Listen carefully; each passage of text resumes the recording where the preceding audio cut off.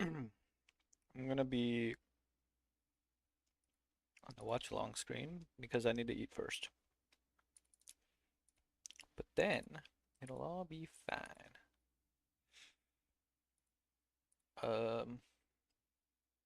Yeah, this is all good.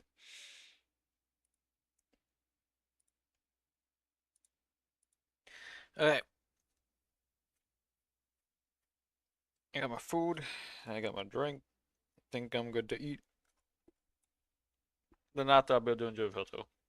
We are back in the Temporal Hellscape and Eldritch Cottage Core Survival Torment Nexus block game that isn't Minecraft called Vintage Story. Last time we awoke in a barren world and settled in a castle which is now known as Port Avalon on account of the Sword of King sitting like 12 feet from the door. Also, like 9 people died in a tragic mining accident, and bam, just like that, you're caught up and ready for this video. For new people just dropping by, Vintage Story is a survival block game set after a global apocalypse where your main goal is surviving winter. Unfortunately, we miscalculated and settled a little too far north. It gets so cold in this video that both the Celsius and Fahrenheit temperature scales reach parity, which, if you're wondering, happens at -40. Gasoline starts to freeze at this temperature, and despite that, we are still putting on fur coats to explore the northern regions of this randomly generated world to discover what ended human civilization. Which, by the way, we will be uncovering the lore of Vintage Story together, so you have been warned. There's also like demons that dwell below the earth, so our metalworking shop is making a gun to murder them, and I think that's all I need to give for the intro. Our adventure resumes as winter sits on the horizon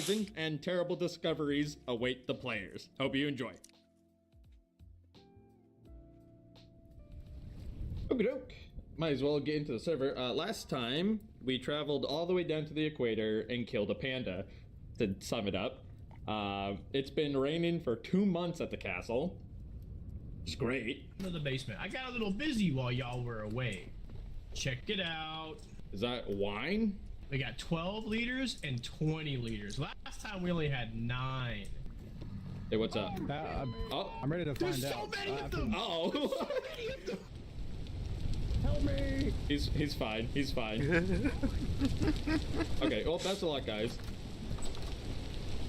I hate it out there. It is now constantly just rain and demons. At this point, Vintage Story's version of the Sword of Damocles was dangling above us, that being the arrival of winter. So before we were out of time, we decided to check off one more thing that we wanted to get done, which is collect bees from a beehive that we had located down in the south. What we did not anticipate is that the original expedition when we settled the castle went a little too far north, and our current climate zone was going to bring winter far earlier than we were expecting. On top of that, the temperatures are also going to drop to extremes that we did not experience in our first playthrough of this game. Oh my god. They're saying it's gonna snow very soon. It better not start snowing in October, bro. Oh no, it's snowing at base. Oh no.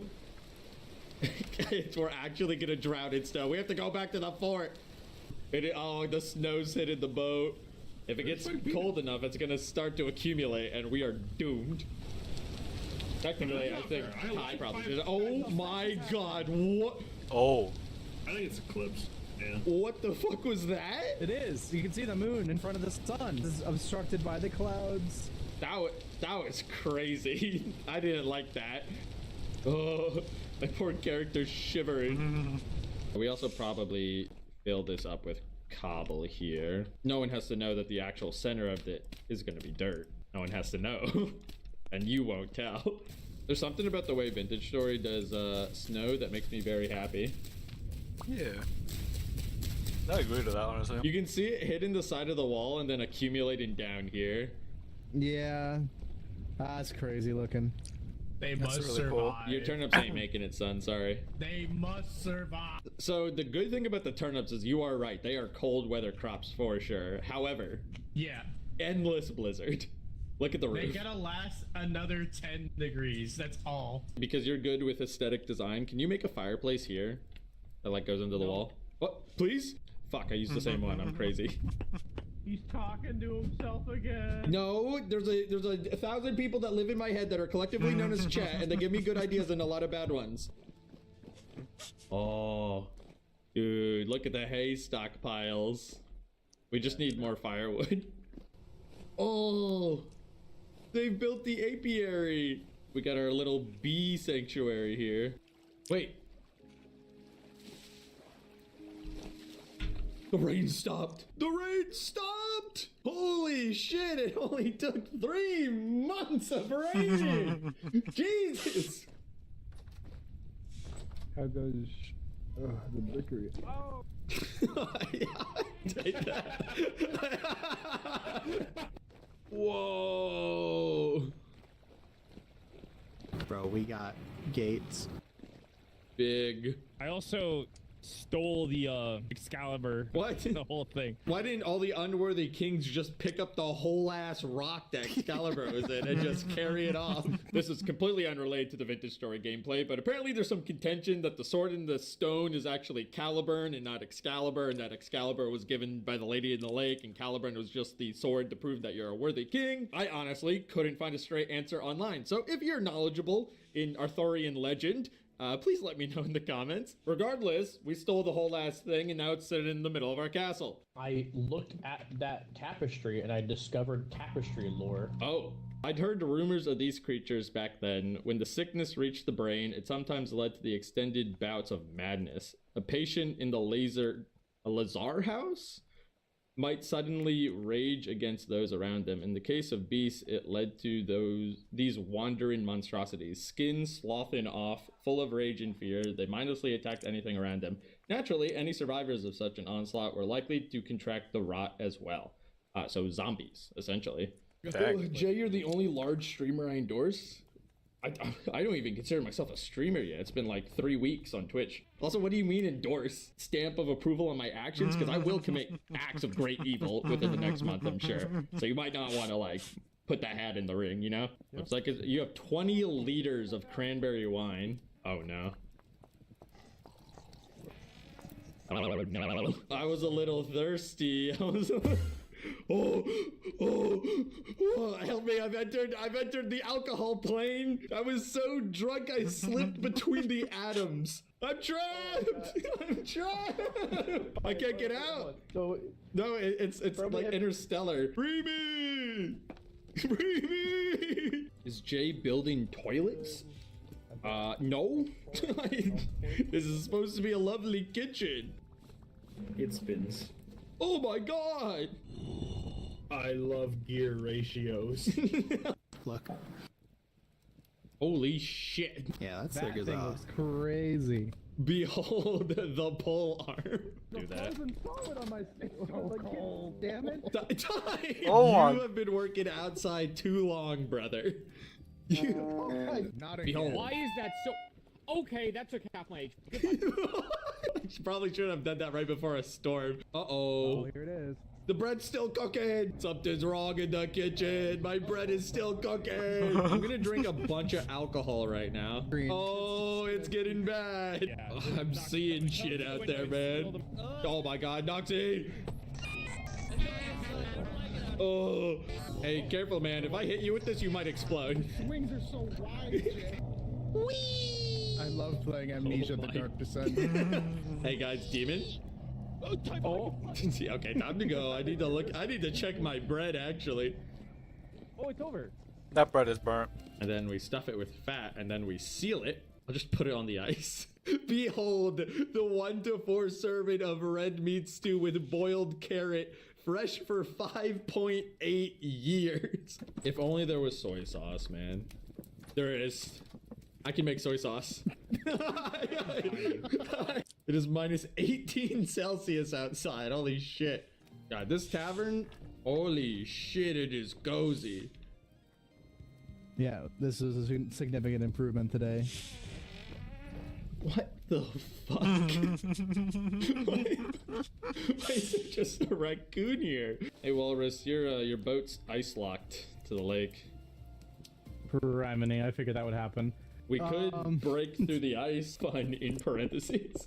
Hey man, this is why everyone's tuned in. This is explicitly what everyone wants to see. So if anyone remembers, back when we spawned into this world, we passed by a paladin tower from an age-long past before, you know, the apocalypse. So it is now at this point that we put an expedition team together to sail over to the tower and kill the locust nest infested in it. It was impossibly cold over at that tower, by the way. However, those dead paladins had a lot of pretty stuff, so it was probably worth it. I'm already freezing, by the way. Go, quickly, everyone hold a torch. All right. My character is getting Winterville. very. I'm at 32 degrees Oh. body temperature. I think I'm going to start dying.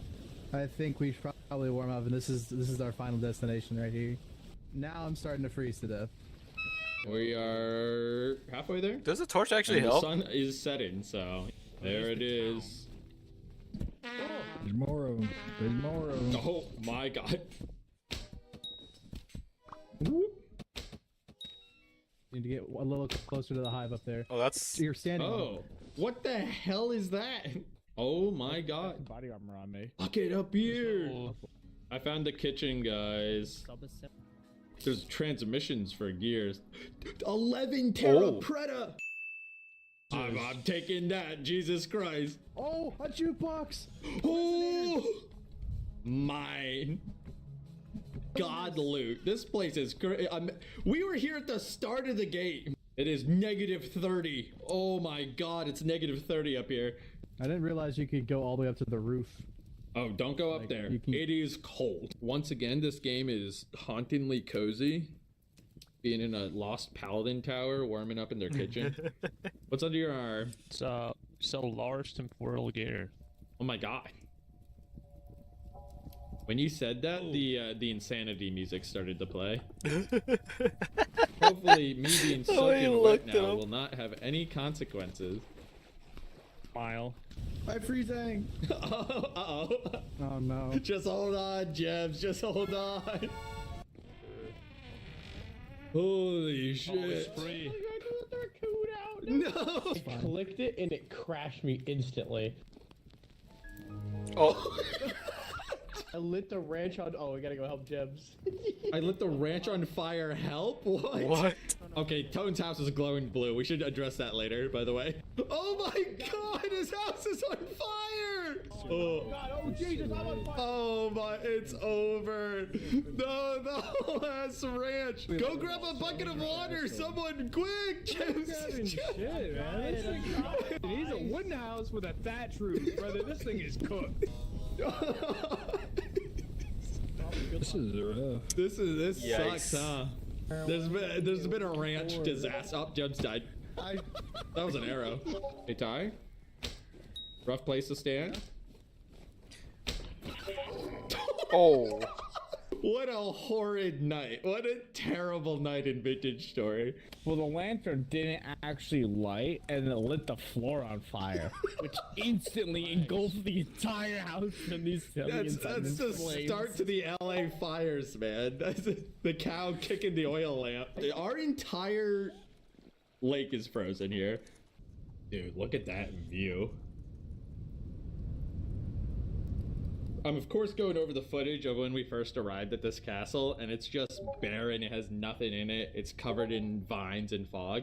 And now we're like in the middle of winter, and it's just so fucking cozy, bro. I love it. It's about at this point we decide to pursue the main story again in Vintage Story, all while in the background our blacksmiths were sitting in their forge for like hours every session making a gun, but that'll show up later. For now though, we had a lead that in an abandoned castle far to the north there was a trader who, if you gave him a bronze pickaxe, would reveal the location of a long lost dungeon. This is going to be the main way to progress the whole story, so again we put an expedition together and traveled north, which might not have been the best idea to do in January, which by the way, we passed the new year and we're officially in year 2, so that is farther than we got in the last playthrough. But man, it is so cold. The issue is we're traveling further north, so it could just plummet temperature-wise. It is a cold day. It is not great. What the fuck, man?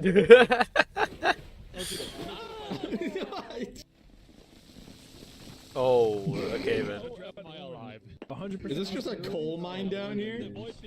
Oh! Oh my- that armor 100% saved your life. Jesus Christ. You're not an early 18th century child in a London coal mine. He is, though. He actually. we need to go. Oh shit! There it is. Yeah. Okay, let's make a campfire in here. Hello, demon. Complex. Oh, hello. There's a trader here. There's just a guy that lives in here. Okay, this is the guy that brings us to the dungeon. Yeah. Okay, we did it. This We, is we how found the guy. Big. Let me take a look. Oh my god, that is far away. This is great shorts weather. It is negative 39 Celsius. It is negative 39 right now. Yeah, take it too deep of a breath and you're just gonna freeze internally, bro. Oh, guys. Holy shit. That's such a big bear. Oh my god. Well, it's a polar bear. I'm gonna die. I'm gonna die. Why is it so big? This is a Goliath. Fight it, Bugs. Fight it. I killed him. Oh, we're gonna take some casualties. The northern voyage has gone so wrong.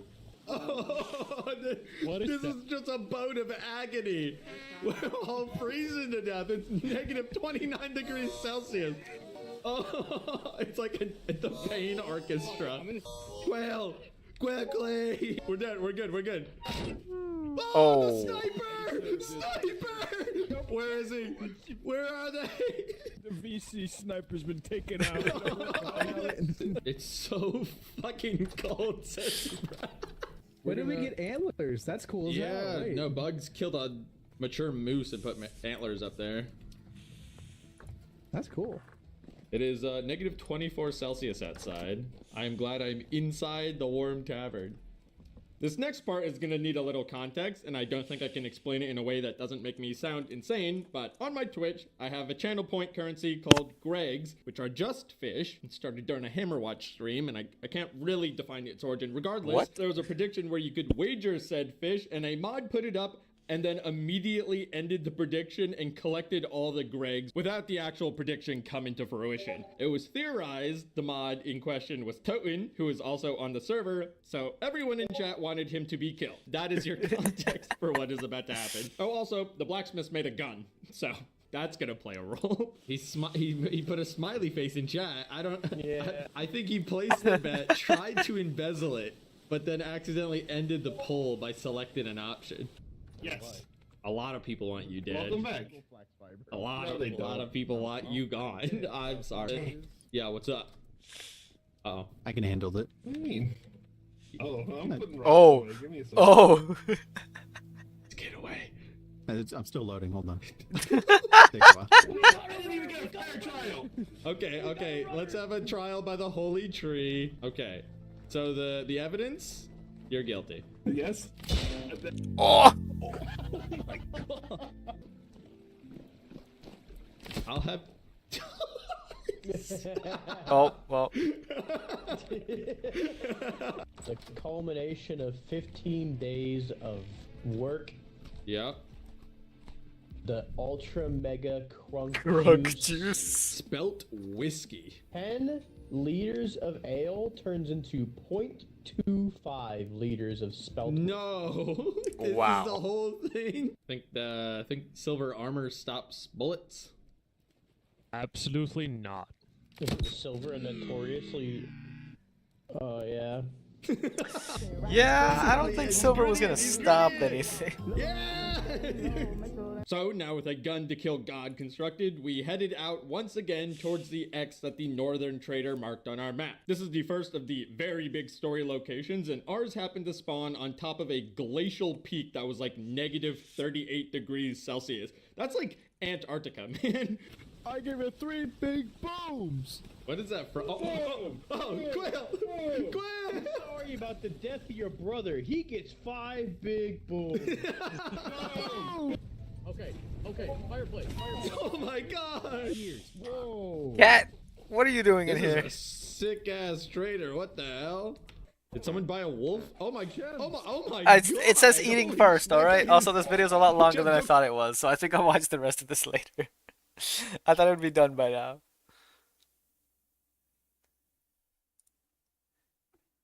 You want cat?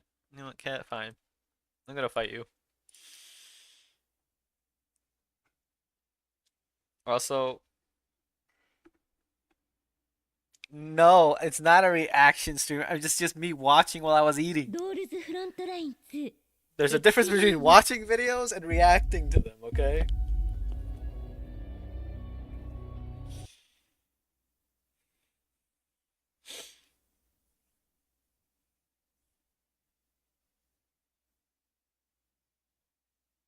Uh-oh. Okay, there we go.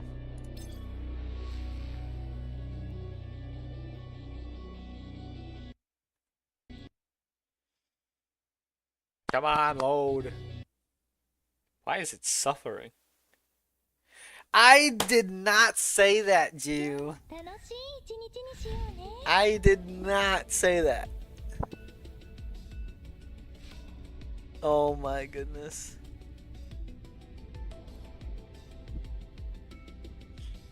You know what? Just for that, I'm putting the default background. You know, this should be... I really do think they should have... Why is this?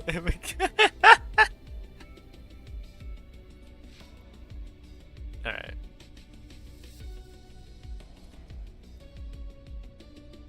I still think they should make it so like the other characters can come in and do little actions and stuff around. But okay, so plan for today. What do you mean? What do you mean? Plan for today is to do this event as well as to roll for her.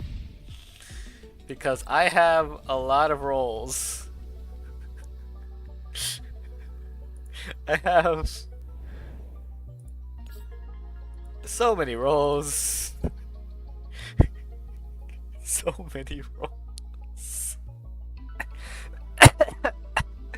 Hold on, I need to screenshot this. Hold up, hold up, hold up.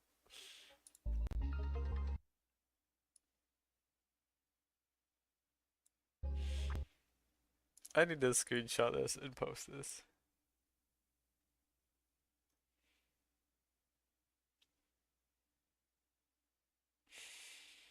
What is this, cat? What is this clip? What is this clip? What is this clip?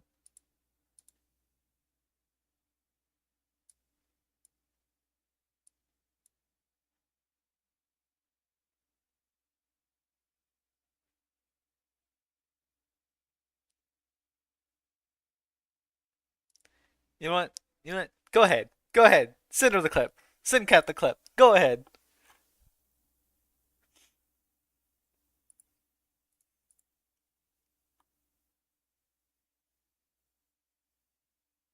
Do it.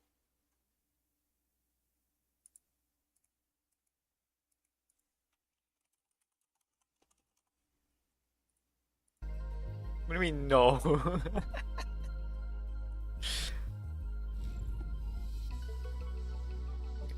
Wild. Wait, didn't I already pick this up?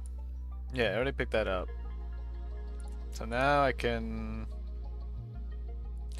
I guess focus on getting dupes of some of these. I guess QJ.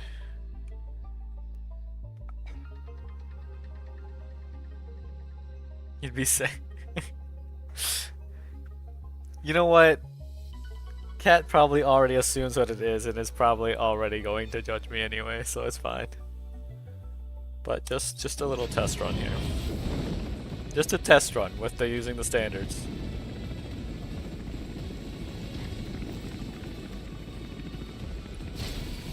Of course I get nothing.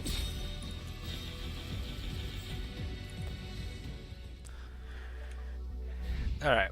Anyway. Wait, do I have... No.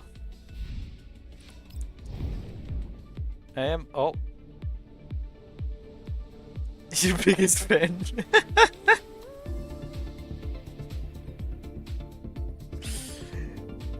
Good job. Good job, team. Good job on your 10 kill streak, 10 stream streak.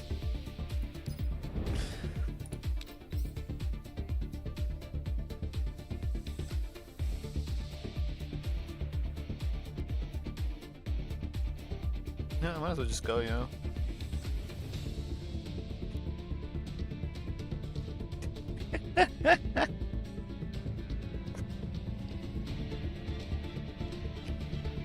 Oh.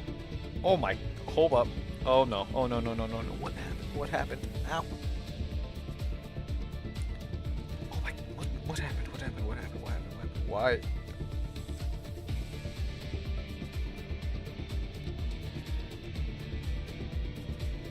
There's so much blood. What?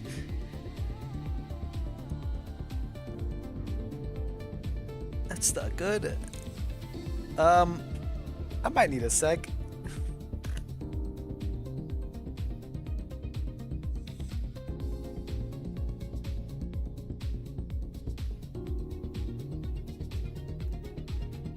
Okay, yeah, I'm gonna need a sec. I'll be right back.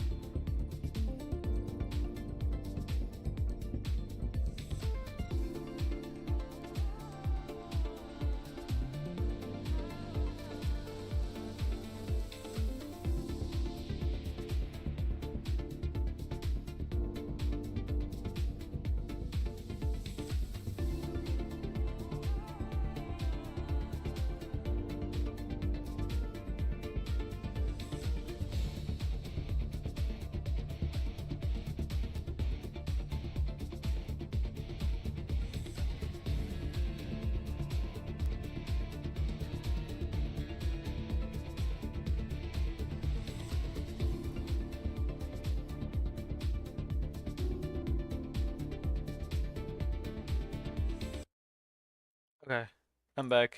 I'm done. Everything's okay. Sort of.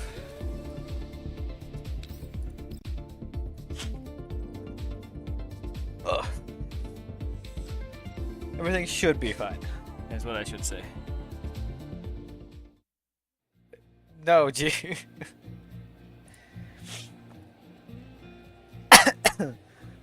Hold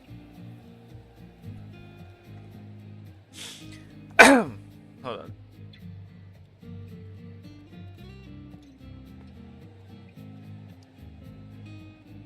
Is she the one who put you up to this?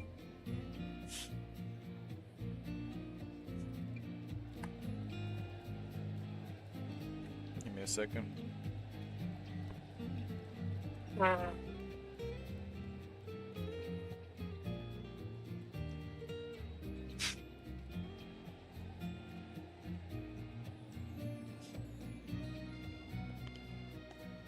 That's not a compromise. Sunlight, cheery music, sounds of an amusement park, and Commander, I've got you now. The voice is familiar, but I can't recall the speaker's name. What'll I ever do with you? I guess I'll have to help you out with this specially concocted elixir, also filled with love. You still added something else there! Sunlight flares, more dazzling than before. Oh my, he lives! He's awake at last! Are you alright? Okay. Girl stares intently at me, syringe in hand. After realizing that I've come to my senses, the worried look on her face softens. Her eyes, once gaping in shock, are soon filled with warm mirth. Did you know that Oddity judged me for knowing what the word mirth means? Commander, do you remember who I am? Flo? Name comes to mind, but when I try to think back on who it might be attached to, all I see is a blurred mental image. That's right, I'm Florence! The girl calling herself Florence winks playfully at me after finishing. Tito has your idea. Her familiar face and the gentle yet heated smile look very inviting. Don't you think it's a bit of a waste to be sleeping by yourself on the ground after coming all the way to an amusement park? It's not like I wanted to fall asleep here. How I ended up in this place is a mystery even to myself. As I try to recall my situation, I find that my thoughts are a blur, like I'm wading through a thick fog. If this were a game, my situation would be like a freshly made character dumped into unfamiliar surroundings. While my self-perception is functioning normally, I know nothing about my identity and my surroundings. Meanwhile, this girl here seems to know me. So, who's Florence? Huh? She narrows her eyes as she smiles, but she can't hide the confusion in them. After thinking a little more, I decide to share a little more with her. Do you know me very well? Also, the commander, is that me? In my murky memories, I do recall something about having once lived with many dolls. Or rather, given the way you're speaking to me, does that mean we've worked together many times before? Oh my. You're serious, aren't you? Oh dearie me. Don't tell me you've gotten so used to playing dumb around dolls that it's become a reflex. Judging by her reaction, she seems to be disappointed that I asked that question. The air seems to freeze up, and Florence steps forward, placing a hand on my forehead. Body temperature normal, pulse normal, all vital signs normal. Perfectly healthy, or at least your body is. Oh, hold up.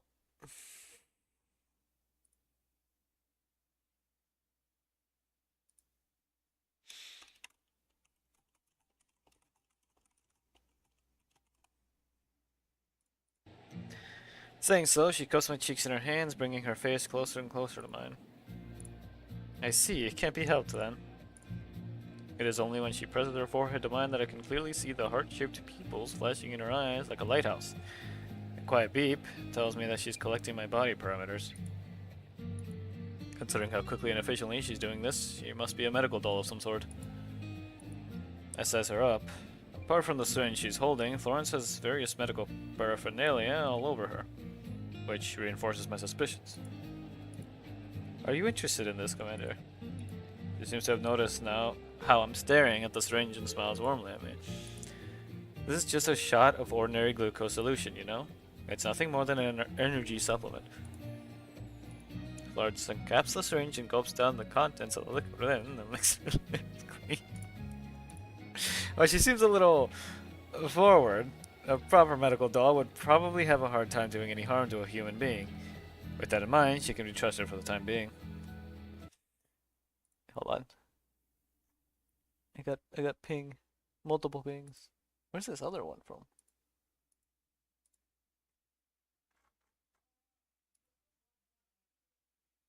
Okay, there we go.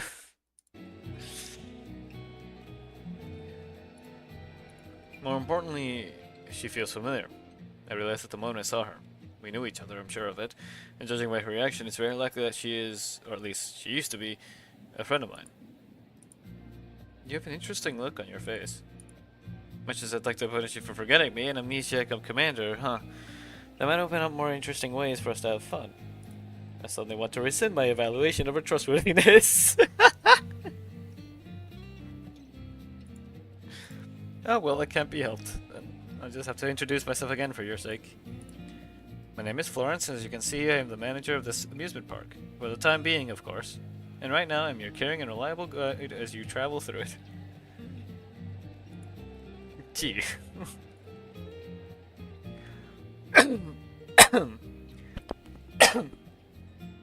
Sorry. A manager. Seems somewhat different from the impression I've formed of her in such a short time. Even though you're a medical doll? Medical dolls could do many things. She doesn't elaborate and returns to what she was saying earlier.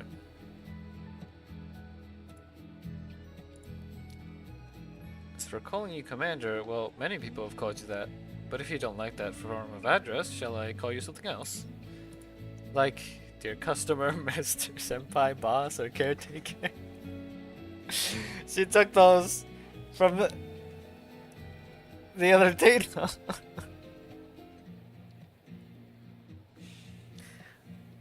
Wait, hold on. Who calls the commander senpai?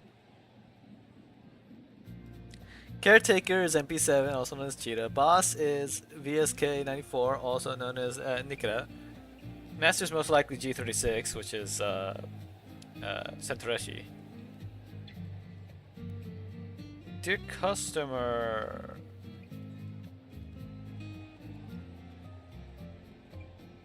I don't. So that fits multiple, but I don't think any of them do, or any of the ones I'm thinking of currently do.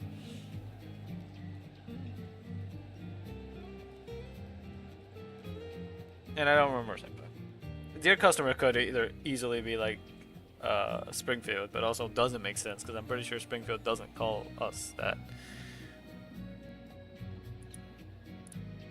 Why do these titles sound more and more familiar? Or are you saying you'd prefer that I call you darling? This doll that I've met less than 10 minutes ago flashes me a... Is that coquettish? Coquettish smile?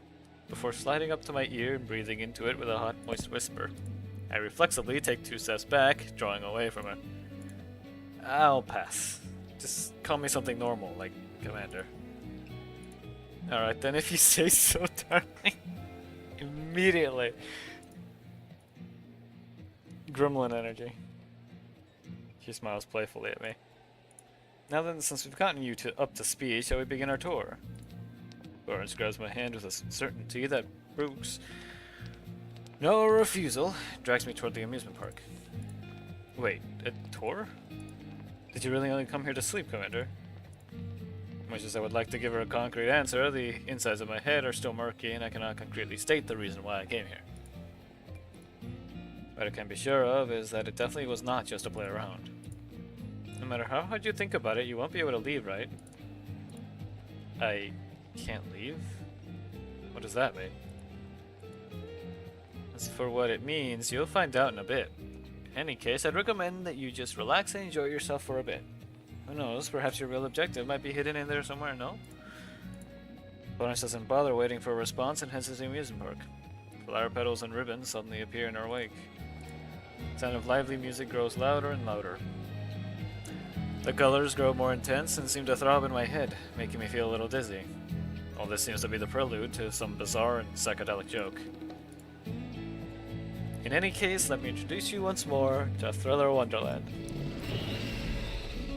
Almost at the same time, a pair of eyelids appear holding colorful balloons. The sight of them standing in the middle of an amusement park is both absurd and creepy at the same time. A powerful sense of wrongness fills my mind. Things like that shouldn't exist in an amusement park, right? But they're clowns that create an atmosphere of festivity and joy. Aren't those perfectly normal? Clowns. Is that what these eyelids are? It's perfectly normal to have costumed clowns and NPCs in an amusement park, Commander. Why don't you try taking them down and see what prizes you get? Sense of wrongness fades away into a blur, like the rest of the thoughts in my head, without Florence needing to convince me. It's as though I were dreaming. It's normal, you say? I guess it is. Secretly reach for the gun at my waist, a Makarov. Seems to have been by my side for ages and reminds me that even in my dreams I am no cattle to be led to the slaughter. Besides, it doesn't look like Florence is just going to stand idly and watch either.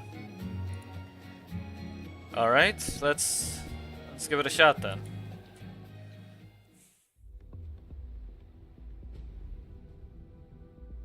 You want heart pupils? Those are totally realistic expectations for a human being.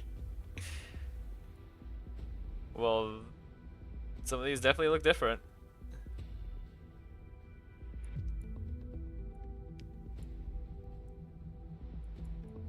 How many of these could I get in one fell swoop? Oh wait, you can actually see like... Is that a water park? That's a water park. Bumper car. Roller coaster back there.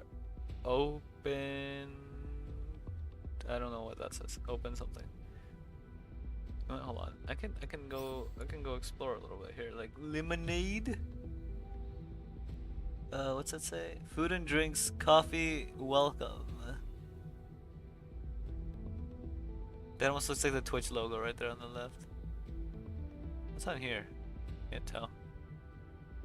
There's a carousel. That is a... Okay, hold on. The horses on that carousel are massive.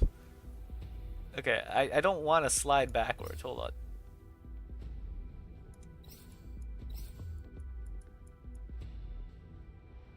Like, look how big the T-dolls are. Well, actually, the T-dolls are also pretty small now that I think about it in general.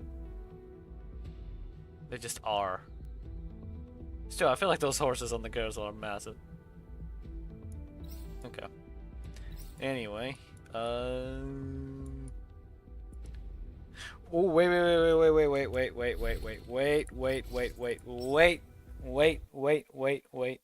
wait. I remember something. This.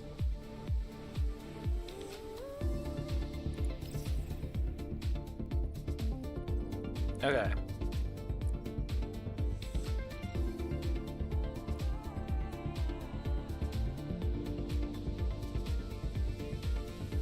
So this basically makes it so that there is extra incentive, but it also makes the game more difficult, which means I actually have to use my brain to play the game. So no more nuking things, basically.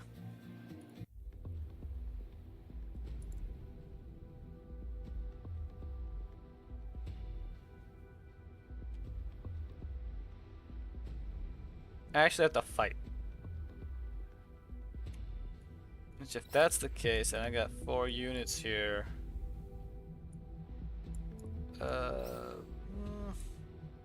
Yeah, no, they work. It's fine.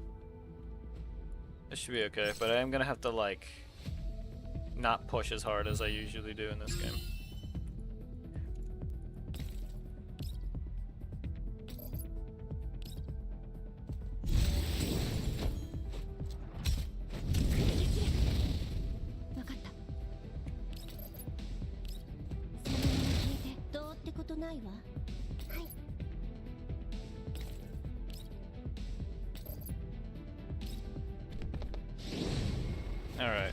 gonna hold this line here because this is cover that actually protects.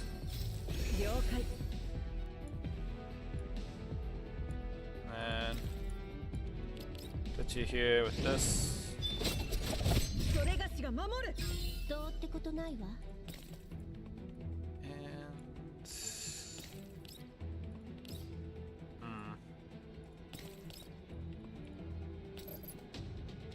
And yeah, that's not gonna do enough damage. Because the first instance of damage is like locked behind not doing much. Yeah.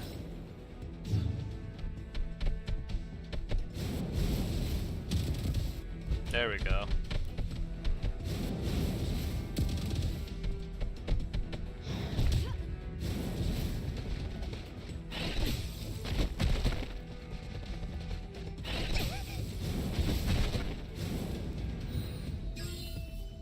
Okay. 訓練の成果ね Dang. 訓練の成果ね I guess it might have been the skill. I need to use the first skill to get rid of わかった the damage down. Because hold on, how does this work again?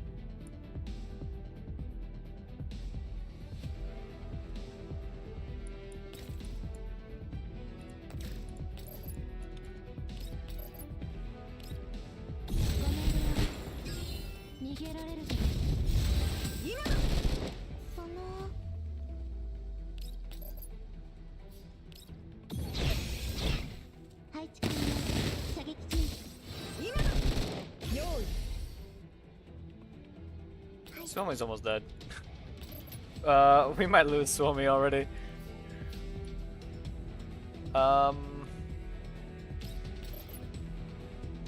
Okay. You know what? Hold on.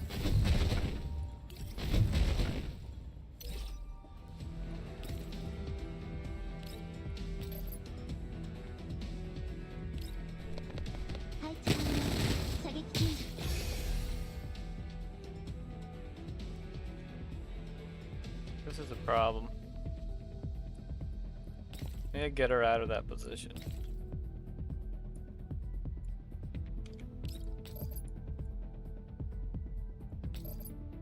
Hold on.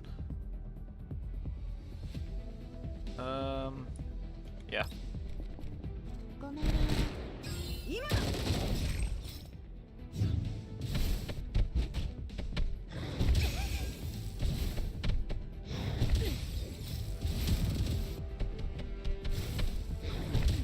And we lost UJ.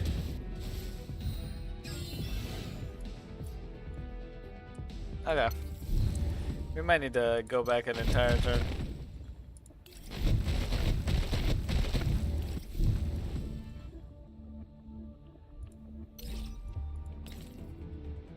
So move her to this side instead. And just keep them all on this side. Take care of the two things here, and then we have more room to move around in there.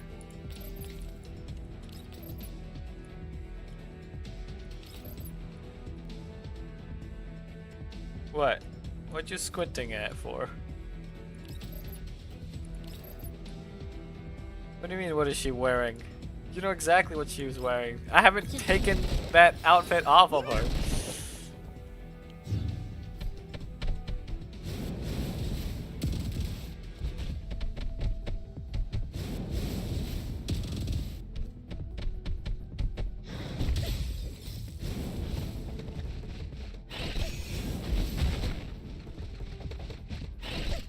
This is the problem. This is a really big problem. Can you? Oh, right, you can't self-apply, can you? Oh, that's not good.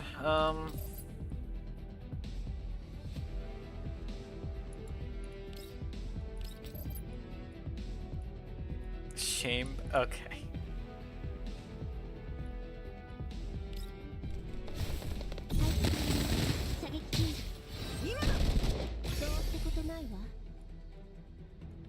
Let's see here.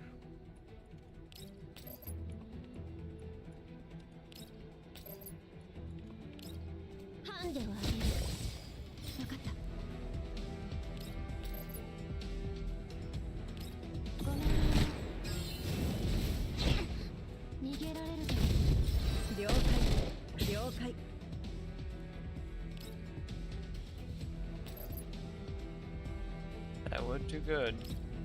今だ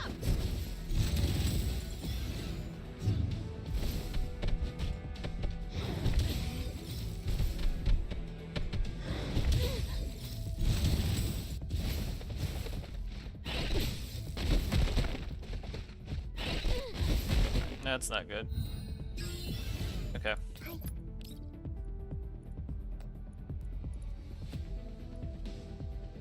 Wait, I die if I do that? What is this? Is it because of you? Who is currently... Who attacks me if I do this? I have no idea who attacks me if I do that. Oh, she loses like all HP. How should you... What do you mean? I can't see those right now. Hold on. Okay. So if I push her back this way. Push her forward. No, actually. I do that.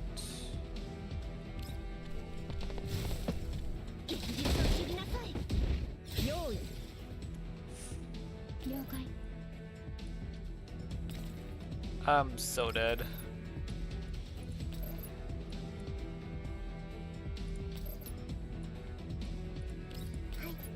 Oh my, hold on, I'm an idiot. I could just do this.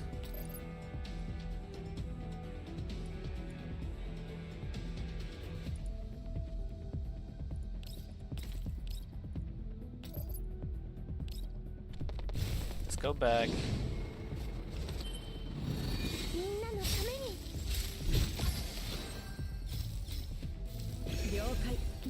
Pull you back here. You deal as much damage to him as you can.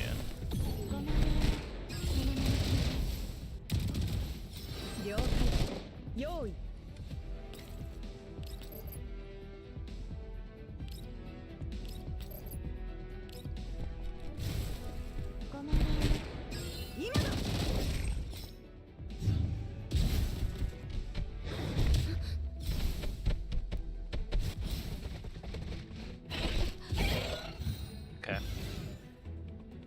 This is getting real dangerous.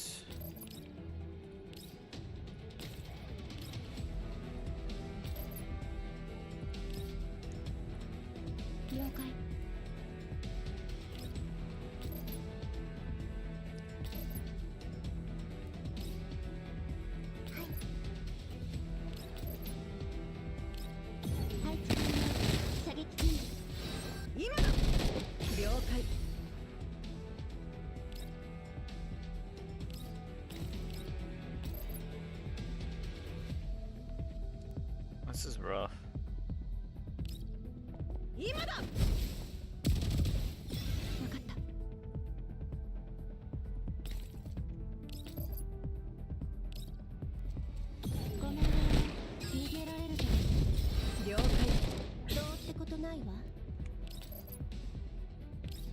How do I...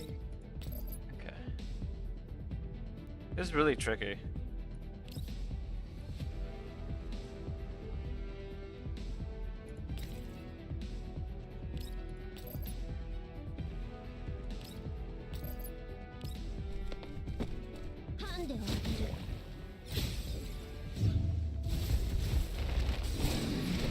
And there goes Vector.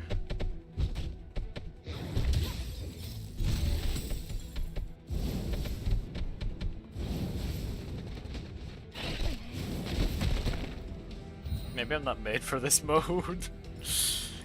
That's a lot. I feel like I overcompensated for the difficulty. Okay, I think we need to hyper focus him. It's currently our most immediate threat.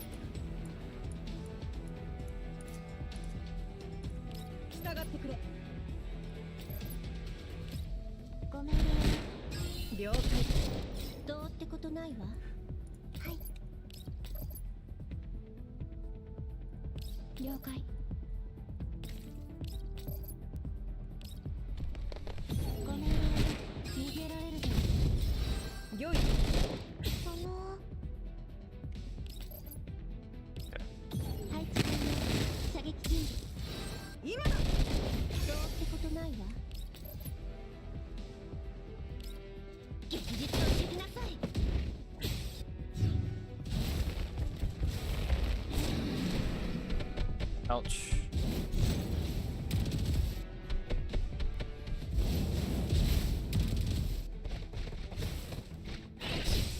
Ah! Okay. That's 2 units dead. And the problem is, it's this. This is the problem.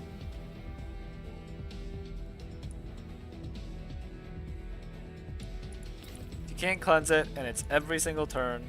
I don't know if it was intentional. I don't know if it was supposed to be every single turn. Okay.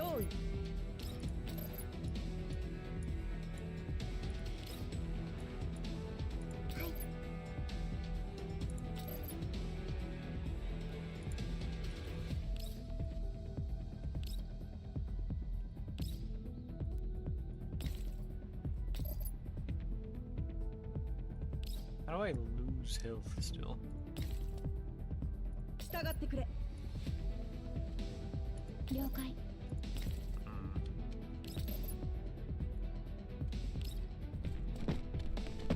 ごめん。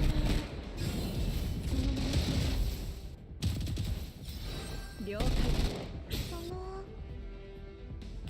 用意。ごめん。それがしか守る。 No, no Tito Blazer.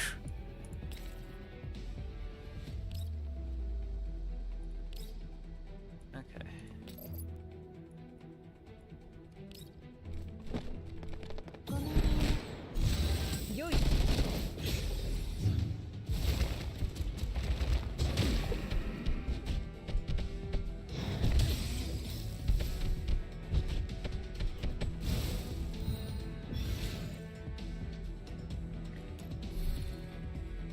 There's okay. I didn't realize there was extra stuff going on here. Alright. I'm resetting and I'm redoing how my characters are set up. Because I know how to change things. I know a way I can change things up. So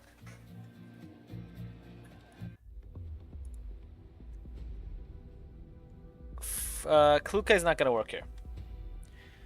But a character I think could work here is any characters that have multi-moves. As in they have more than just one move that they can use. Also, it seems like, okay, fire, water, electricity. So we're taking you out. And, oh wait, I could use supports. I just don't know who I would use. Okay. Well, that could work. Because then I just have her use her main attack first. No, wait, that wouldn't work. Because it would rely purely on being reactionary. Sumi helps out survivability. I think Chakra would work. And we just have to deal with follow-ups.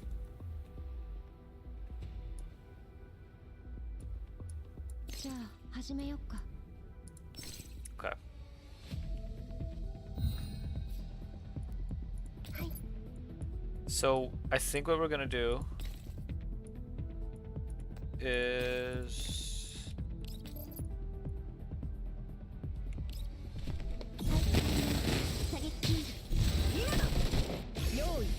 okay. Okay.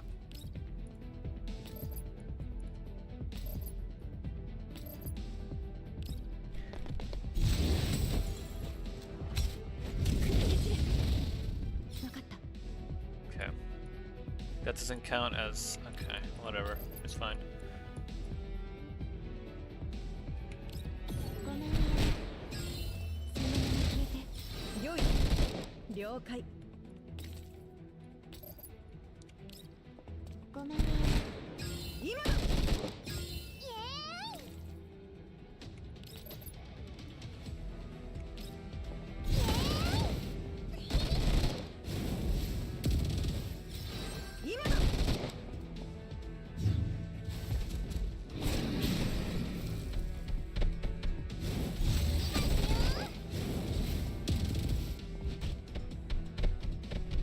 Okay, Okay, this works. This works. We've already almost killed 2 of them.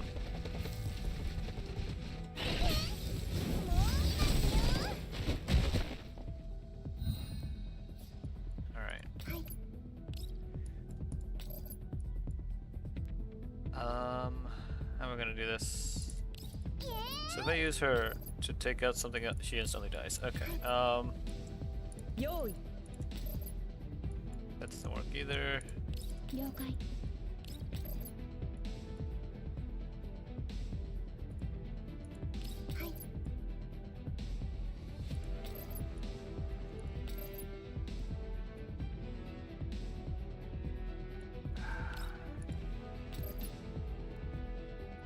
Do this.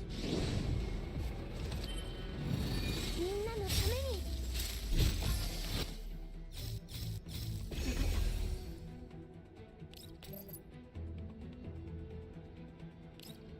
ごめん逃げられるぞよい用意 Okay.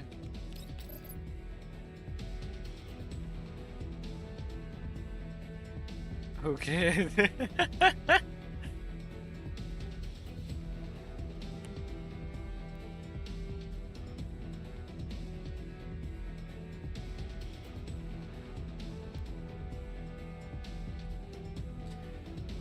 Action will trigger the enemy attack. You know what? Fine by me. ごめんそれがしか守る今行くよ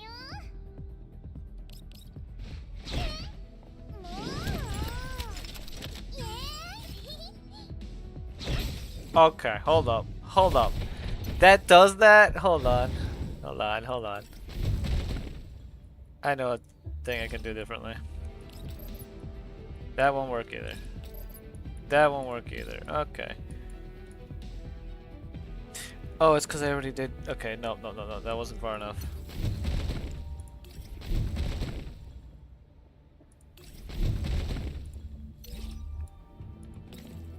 Oh, right. I could just do this.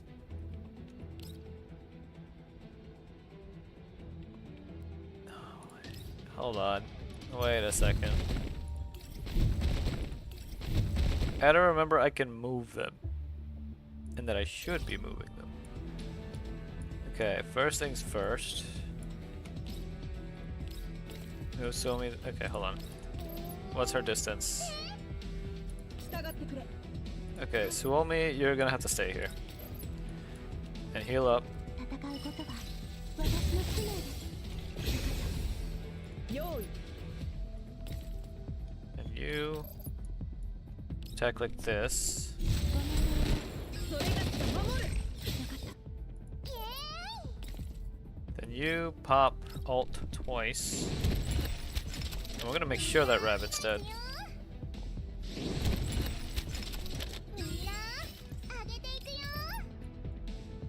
It's not gonna die, huh? Okay. ごめん了解 That kills it. 逃げられるぞよい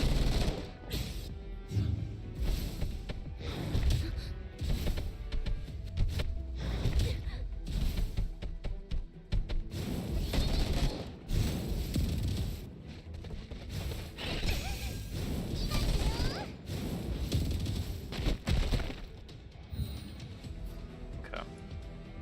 了解従ってくれ Gonna move up.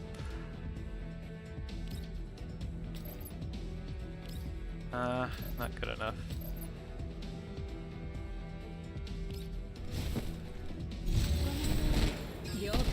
I don't think I can do this, honestly.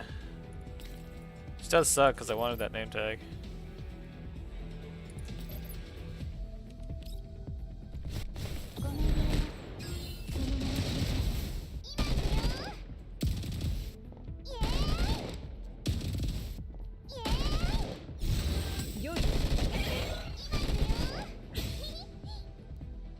That was a nice move. 用意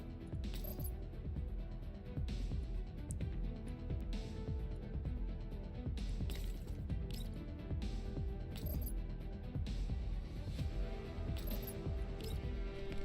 Okay, put Sumi here. みんなのため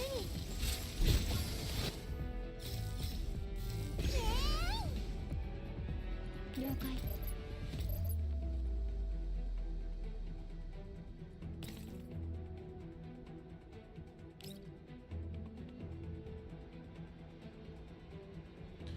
Sure.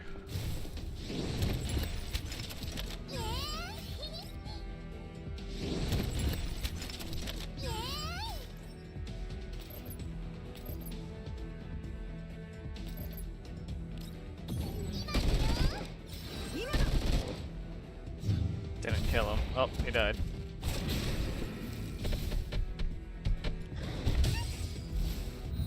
Oh, that's concerning.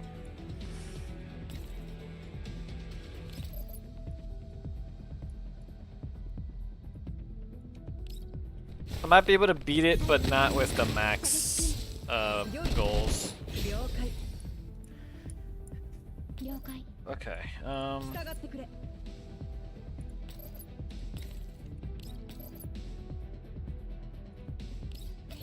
用意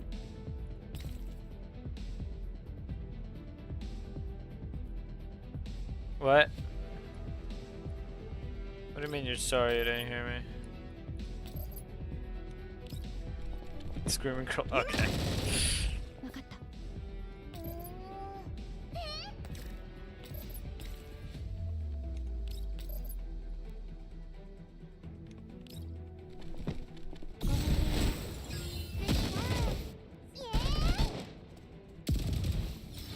用意分かった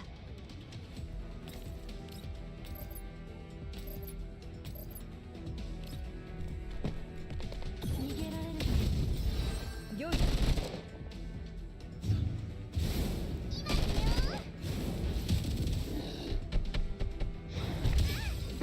What? Come on.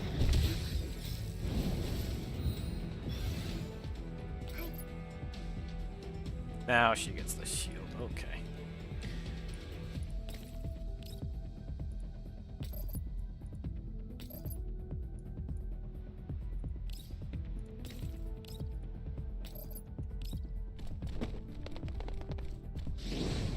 Well, I'm not really thinking all that right now because I'm trying to figure out if I can actually beat this level with the current like setup I have at the moment.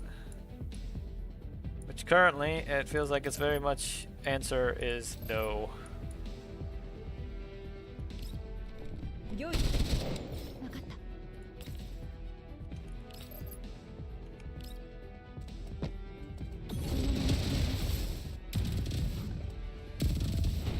了解 Okay. And now she's dead.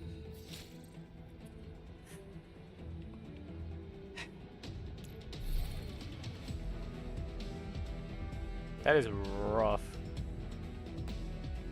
This is way rougher than I was expecting. 了解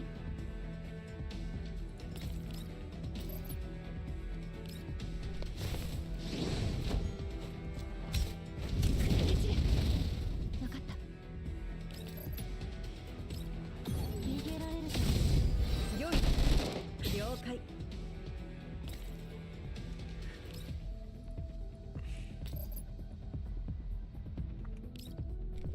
今だ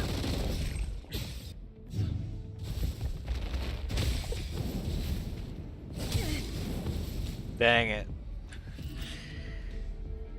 Okay.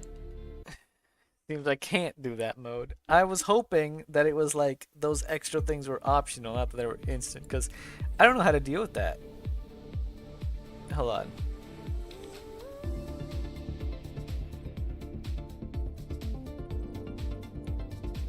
So this is keep them together, but there's no way to deal with this. Because it just keeps coming back. At the start of the turn, yeah. Like, this is fine. It's just that this is the one issue.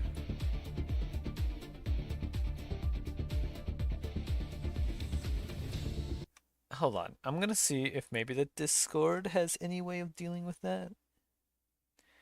The Watson tell me that it's gonna be like, oh yeah, no, there's no way.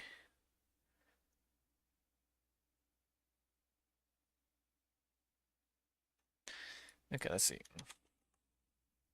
What is it? Heroic?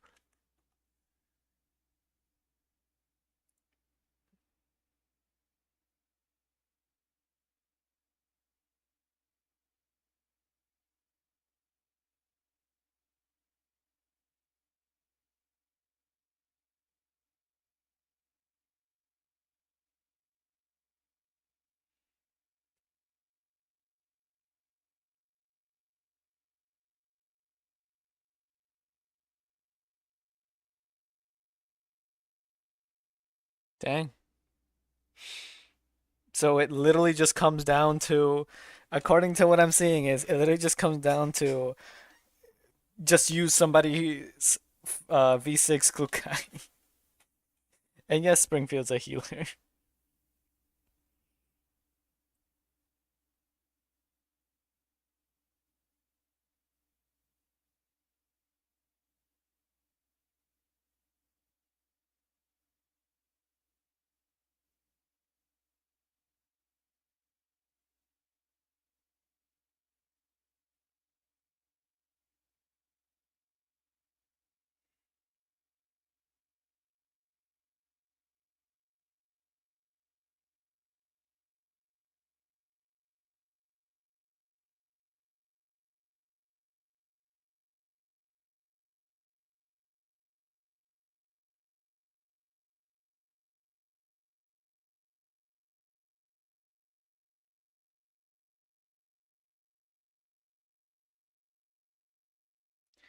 What is the? Hold on, let's see.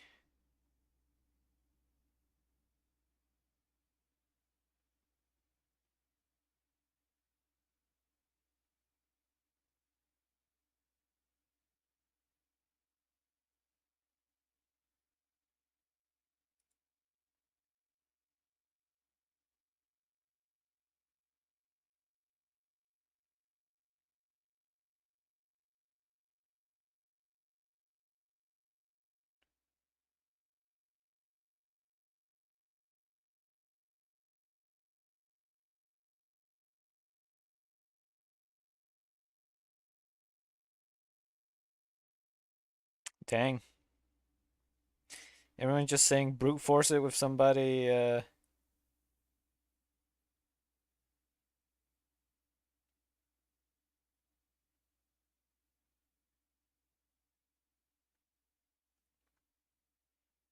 this is rough.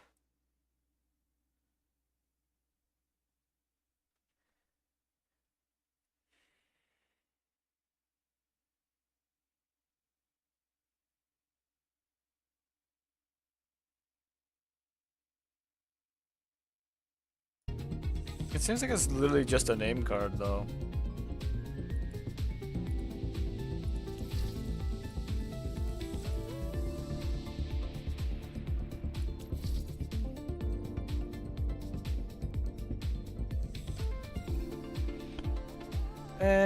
I might just do this another time or on my own. Try. Well, okay, you know what? I'll try the first turn, or the first one by using someone's, what's it called? Using somebody's, V6, Klukai, and see how that works. To see if it actually is as strong as people say. Because I think there's someone in here who has a V6. There it is. Yeah.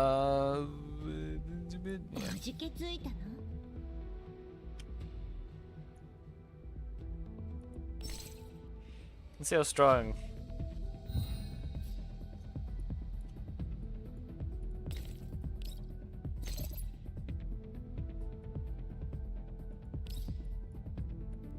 Really curious to see how strong she is. Oh my, she does so much damage. Even with the debuff. It's an 80% damage debuff and she still wipes out like a fourth of this one's health. And like an eighth of that one with the debuff. Now what if I were to do this instead? That's still pretty crazy, honestly.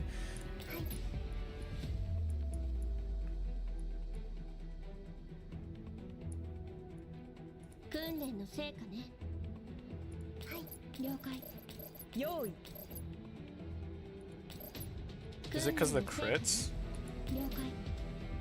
I see the stats right here now. The damage is so low. Vectors is somehow still kind of high, but I'm really curious. You know what? We're just gonna do a little bit of funny messing around. See how this works.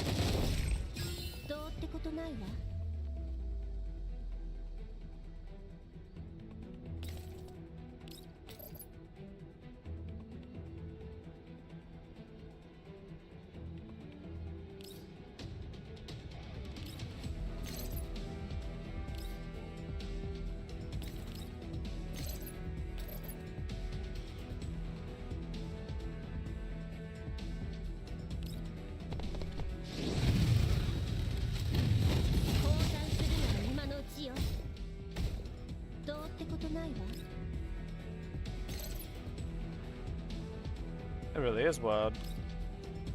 I think I can actually do it if I just use the V6 crew guy.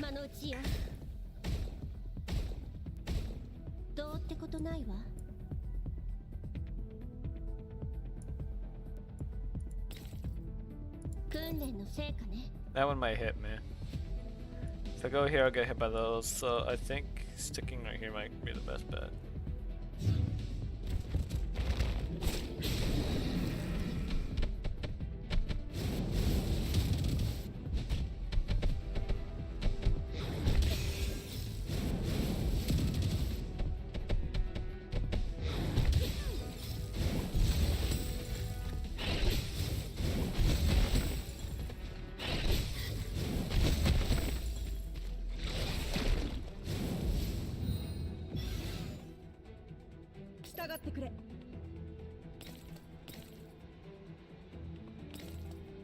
Let's see.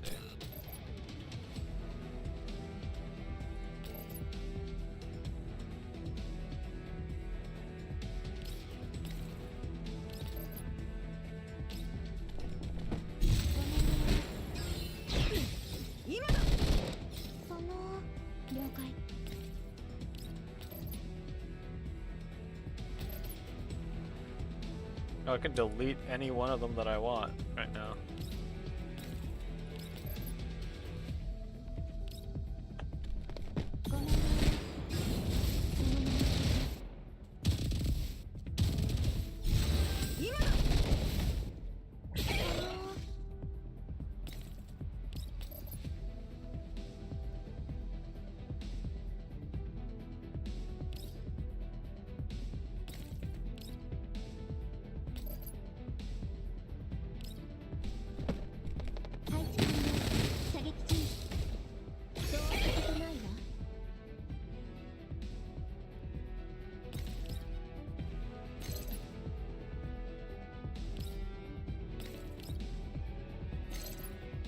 Can do her ult again.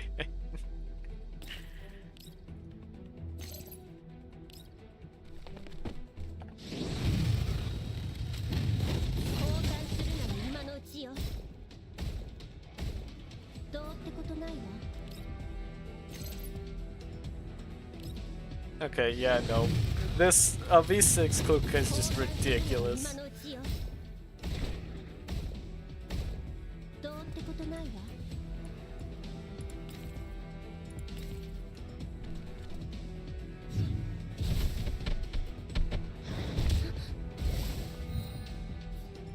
Didn't even get to do anything. 訓練の成果ね。用意。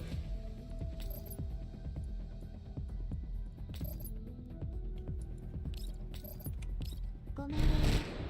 それがしが守る。わかった。ごめんね。逃げられるぞ。今だ。その。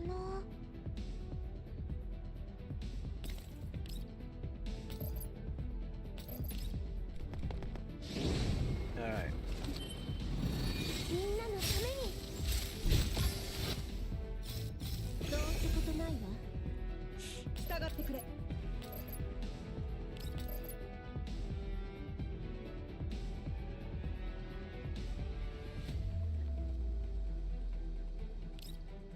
現実を知りなさい。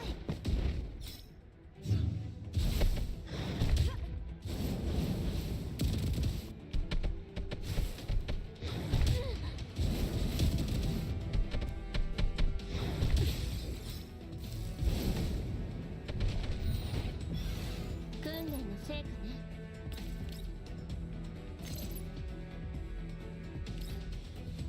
了解。 Okay.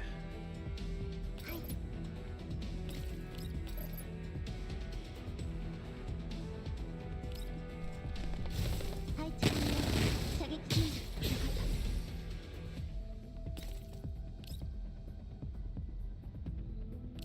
用意。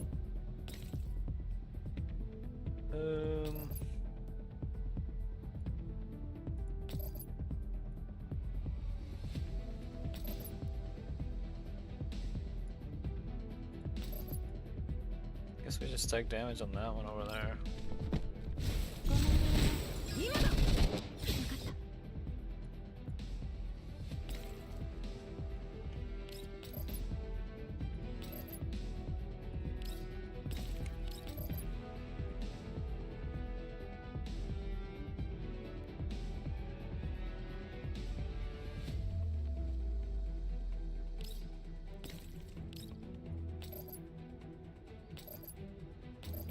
Go with that one. ごめんね。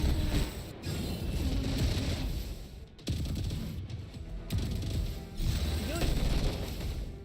どうってことないわ。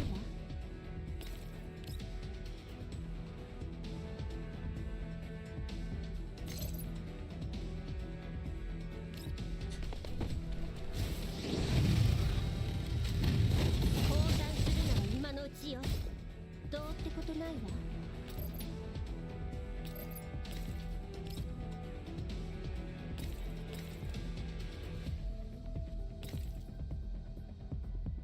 I guess put it right there.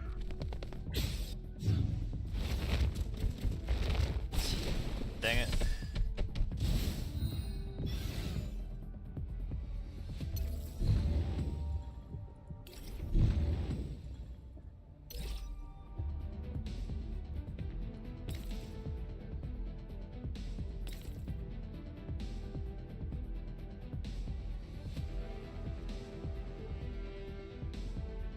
Maybe there.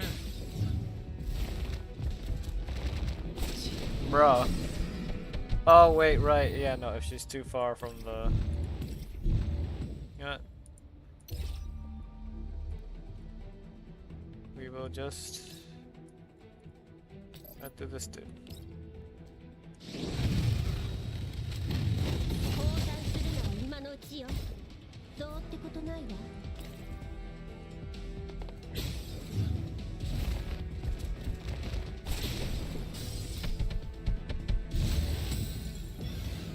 Okay. 訓練の成果ね。はい。従ってくれ。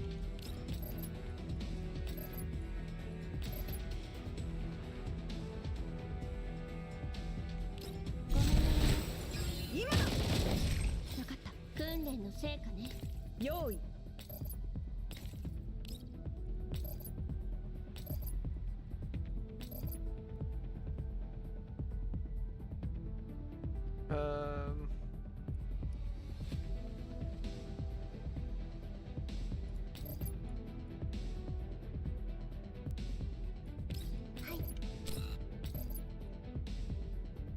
Yeah, do that. ごめんね。よい。練の成果了解。ごめんね、逃げられるぞ。了解。どうってことないわ。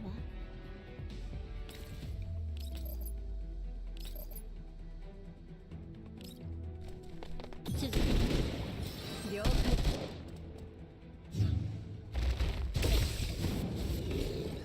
Well, that worked. It was hell, but that worked in a literally off turn. That's the only one I'm doing on heroic. The rest I'm just doing normally. That one debuff is the only problem. If it was like per match, then sure, it'd be fine. Like, but it's instance on each turn. So it just keeps resetting over and over again. Well done, Commander. The clowns were so eager to meet you right after entering the amusement park. Surely they must have goodies on them. Look, a gift from the clowns. A stamp book. What a marvelous stroke of luck, Commander. You should hold on to it. A stamp book? Look at the stamp book in my hands. The cover shows the amusement park. When I open it, I see little blurbs about the various rides and attractions. There's also a blank grid for stamps with a translucent chibi depiction of Florence's face as a background. This amusement park sense of oddness wafts through my consciousness once again, but just like before, my befuddled mind ignores it. Is something wrong? I look past Florence and examine the amusement park again, but I don't see anything unusual. No, it's nothing. I'd like to ask, what's this stamp book for? It's simple. For every ride and attraction you visit, you get a stamp. Not only do you get a reward for collecting each of the stamps, but if you get them all in sequence and complete the collection, you get a super special prize as well. A prize? You hit on the important part right away. The full clear reward here is really appealing. In fact, a lot of people have come to this amusement park just for it. Did I come here for it too? And what might the reward be? It's anything you want from this amusement park. Anything? I look at the Ferris wheel in the distance. Leaving aside the point of taking something like that away, the sheer difficulty of bringing it with me would be enough to give pause to anyone. Yep, anything. Naturally, that includes the manager, namely me. Florence smirks, a hint of temptation in her smile. How about that? Did that catch your interest? Taking you is fundamentally the same as taking the Ferris wheel. Oh, Commander, do learn to read the room. Still, it's alright even if you're not sold on the idea right now. You'll just have to work through your confusion over the course of your tour. Everything will be made clear. This all sounds like a scam. After all, I'm not even sure what I'm thinking, and the fog in my brain refuses to clear. A scam? But here I'm the most trustworthy person that could ever be, Commander. Is there anyone else here? I look around. Well, this is supposed to be an amusement park. It looks strangely deserted. Of course there are. Our establishment is very popular. The crowd flooded in the moment our gates opened. But I must point out that once you start your tour, you can't back out halfway through. If you do, you'll be punished severely. Yeah, that really sounds like a scam. You can go in easily, but have a hard time coming out. Surely nothing ill can come of it. I'm trustworthy like shit. What do you mean, G? Can't you what do you mean, can't I tell? Still, no matter how much they try to forbid me from leaving, I can always walk out the front door. It is at this point that I realize that the fancy gate through which I entered has suddenly vanished. In its place is a structure that seems out of place in an amusement park. Beyond it are high walls that stretch as far as the eye can see. Don't worry, it's fine. After all, you were extra lucky today and got a guide in the form of me, the manager. And we can traverse the whole amusement park together. Florence continues with her exaggeratedly enthusiastic spiel, like she hasn't noticed anything strange at all. There are far too many abnormal things going on, and after finding myself surrounded by so much wrongness, I decide to abandon my struggles and accept it all. I don't plan to hire a guide. But hiring me as a guide is free, you know? I might end up paying for it anyway. That's so mean, Commander. Visiting an amusement park by yourself is very lonely, you know? Have you considered that things might be completely different with me around? Lawrence wraps herself around my arm and flashes me a wicked grin. I'm sure a kind and harmless medical doll like myself could take care of any medical emergencies that might pop up. So you've gone from scamming to high-pressure sales tactics now. Also, I'm still the manager and have access to insider information and certain behind-the-scenes options. Cheating could save you a lot of trouble in winning the grand prize. I vaguely remember hearing a line like this in one of those anti-scam videos somewhere. If you said less, I might trust you more. However, her response is engendering a sense of familiarity in me, and I can't deny the urge to trust her. In fact, I'm starting to get the vague sense that what I'm looking for is inextricably tied up with her. Still, if we travel together, it's decided then. Lawrence cuts in excitedly before I can finish speaking. This amusement park is shrouded in mystery, and it seems the key to unraveling these mysteries is standing before me. Ah, what a refreshingly direct decision. Now then, our odyssey through Thriller Wonderland begins now. Ah yes, so trustworthy.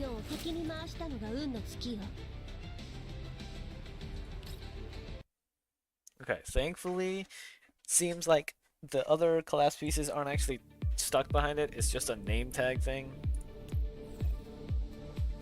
Yeah, Heroic mode to receive a name card, yeah.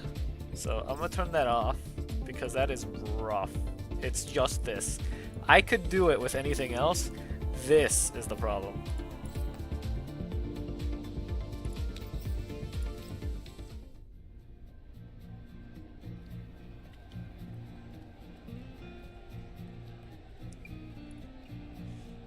A massive steel structure looms silently before us.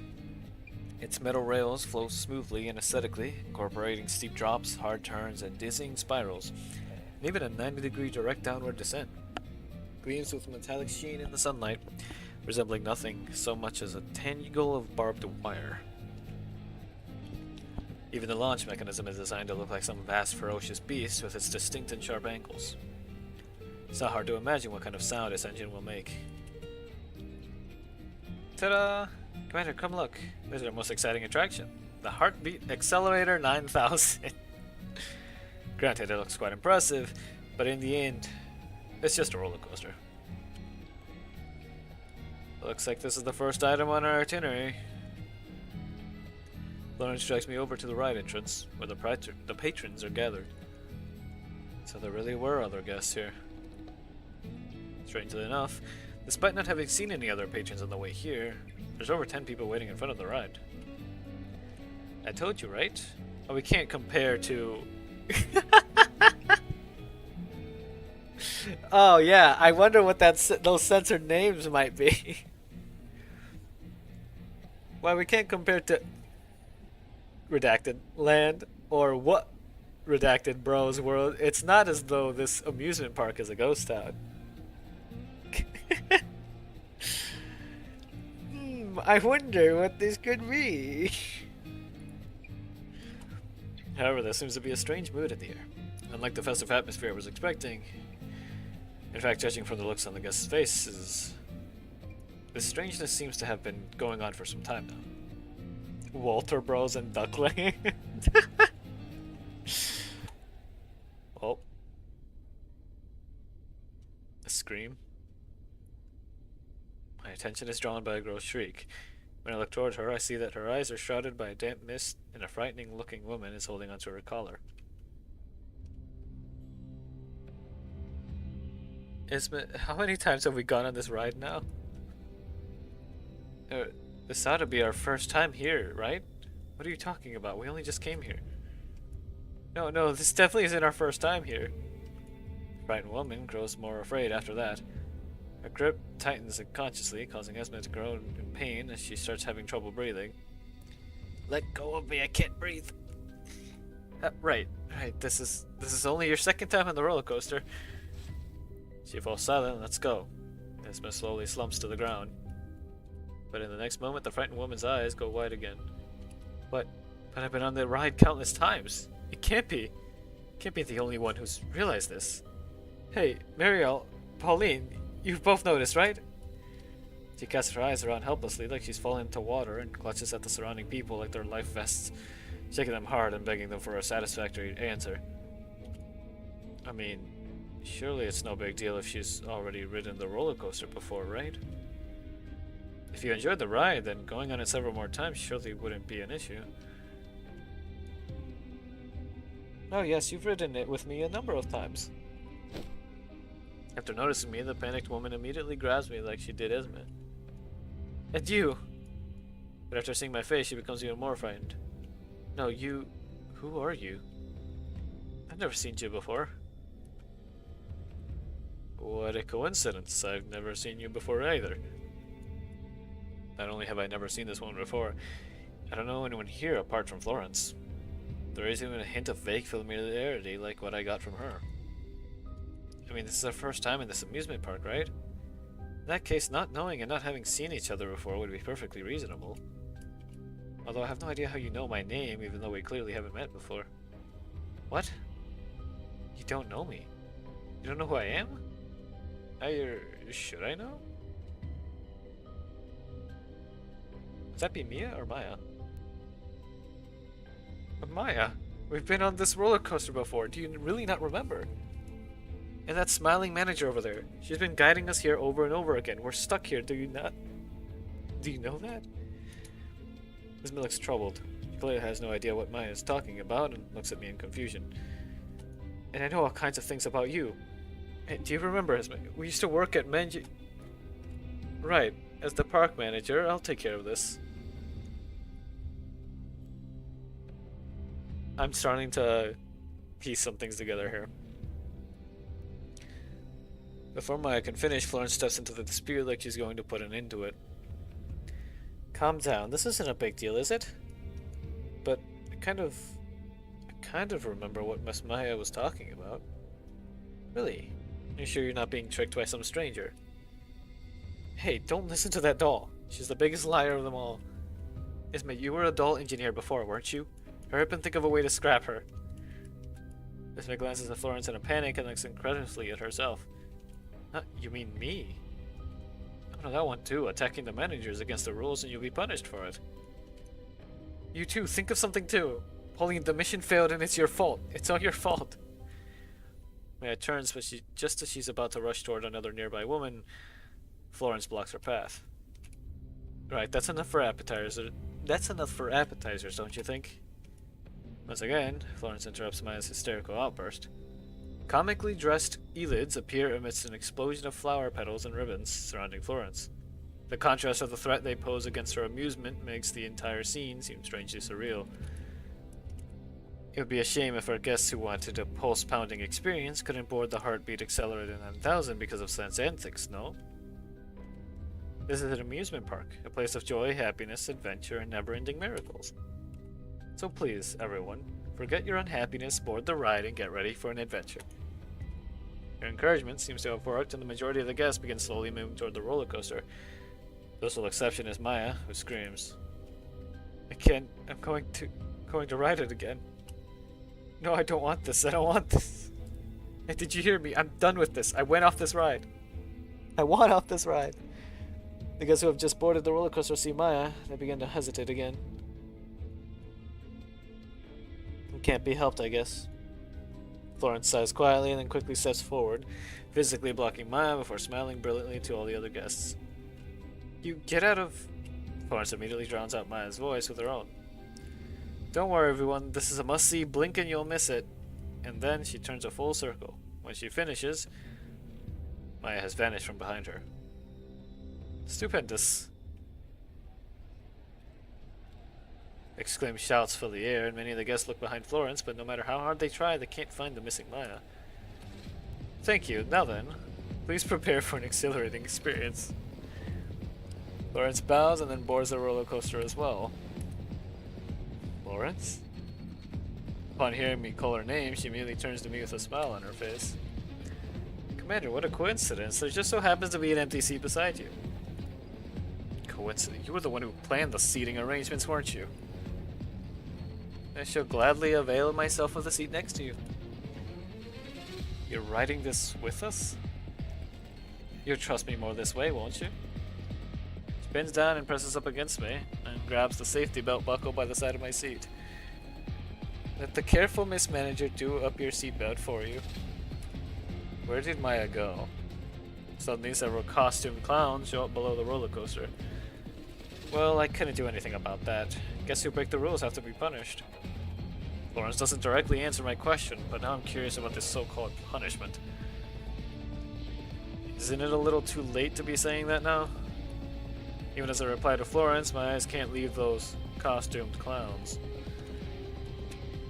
These scary-looking clowns are currently dragging the sole person who refused to board the roller coaster, Maya, toward a dark place. Commander, these are the rules. If you stop playing, refuse to play, or lose, you will be penalized. That's what makes the prize so valuable. In the next moment, the launcher roars loudly and sends everyone flying along the tracks, up into the sky at high speed.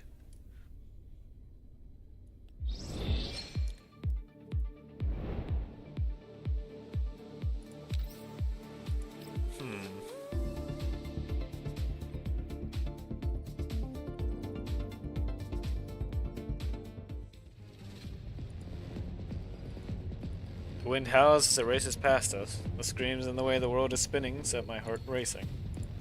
But when I turn to look beside me, she's laughing like crazy. This feels great. Florence is laughing excitedly. So you were peeping at me too, Commander. Florence glances to her side, and it's then that I realize that she looks far more excited than before. Have we taken the roller coaster together before? For some reason, all this seems strangely familiar to me. As though I've gone on a ride like this at an amusement park a long time ago. Do you remember at last, Commander? It just feels familiar. I'd like to ask a question. Is it possible that Maya wasn't crazy and that what she said might be true? Just like what Florence said about knowing me and how many people called me Commander. Esmond might have been like me and forgotten many things, while Maya might be like Florence, knowing more about the situation. However, she had chosen a bad way of expressing herself. Perhaps she had experienced something that caused her to have a breakdown and made it hard for her to convey what she knew. Commander, do you need to think about this question right now? Is there a reason I shouldn't? Florence smiles wickedly. Being indecisive can be very dangerous, Commander. Well, it's about time. The highlight is coming up. Here comes the surprise. She finishes speaking, the world turns black before me. It's suddenly calling them players. Not other patrons, it's calling them players. The screams are far more hideous than before, and it's definitely not just because of the sudden darkness. Are we inside a tunnel? Floor? Mia, where are you? I can't see you. The air suddenly turns damp and fills with a sickly sweet scent of rust. In the darkness, the glint of light reflecting off metal winks in and out of view.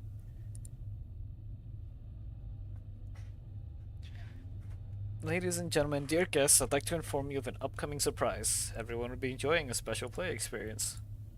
In contrast to the others, Florence has stood up and is loudly shouting amidst the strange atmosphere. All your safety harnesses have been undone. Please find a way to avoid the attacks from the clowns while not being flung off. King's Island?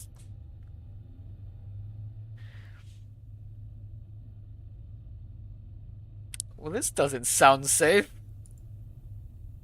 Are you of your mind? Is this even a roller coaster anymore? I never said it was a roller coaster. I said it was the heartbeat accelerated 9,000. Everyone, myself included, grips their armrest tightly. The sound of ripping and tearing flesh fills the air. I duck reflexively and narrowly dodge a flying chunk of ruined meat that splashes still warm blood on my face. No, if you factor in the sound of the wind in here, these things in the tunnel are... Keep away from me. Florence, get ready for battle. Got it. I'll work with you, Commander, anytime, anywhere. Now back to standard combat. And because it's on standard mode, I can get my revenge by nuking everything with Vector. Also, why were you judging Vector's outfit, huh? There's nothing wrong with that outfit. There's nothing wrong with that outfit at all.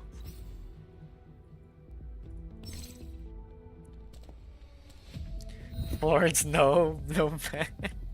Actually, you know what? I'm gonna take this second to see what it is that you were sending me or posting earlier. I'm not sassing you, what do you mean? Let's see, what are these gifts? Shame and then you. The cone of shame. What is this? Visit King's Island.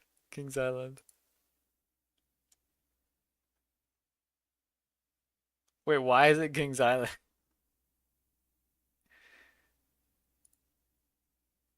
Oh wait, did you send me something? Oh my goodness. Okay, alright, let's calm down there. I'm not sassing. I'm just speaking. It's also not an island. Why do they call things that aren't the things they call them?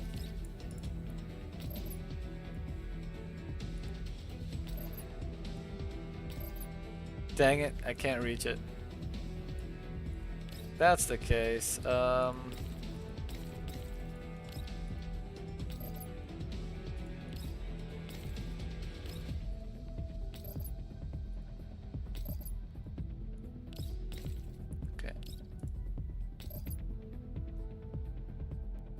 Yeah, I'm gonna have to do it like this.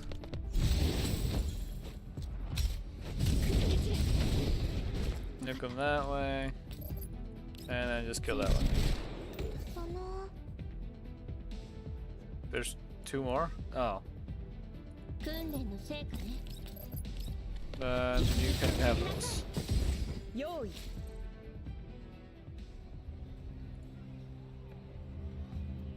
Now then, congratulations to all you players for completing a course of the Heartbeat Accelerated 9000. Please come over here to collect your stamps, and then you can redeem your prize. People are dead. The celebratory confetti falls on our blood-stained bodies, making it feel as though everything that had just happened was just a bad dream. I don't want to ride anymore. I almost died. You're still alive, aren't you? Floor actually died. She was right beside me, I saw it all. Those saw blades cut off her arm, and then those monsters. In contrast to Florence's cheerfulness, the other players, who had barely survived this ordeal, are anything but happy.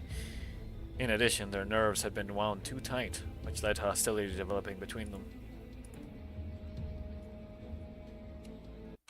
Hold on.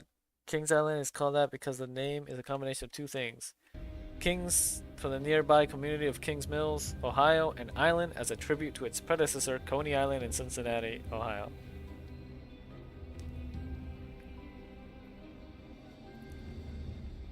Okay, I get it now. Florence killed someone. It sounds like multiple people. Didn't she die because you pushed her out, Muriel? Cold, sharp voice interrupts her, even speaking her name. Huh? Is that true? It was a reflex, and if I hadn't done it, I would have died instead. But even so, Esme backs away as though she's afraid of Muriel.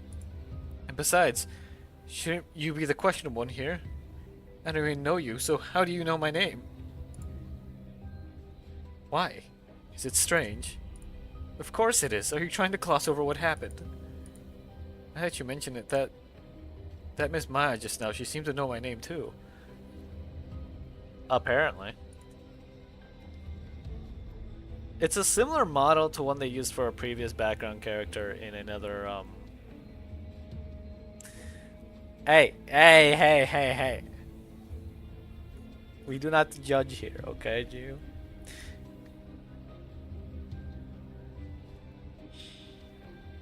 Not everyone can be as fortunate.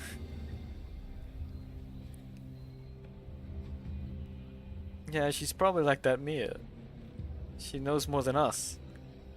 Maybe she'll snap and go crazy like Mia too.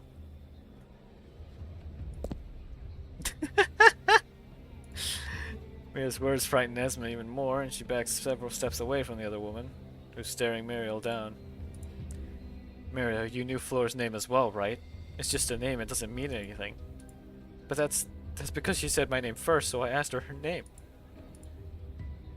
Also, when I asked her why she knew my name, she didn't answer me either, just like you. All she did was spout a bunch of crazy talk. When you think about it, both you and Maya seem really suspicious.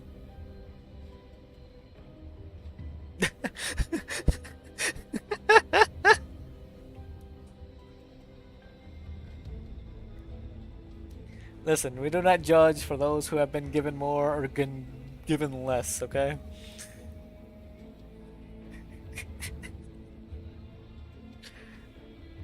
When you think about it, both you and Maya seem really suspicious. Yes, which is why it's perfectly normal to push out said suspicious person when danger strikes, right? Isn't doing anything to survive a human's basic instinct. You, on the other hand, you haven't explained how you know who anyone is. Now who's the suspicious one here? Are you trying to compare knowing names to taking lives? You're just trying to deflect suspicion from yourself. But you and Maya are so shady that I wouldn't be surprised if it wasn't the monsters who killed Flora just now, but you. Right, that's enough. Florence steps in to interrupt their argument before it can escalate further. This is the most exciting part, reward time. You worked so hard to clear this round of the game, don't you want to be rewarded for it? I was about to go. You should save your strength for consoling the rest of these psychos. Also, you'll learn what you're curious about after they give out the prize. She glares coldly at Muriel and Esme before turning to leave. What does that mean? She's saying that the prize is connected to our personal information? Muriel and Esme exchange looks as though they're trying to figure out what she meant by it. Maya also mentioned riding the roller coaster many times. Did she do it too? Judging by how she's taking everything in stride, that's gotta be it.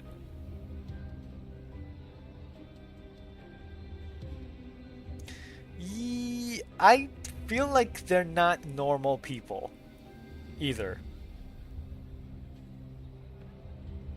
Specifically because of what Maya said, which she said they worked for Manji, and that Esme is a T-Doll engineer. Which if they work for is it Mangi? Manji? I still don't know if it's Mangi. I'm gonna call it Mangi.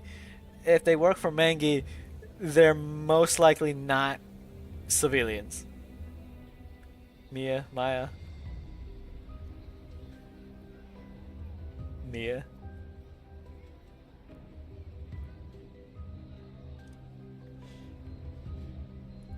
Maya is Maya. Okay, Mia then.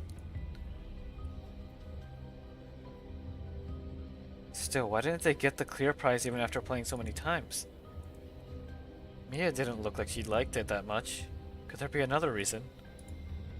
Get it, not much point thinking about that now. Also, considering this person pushed another person to their death. Right into their death. So I think, yeah, no, that definitely explains they aren't just like civilians. And if they work for Mangi, they're definitely not civilians. Ariel pauses to think for a moment, then looks toward the cold-faced woman's receding silhouette and decides to go after her. You're all going. Wait, don't leave me alone here. Frantically chases after them. The other guests sadly leave as directed by Florence until I'm the only one left here. What happened just now? That ought to count as a major accident, right? After all, a patron dying at a normal amusement park would be sufficient to get the whole place shut down for several months. However, the strange mind-dulling mood in the air seems to have gotten to all the guests, and none of them are making a big deal out of it, myself included. It's not an accident, this is how the park was designed. Say what? You need to risk big to win big. That's what makes it so fascinating. That's why I'll give you a special reminder, Commander. The rides here are more thrilling than most, and losing your life before clearing a stage is perfectly normal. Normal? Then what if everyone dies? This is an amusement park. We have no shortage of guests here, especially in a place with no queues. Then what do I stand to gain? Leaving aside the grand prize for clearing everything, you said that this is a reward time, right? What kind of reward can I expect to receive? Commander, before I answer your question, there's something I'd like to ask. Why do you think I wanted to keep you here by yourself? Florence doesn't give me a reply, merely tugs her top open and reaches into her bra like she's looking for something. What are you doing? I reflexively take a step back. You know what reward means better than I do, no, Commander? Florence spreads her arms and takes another step toward me. Hang on, answer the question. You want to know what I'm doing, Commander? I'm just giving you a special reward. So what the hell is this reward anyway? Honestly, who would even feel rewarded in a situation like this? Come to me. I can't do anything to you when you're so far away.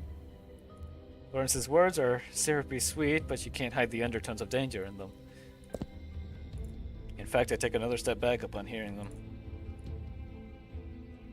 Please collect your reward. I hear a weird voice from behind me and my hand immediately goes to my gun. Wait, they can talk? Don't be so tense, Commander. This is an amusement park after all. A place of fantasies and stories. Surely nothing that happens here should be considered strange, right? Don't think you can write everything off as normal just because this place is an amusement park. Please collect your reward as soon as possible.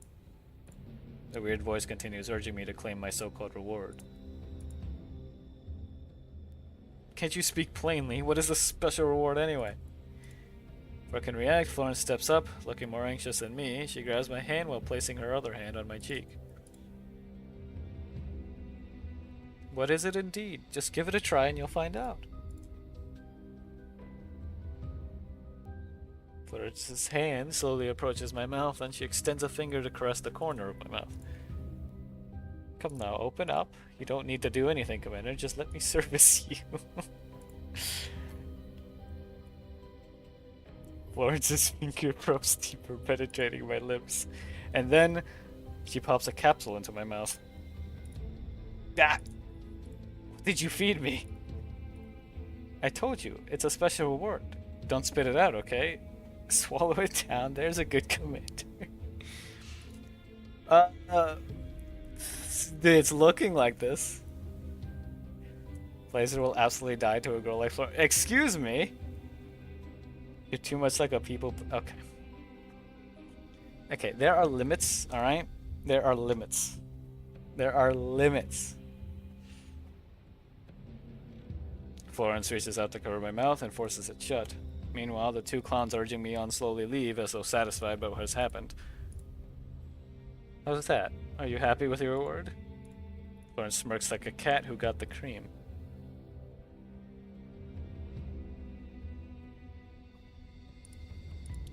Do I look happy? Still, you need to keep clearing stages to get more rewards.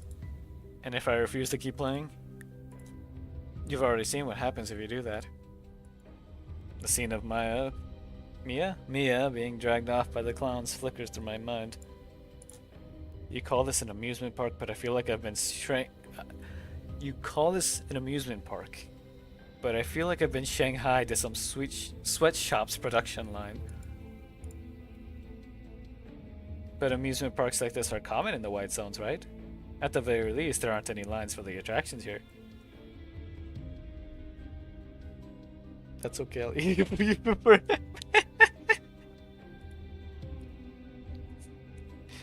She has a point. So, now that you're all rested up, let's move on to the next ride. I can't wait. Lawrence grabs my hand again and skips off to our next destination, pulling me along behind her. Ah! My eyes! What's wrong, Commander? This is... Oh. What's this? Commander, is something wrong? Florence brings her face up to mine, expression filled with concern. Have the meds kicked in? Judging by your face, are you seeing something? What did you feed me? Florence's voice is muffled even though she's right by my ear. Despite her proximity, it sounds like it's coming from far away. It's something that'll make you very happy, but be careful, Commander. Don't let yourself get lost in the illusion. Well, if that little glimpse I saw is anything to go by, not everything is as it seems, if that wasn't already obvious.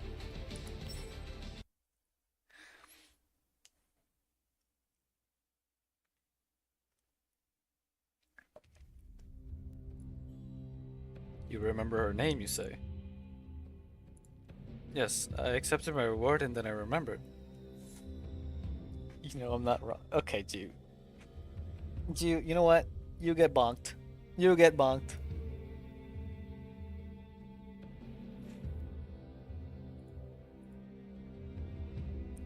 Is the reward linked to recovering memories? In that case, Mia and that other woman should have gotten at least one reward. Clearly this wasn't their first time playing this game.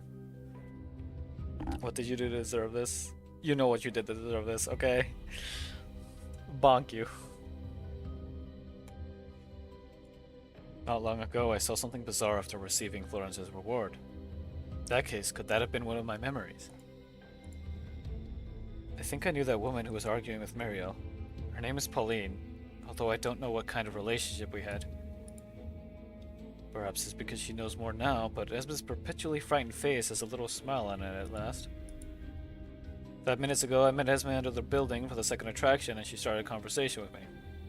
There were several guests around us, including Mariel and Pauline who had just had their argument, though they seem to have calmed down now. Aren't you going to talk to them now that you remember the past? No, from what I remember, they seem trustworthy. Trustworthy? I know it sounds a little paranoid, but don't you think it's likely that the person who built this park might be hiding among us, taking part in the games, watching us run around for the grand prize like clowns? Why do you think that? Why, I don't really have a reason for that, it's just a gut feeling. Sorry, maybe I'm being oversensitive or something. When I just got here, I didn't remember anything. Just like me. But when I saw Mia... No, it wasn't just Mia or Marielle or Pauline. Truth be told, all the other guests felt familiar apart from you. Felt familiar. Find myself glancing at Florence. She's the only one here who definitely feels familiar to me, and she's eagerly setting up the next event. When Esma speaks again, I quickly turn my gaze back to her. Getting that reward just now only made me more certain of that. Not only did I remember their names, I even began to recall snippets of memories from when we spent time together. And judging by their reaction, I think they've recalled a lot, just like me. I suddenly realized why she chose to talk to me instead of the other two. So your memories include everyone but not me, is that it? Let me think. What you're saying is that it isn't just you, but also Pauline and Muriel who don't remember me. In other words, that makes me the most suspicious person here. It's a perfectly reasonable deduction.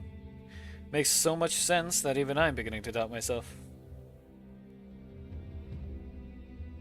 You get the vibe Esmond might be the only one to survive. She gets eyes. I feel like it's this. They're just using like a previously had image, like CG, specifically because it's to represent someone who's going to be a little bit more important than just anybody else. So basically, the difference between a side character and a background character.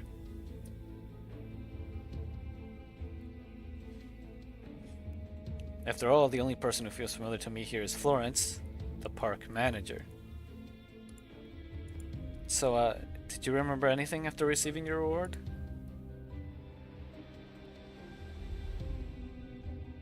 In fact, even after getting my reward, all I saw was it was also related to the park. I remember some things too, but you weren't in my memories. It's the park in ruins. Which I'm guessing is the real park. I see. In that case, what did you remember? Esme gulps nervously and carefully watches me as though she's wanting for an answer she's been expecting for a long time. You're not the architect of this place, are you? I see. I thought Esme came to find me just to pry information from me based on what she knew. But now it seems she's begun suspecting me based on what I just said. All I can remember is this park and that girl who's acting as the manager. I turned to look at Florence again.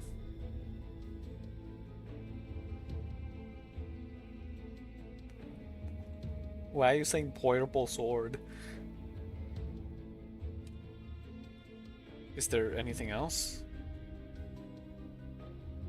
Also, I saw this amusement park, but it was run down and looked completely different from how it does now. Is that what you wanted to learn? Perhaps it was the defensiveness in my eyes, but Esme seems to have realized that she was making her intentions too obvious. No, I didn't mean to suspect you, really. I'm sorry. Esme throws up her hands, panic, and her face turns red, but her words have already betrayed her thoughts. It's alright, I don't mind. Truth be told, I'm starting to doubt myself too. I shrug with a bitter smile on my face. You got a purple sword? Oh! Gotcha. You got Krolik's purple sword, okay. I mean, if you do the voyage thing, you can get that for free. You can get a bunch of copies of them for free if you want. Still, now that you've asked so many questions, may I ask some questions of my own? Huh? Sure. What exactly was Mia's punishment? She doesn't seem to have shown up in this game. I knew it, you noticed too. I saw it, I saw everything. Those monsters called clowns dragged her away and she might never come back. Might never come back. That ridiculous farce of a roller coaster was not a dream. It actually happened and things like that will probably keep happening. So this punishment is death. I don't say it, but Esme nods knowingly. Perhaps, if the number of guests goes down, we might have a hard time even if we want to work together. At this rate, will anyone be able to clear the events at all? After hearing what Esme said, I immediately tally up the number of guests present. Apart from Florence and myself, there are 12 other guests here. I see. I'll keep an eye on the number of guests. At the very least, I'll try not to let this number go down. Thank you so much. Esme's face, which only just relaxed a little after hearing my answer, soon scrunches up again and she grabs her head like she's in pain. But if we keep playing, we might end up dying in one of those dangerous rides like Fleur. Fleur? It would be Fleur, wouldn't it? Yeah, Fleur. Do you really think we can keep going on like this? As Esme is about to burst into tears, she completely fails to notice someone surreptitiously sneaking up behind her.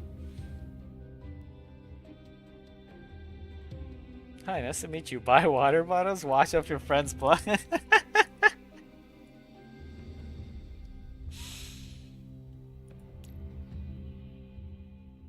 Fails to notice someone surreptitiously sneaking up behind her. Oh my, what's this? Do you want to back out too? Florence suddenly sticks her head between me and Esme, interrupting our conversation.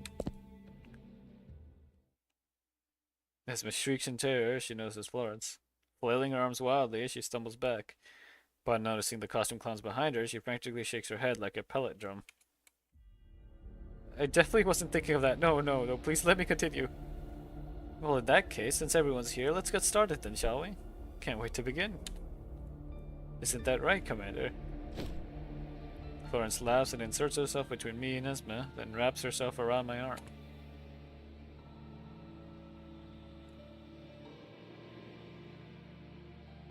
Dear guests, thank you for waiting. And now our next attraction, Sweet Startling Night. In In contrast to the festive feel of the rest of the park, a creepy building that is clearly out of place here looms before the guests. The mottled, peeling exterior is covered in rusty metal ornaments, as though it's been exposed to the elements for centuries. The main door slowly opens towards us. The pink sign above it falls as the wind blows. Inside the building is a fathomless darkness. Isn't that just a haunted house? Oh, this is no ordinary haunted house.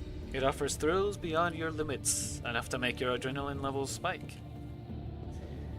Florence pirouettes in place, and the clowns beside her obligingly scatter confetti and ribbons. Unfortunately, the audience seems entirely unmoved by introduction, only staring nervously into the haunted house or hugging themselves as they stand off to the side. Well, at least nobody's trying to back out this time around. Good, good. We saw what happened to Mia, after all. I keep wanting to say Maya for some reason. Yeah, if we play, we might not end up like Fleur. But if we don't play, we'll definitely end up like Mia. Dang it. Yes, Stu? What's up?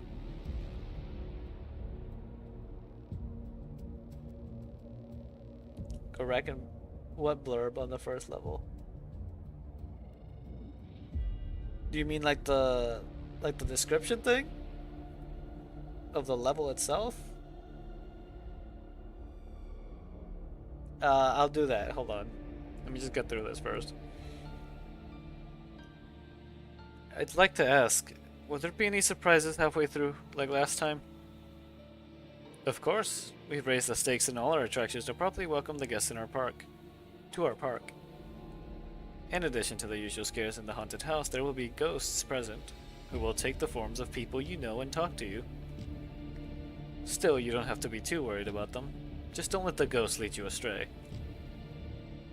What happens if the ghosts take us away? Who knows? I guess they'll have a good meal? Look of disgust crosses Miu's face as she realizes what Florence means. Quit looking down on me, I won't die here. Saying so, Muriel enters the building. She is soon followed by the others. Looks like we're the last ones, Commander. I hear screams from the guests up ahead. What have they encountered? Are you bothered by what's happening inside, Commander? In that case, I'll make an exception and spoil things for you. You must be weary of illusions in there, Commander. That's strange. Why are we here? Muriel? Question mark? It's Muriel's voice, but her tone is entirely different from before.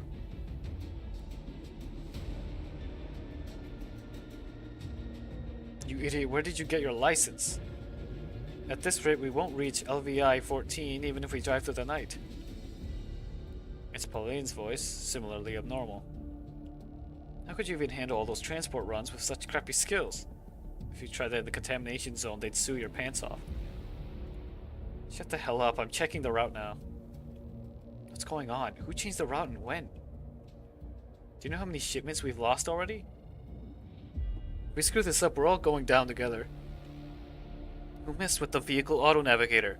The route's been messed up ever since we left the warehouse. I was gonna say warehouse. Bloody hell, who else would touch it besides you? It's my fault. I'm sorry, I messed up. I messed everything up. Why is it you? What are you doing here? Stop causing trouble here already. Get the hell away from the shipment. It's my fault. I'm sorry, please don't chase me away or kill me. It is getting confusing. The mix of voices gradually fades away, and as the shrieking of brakes fills the air, I finally see what is before me. The interior of the haunted house is as expansive and as barren as the wastelands. There's a heavily battered transport truck stopped here. So they were all on board.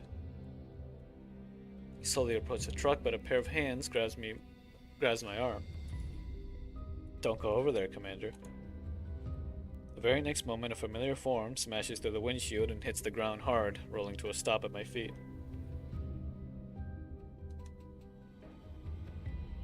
sorry. Don't kill me.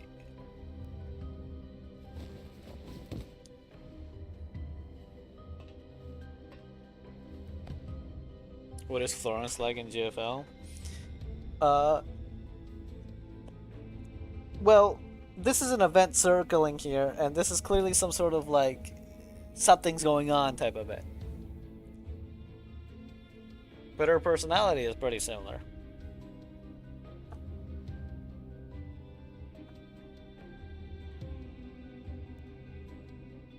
Yeah, I know.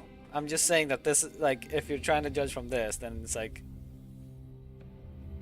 it was similar there. A little less of the medical related stuff though. That's new because of PNC, which is Project NeuroCloud. I think that's where that originated from, and then it became more of a thing in this. Because in the first one, she was just a T-doll. As in, like, not a medical doll or anything, but like a standard T-doll, with her weapon being the PA-15. But similar personality still. Esma screams. Blood covers her face, preventing me from seeing her features clearly. It instantly snaps me back from my entrancement by those seemingly real voices. Right after that, several armed men jump down from the truck before us. They aren't Pauline or Marielle, but look more like Manky security troopers. Is this what you meant by costumed ghosts? Nope, not even I can help you cheat in this event, Commander. It's her. That's her. She's the fake killer. The Mangy troopers speak in Marielle's voice. They point to Esme, who's lying on the ground, and raise their guns. Now then, Commander, how can you tell which of them is a ghost from the haunted house? Just as Florence finishes, a hail of gunfire blazes at us. Florence, get ready for battle. I've been waiting for this. So out of pure instinct, I'm pretty sure, is that he keeps saying the whole... telling her to get ready for battle and everything. This guy might not die in an instant, unfortunately. As in, he might not get one shot by the nuke. 了解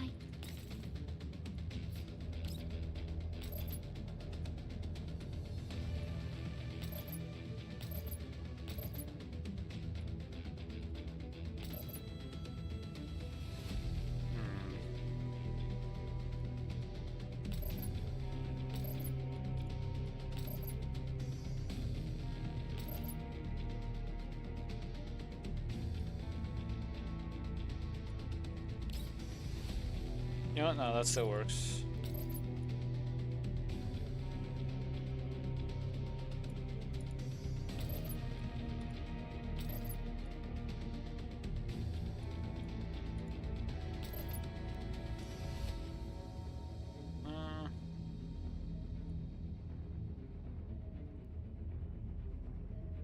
Probably the best we're gonna get.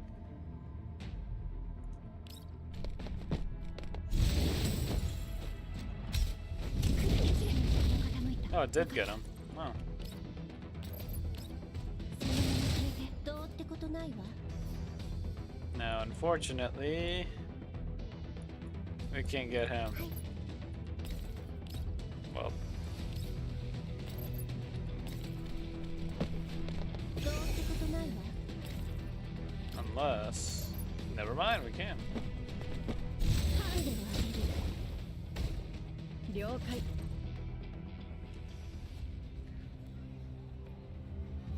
After fighting off the ghosts, I look around, but I don't see Esme anywhere. Esme? I asked my question in the direction where the voices came from earlier, but there's no reply. Those people, were they all just illusions? As I ponder the question, I hear Esme scream from a nearby room, which confirms my supposition. Stay close, Florence.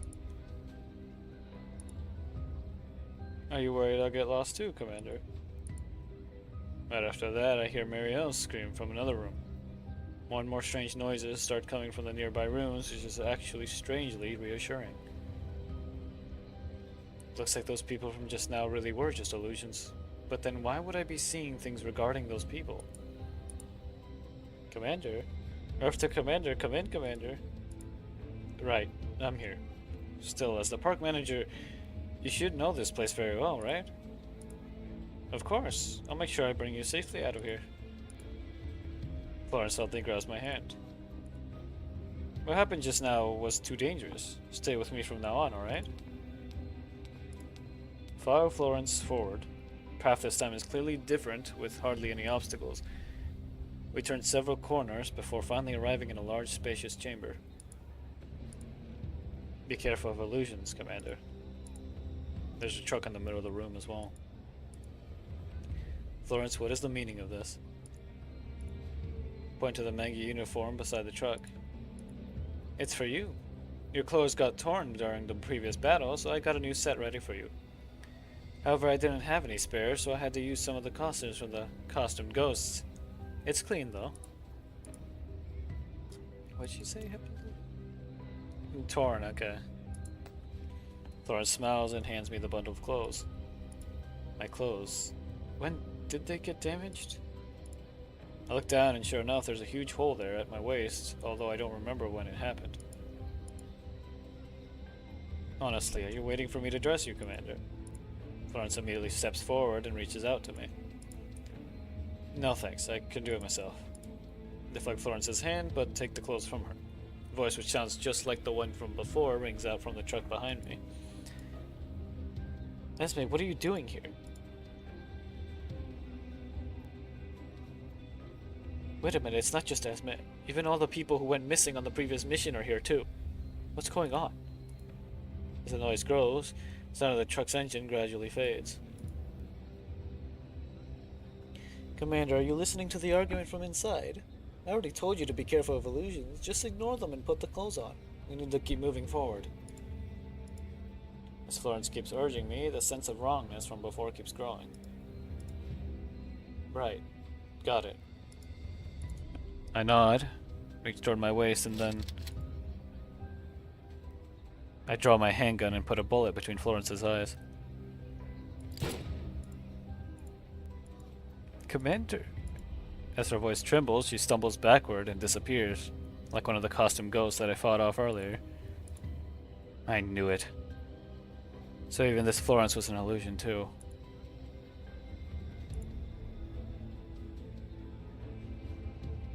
In addition to the usual scares in the haunted house, there will be ghosts present who will take the forms of people you know and talk to you. Still, you don't have to be too worried about them, just don't let the ghosts lead you astray. The very next moment, just like last time, a familiar form smashes through the windshield and hits the ground hard, rolling to a stop at my feet. I'm sorry, don't kill me. I ignore this ridiculous display from before and turn away. Then I head out of the room until I find a door shining with light. Huh. Now then, congratulations on successfully completing Sweet Startling Night, dear players. Florence skips over to me, her chest bound up with ribbons into a big bow knot. When I see Florence like this and remember what happened inside the haunted house, I feel a sense of relief spread through me. What are you up to now? What I'm up to? It's reward time now, isn't it? The event's over, so it's time to claim your reward, no? It's over? So everyone's made it out of the haunted house. Yep, it's over, and everyone who hasn't made it out has probably been caught by the ghosts. I look around at the other guests and tally them up. Strange. Why are there only 11 people here? The missing person is Esme, and while all the guests look shaken, one in particular stands out. Esme. I'm sorry, Esme. I really don't know it was you. I thought it was a ghost. What? Florence, did someone die in that haunted house? Didn't you know, Commander? After all, you were there too.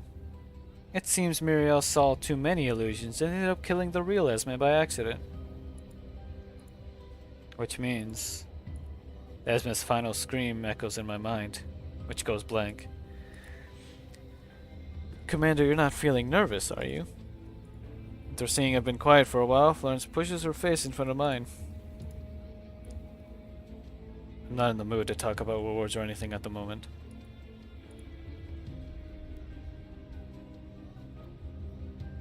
Florence wiggles her body and the big bow knot on her chest with it. It looks like the wind might blow it loose at any moment. But that won't do, Commander. If you refuse your reward, you'll have to accept the punishment. She's right. Muriel, who was still in view just now, has already left with the rest of the guests before I could even speak to her. Reward time is here, and everyone must claim their reward.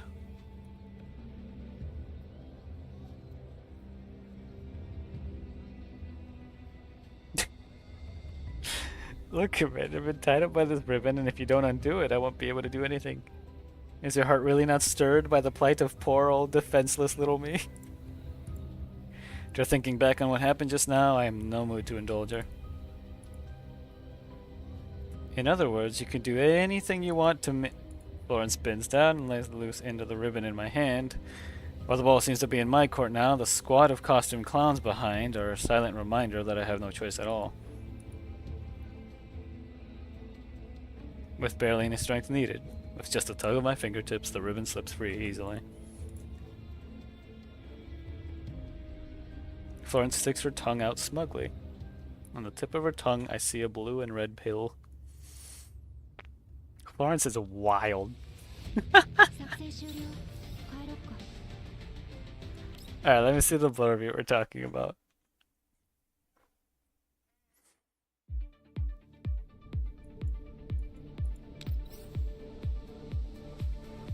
A wonderland of surprises and excitement. Don't worry, this place is extremely unsafe. They misspelled here. Spark does not refund tickets or allow patrons to leave.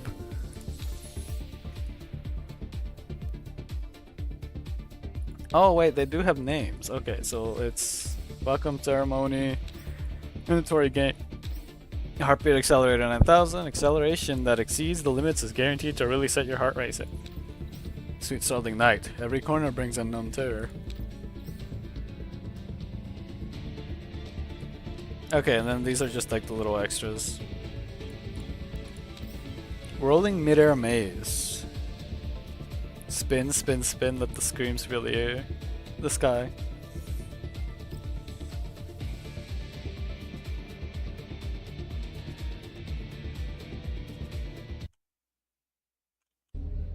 Hold on, let me check something.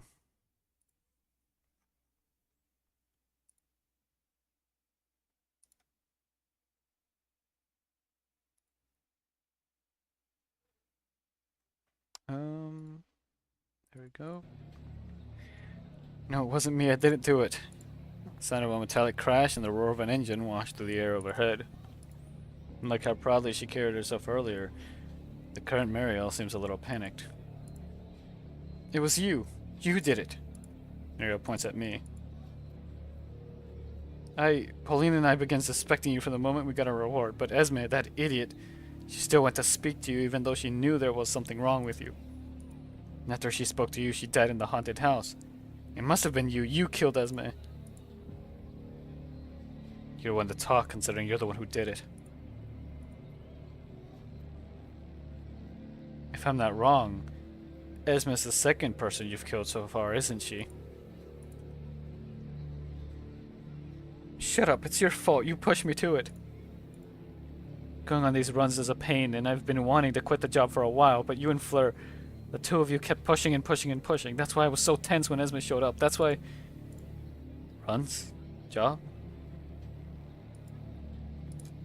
Yes, that was Sabrina on the loading screen. I recall the illusion from the haunted house. Is she still lost in that illusion? Shut up, you idiot. You've said too much. However, Pauline's reaction doesn't seem like she's talking about the illusion. Also, she doesn't seem as calm as before. You're still lecturing me. Even when we were in Mangi, you were lecturing me. All I did was drive the truck. I didn't even touch the cargo. It is my fault that it got lost? Is it my fault that it got lost? That's why I quit Mangi, but I got stuck with this assignment on my last day and now I'm in a place like this. Doing this over and over again. Thor was right. I can't believe I've done this so many times already. I told you to shut up, right? And don't forget, you killed Fleur. After seeing Marion grow more and more hysterical, Pauline drops her with a single punch. After that, Pauline eyes me warily. Oh, don't mind me. Carry on.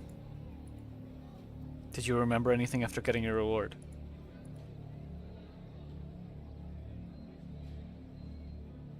Shouldn't you put something on the table before trying to pump me for information?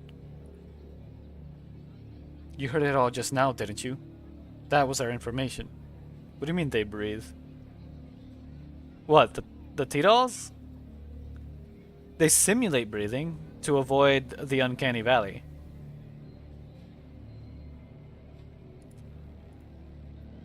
Looks like Pauline was trying to stop Muriel from talking about what they remembered after claiming the second prize. Yeah, they simulate it. As in they don't need to breathe, but they simulate breathing so that people don't think it's... Because you would subconsciously notice if someone's not breathing. Like, but they're moving around and stuff. Which then would give you the uncanny valley feeling, because it's like, well, they look like a person, they're acting like a person, but something's wrong. And if they had like cold breath all the time, then that would immediately be like a problem as well, because then it's like, oh, if you happen to pass by and then you felt cold breath on you coming from what is a human appearing thing, your brain would connect that with something's wrong. That's actually all part of like the lore and everything, which is that the T-dolls breathe or simulate breathing despite not needing to, just so that it helps with not breaching the uncanny valley.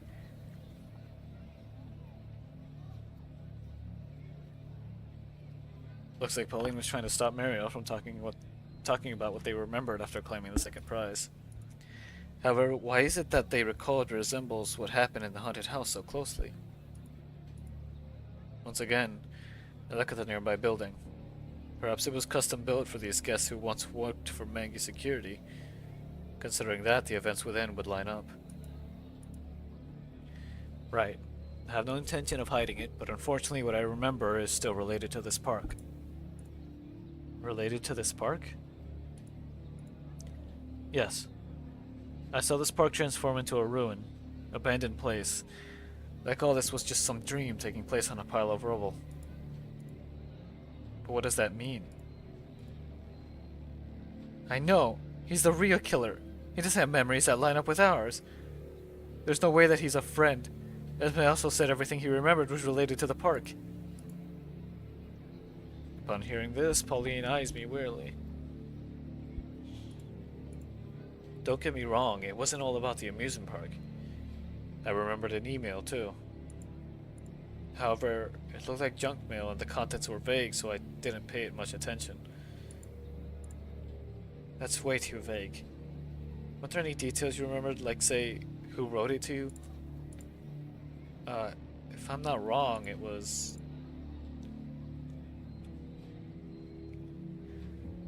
a very familiar person with a showy personality who always liked saying weird things. However, I didn't hate them. Florence suddenly appears before me.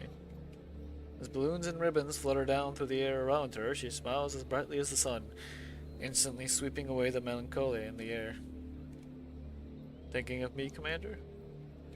Seeing how naturally Florence inserted herself into our conversation, she must have the third event set up and ready to go. For all I know, she might have been the author of that junk mail. Did you finally remember that little love letter of mine that I wrote to you? Florence looks excitedly at me. Or was it a love letter? Sorry, I called it junk mail earlier. See? He's in league with the manager. For all we know, he's the one who wants to see us all dying off one by one. Oh please, we aren't just in league. My body already belongs to the commander, you know? Wait, why don't I know this? See, Pauline, see? Florence grabs my arm, which only makes Muriel spiral harder, pointing at us while yelling for Pauline to look. However, Pauline merely looks down and waxes thoughtful.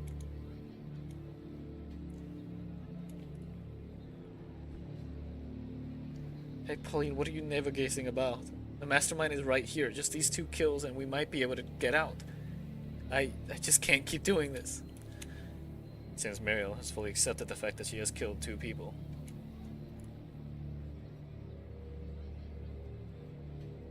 Muriel, have you considered that if Esme died because she found out what's going on behind the scenes, then the fact that you're pointing and screaming like this means the next one is going to be... Huh? Muriel freezes up. Wait a minute, this isn't right. Muriel looks at me fearfully, then begins backing up. I told you, I'm not the mastermind. However, Muriel isn't hearing me anymore.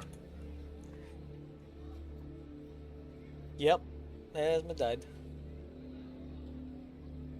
She was killed by Muriel.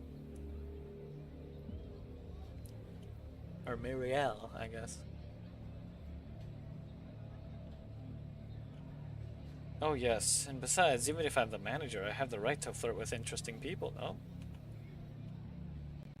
Way to undermine my rebuttal, Florence. Then what should we do, Pauline? I told you, we should have killed them together. This is bad. Marielle starts hyperventilating. Like she's been wound up tight for so long that she might snap at any moment. She feels around on her body as though she's looking for something. What's wrong? Did you get all those bad habits back when remembering your past? No, rather, I've become more and more on edge after not touching that for so long. Marielle checks herself from head to toe, but she still can't find what she's looking for. What are you looking for? Marielle gulps and shakes her head. So much for not touching the goods. You're probably having a field day helping yourself to it. I've been working for so long and you didn't even give me a raise, so what if I took a little?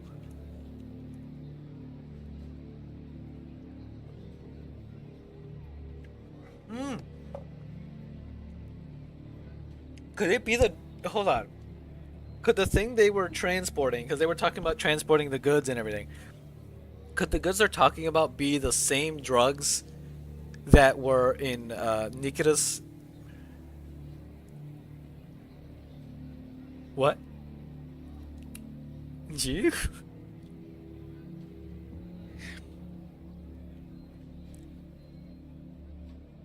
But, right. Could the drugs be the same...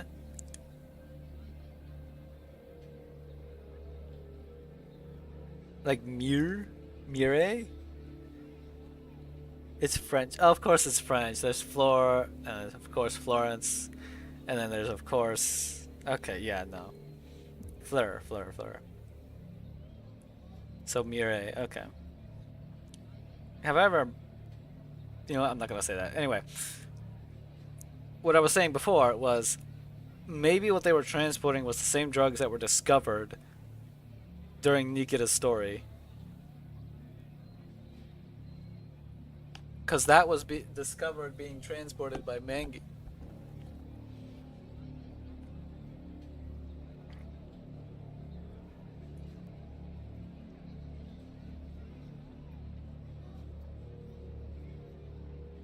As Florence watches Mireille get more and more worked up, she slides over and whispers into her ear. I know where to get what you want. Where is it? Florence's smile is as cheerful as ever. She throws her arms out like she's making an entrance. Excuse me. And bows, then she points to the sky. Around 24 suspended cabins dangle from the frame of a Ferris wheel while the wind blows past. However, the difference is that there are costumed clowns climbing among them, clearly visible. The third event is about to begin. Everyone welcome to the whirling midair maze. The announcement is accompanied by poppers going off, balloons rising into the air, and colorful ribbons glinting in the sunlight. This is ridiculous. How could there be above us? Muriel looks where Florence is pointing at the mid-air cabins, then she sweeps away a ribbon that landed on her face. Suddenly some thing falls out of one of the cabins. It is Esma's corpse. It lands right in front of Mireille, less than a meter away. Her twisted features stare right into Mireille's face. Pushed past her limits, Mireille finally bursts into a scream. Esma, I did it. It wasn't me. Mireille's legs give out from under her as she collapses to the ground, still staring at the bloody mess that is Esma's body. She pants heavily, but all the deep breaths she's taking don't deliver any useful air to her lungs. All she manages to accomplish is produce a rapid, whooshing noise from her throat like a set of bellows. It was in the haunted house. We don't know how she did it, we just know she did. Having trouble breathing. Hoo-ha! Mireille can't respond, since she's too busy hyperventilating on the ground. Meanwhile, Florence kneels down in front of Mireille like a kindergarten teacher, teaching Mireille how to breathe properly with a smile and exaggerated motions. You can't be so hasty. Come, follow me now. Open your mouth and breathe in, out. In, out. What a good girl you are. Florence smiles condescendingly and pats her head. Hang on, this is not proper procedure for dealing with hyperventilation. Seeing as Florence is a medical doll, she should clearly know better. What she's doing now is nothing more than a form of sadistic mockery. Naturally, it does not help Mireille at all. She dry heaves and begins feeling her body up and down, checking all her pockets. However, she still does not find what she's looking for. What you're looking for is in there. Florence smiles evilly and tousles Mireille's hair. What on earth is she looking for? Unable to speak, Mireille gets up and runs off toward the Ferris wheel. Whatever. Once I board it, I'll find out what she's after.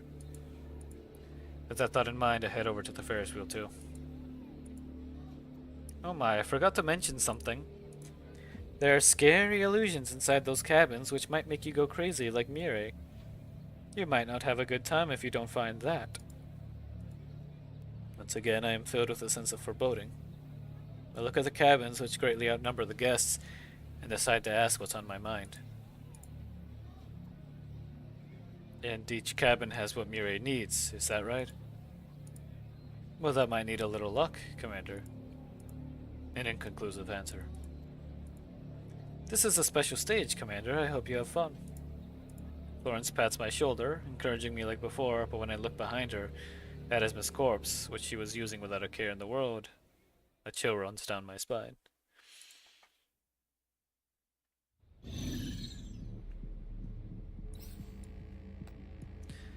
You know, I feel like... Okay, how many units? It says eliminate all enemies. Seems like it's 6. I don't think I can angle the nuke properly. Which is unfortunate, but it's okay. No, there's so many more. There's so many more than I thought. Hold on.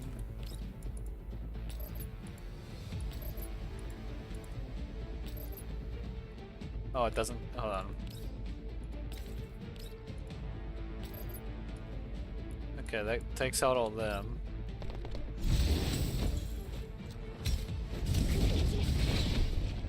That's that half of the map wiped out.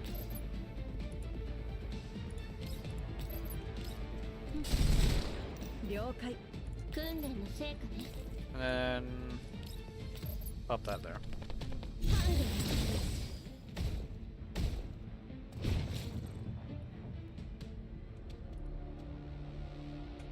Now then, congratulations to all our players for successfully completing the rolling mid-air maze stage. I've become a little numb to her mechanically repeated congratulations speech. Rather, I'm more concerned about the number of guests left over after this round. 10. But no matter how many times I count them, I can only find 10 guests remaining. This is one less than before the round started. And the missing person is... Mireille. Look up at the Ferris wheel. One cabin is tightly shut and a feeling of dread rises up in my heart. Pauline seems to be thinking the same thing as me, and we both head toward the Ferris wheel. And now the much anticipated reward time.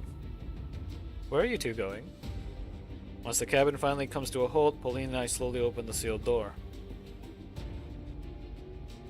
Pauline heaves.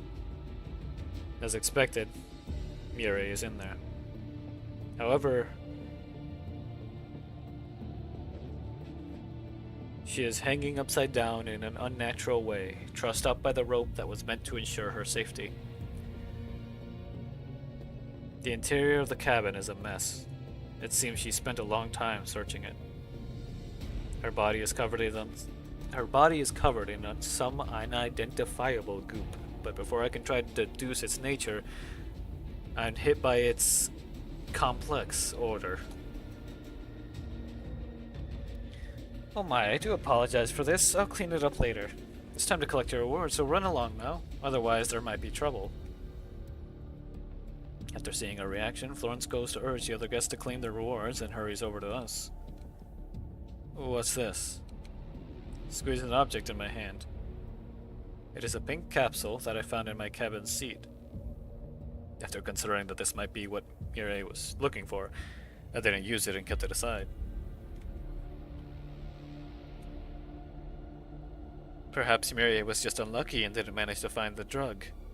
Anything could happen when you have to face an enemy in a mentally unbalanced state. I saw it all. Pauline suddenly speaks up, her eyes fixed on Mireille. There was no medicine inside her cabin, and the door was locked. She kept throwing up even as she was searching, trying desperately to survive, until those clowns showed up.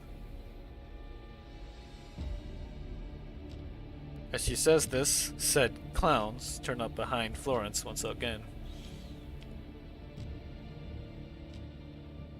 Don't worry about such trivial things. Cheer up a little, you cleared the stage, didn't you? Isn't the reward the most important thing? Once you claim your reward, you'll forget all about these revolting things. Florence produces a pair of party poppers out of nowhere and places them in mine and Pauline's hands. The other clowns hand out poppers to the rest of the guests.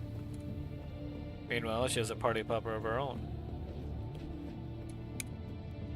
Florence sets hers off in front of us. The confetti flutters down on us, carried by the wind, completely out of place amidst the silence between myself and Pauline. I understand. Pauline hesitates for several seconds and looks at Mireille one last time before turning and leaving. Next up, a lovey-dovey reward for 2. Commander, I promise you'll be thoroughly satisfied with this reward. Florence takes out her syringe, filled with a pink liquid of unknown origin and effects. Are you going to jab me this time? Unlike the capsules from the previous 2 stages, Florence lightly depresses the syringe plunger, then moves up to palpate my neck. However, after the events that just transpired, and perhaps because I can pick up a hint of madness in Florence's personality, I find myself repelled by her. Huh? Florence is also taken aback when she sees that I'm pushing her away. What's wrong, Commander? Weren't you having fun earlier? It's true that Florence hasn't done me any harm. However, terrible fates that befell Esmond Mireille play out in my mind again. Commander. Florence seems to sense what I'm thinking because she steps forward and presses herself against me. Don't you trust me? She looks up, tracing a circle in my chest like she's teasing me or perhaps flirting with me. Perhaps in the past I might have simply written this off as one of her typical pranks, but now it all seems off. However, My moment of hesitation is enough for her to plunge her syringe's needle into me. What is this? Soon the strength has fled my body. Florence pushes lightly and I collapse to the ground. I'm sorry, Commander, but you seem so insistent on struggling. I find it hard to resist the urge to do something to you. What are you going to do? Florence smiles smugly and then straddles my body. And she feels around and retrieves the pink capsule I hid. I'm going to give the hardworking commander his well-deserved reward, of course, and a little extra. Please enjoy it. Give it back. Honestly, Commander, this could be considered cheating, you know? The fact that I haven't punished you is being quite lenient already. We mustn't be greedy. Also, medicine shouldn't be casually taken. See, you're starting to spout nonsense now. But I haven't eaten a thing besides what you gave me. Much as I'd like to say that I am currently too weak to say anything at all. And now allow me to give you something. Oh, allow me to give you some treatment. Smiling face blurs in my vision, but Florence's voice still echoes in my ears until I plunge into the abyss.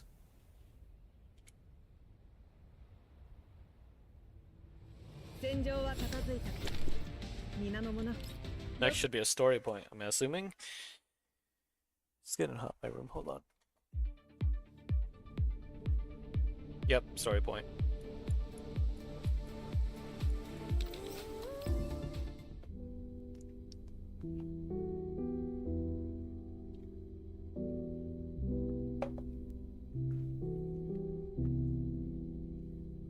Hey.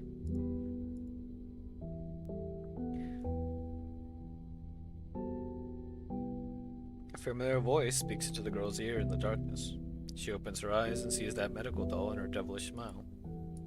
Naturally, she's holding her usual medical cart, with various syringes laid out on it, as well as many unique concoctions which the girl cannot name at the moment. Did I wake you? It's injection time. It's alright. Not like I was actually sleeping anyway. You weren't sleeping? Florence suddenly becomes more alert. I just didn't want to.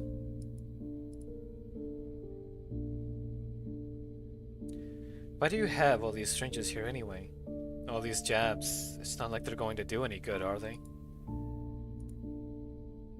The girl frowns and looks down, tugging at the hem of her gown. At a glance, what lies beneath are a pair of perfectly ordinary and pretty girl's legs, but on closer inspection, an observer will realize that her body has been forced into an illusion of normalcy. Nobody besides her head physician Florence knows exactly what kind of hideously deformed body lurks under her tight bindings. She glances at the motorized wheelchair beside her, the object that is practically a second pair of legs for her. Her innate deformities and frail constitution have left her unable to use prosthetic limbs. The various devices attached to the wheelchair have practically turned into an extension of herself. It's a waste for me to still be alive. She knows it's wrong to think that, but she can't help thinking it anyway. The less said about being treated or cured, the better. She knows she doesn't deserve such a good ending. After all, she isn't an amazing person or anything. What should I do? Alright, if the treatment succeeds, I'll give you a reward. How about that? A reward? Upon hearing this, the girl's eyes light up again. Really? I can't wait. Your last reward left me excited for an entire day. I wonder what kind of reward it'll be. Sure, it'd be really exciting coming from you, right, Florence? The gloominess on the girl's face has vanished. She hums a nameless song, eagerly awaiting Florence's pre-injection examination. However, Florence's eyes turn ice cold in an instant. So was this what you were doing when you weren't sleeping? Florence grabs the mug by the girl's bedside table and splashes it on the ground. Its former contents were deep-colored fruit juice that radiated an alluring aroma.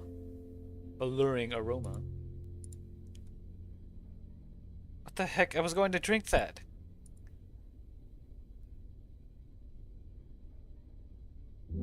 Udis content exceeds at the maximum safe dose by 223.8%. Daring today, aren't we? Udis. I'm looking that up.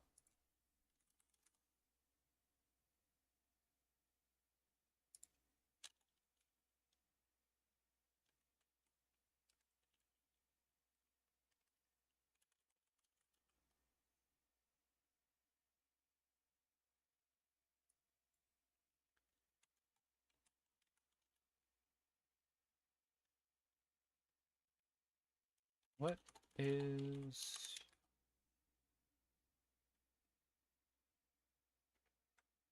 It says Udis, but there's Eustace.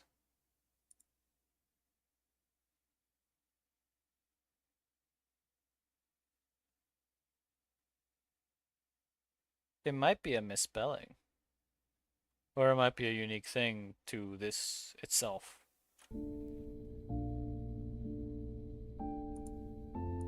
Florence lightly licks her finger to acquire a sample of the liquid and then shows the scan results to the girl. I guess that counts as praise coming from you?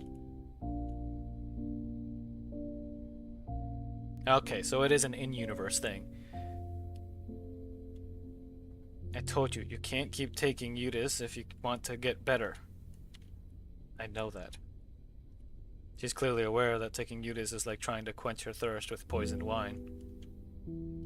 But for her, working hard to live on is a little more than enduring pain today to suffer more tomorrow. Rather than live on like that, perhaps just trying to find pleasure in each day that passes might be a more realistic option.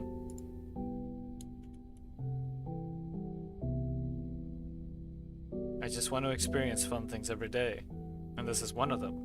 You mean I can't even do that? Say, Florence, you know everyone's taking this stuff, right?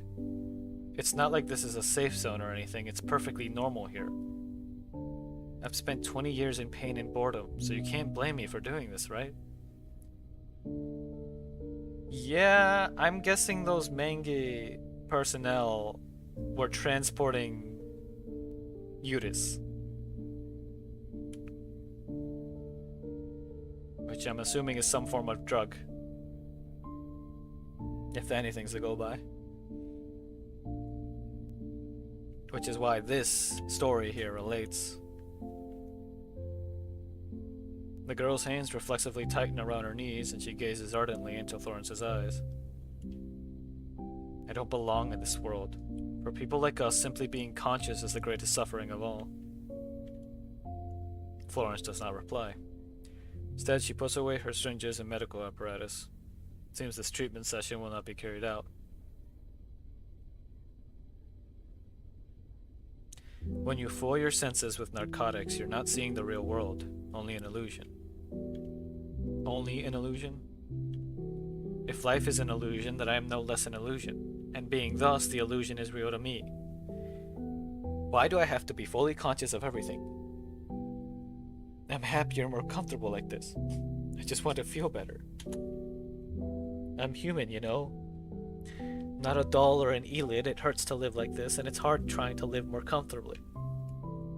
In the first place, humans can't ever perceive the real world. All we perceive are what our senses tell us. What difference is there between the excitement and joy that I see in my illusions and what you can perceive? You see, I can enjoy living like this now.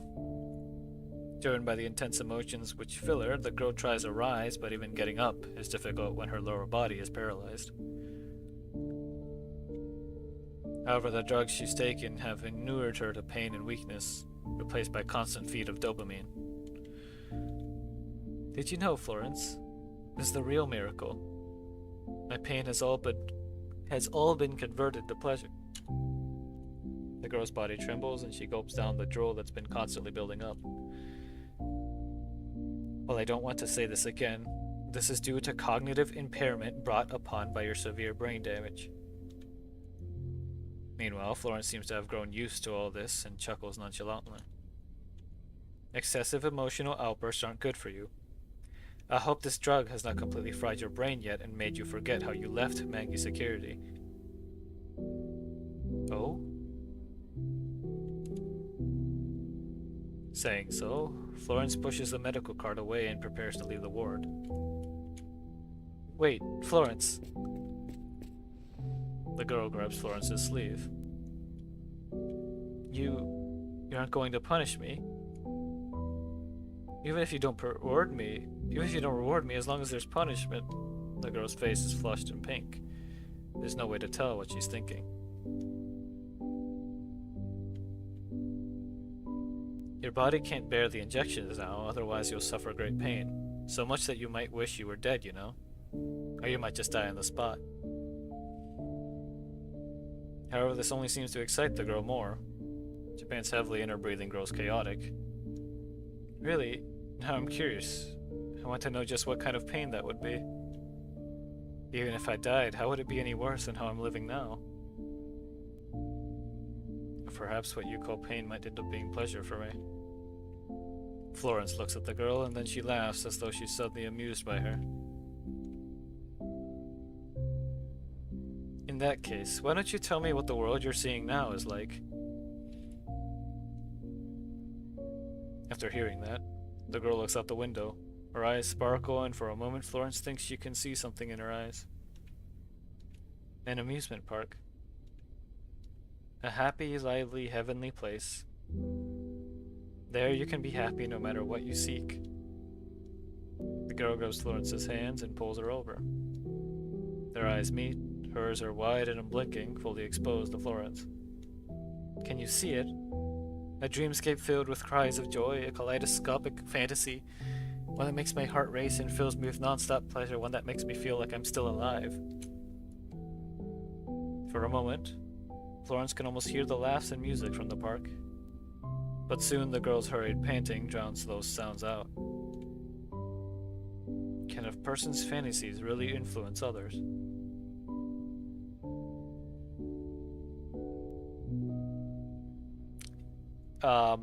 It looks like 2 of them.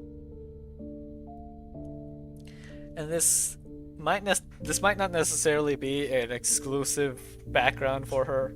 It might just be like, oh, medical place.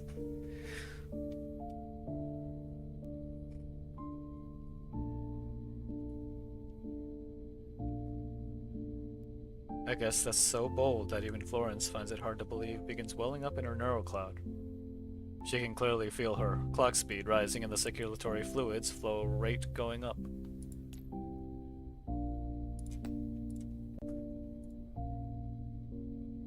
She's getting excited too, even if she didn't intend to be. In the end, Florence breaks away from the girl and turns away, leaving the ward. On her way out, she notices an amusement park stamp book on the girl's bedside table.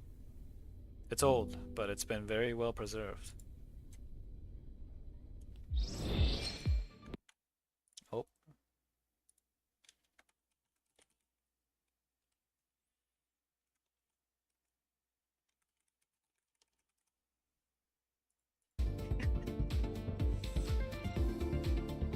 Alright, I'm gonna take a little break.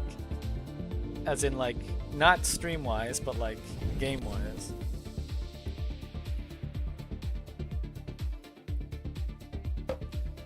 There's no way it's only 26%. What? I'm not hungry right now. I ate. I ate at the beginning of stream. But, hold on, stat book. Oh, there we go. This is where I'll take a second. I did look at this first story's blurb. It was talking about how, don't worry, it's extremely unsafe. Whoops. See, look. This place is extremely unsafe. Check the M. I did check the M's. What do you mean? Oh, in game? What do you mean you're gonna cry? Don't cry. Oh my. Okay, you know what? You know what? Where is it? Where is it? Who had it? Who had it?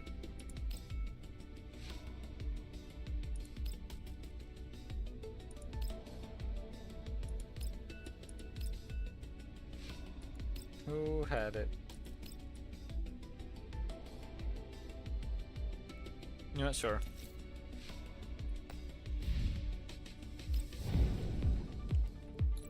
I should use this time to just go ahead and buy, which I really do like these. They're very unique skins. Look at them. They're literally, it's perfect for her stuff, which I am going to be rolling for her here in a sec.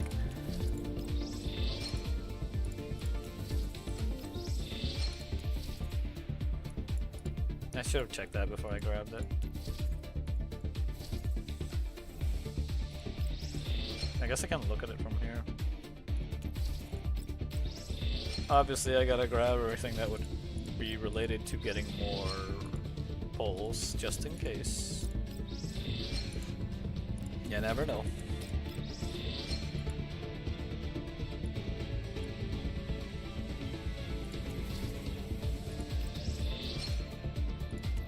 Aggressive therapy.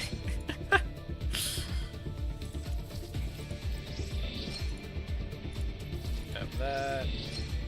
Grab these two. Oh, I can't. Okay. You know what? Let's give it a roll, shall we? It could be a fake out. It could be a fake out. It could be a fake out. Please be a fake out. Ah!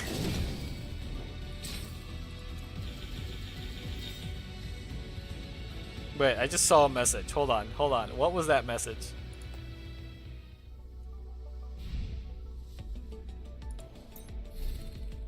Your storeroom is full, preventing the delivery of some supply. The items that could not be stored have sent you the mail. Please check your inbox and collect. Oh no!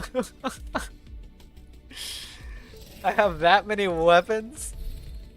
I didn't even know there was a limit to the weapon count. It's 1500, of course it is.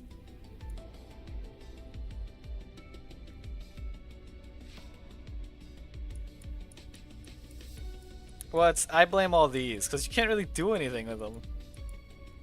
Can you dismantle weapons? You can, but what happens if you do? Wait, what are these?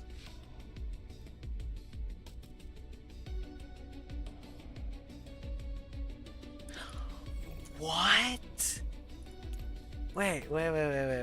Are those what I think they are? It's the stuff for this. Hold on. I wish I knew this beforehand. Okay, yeah, I'm getting rid of some weapons. I have so many of this rifle.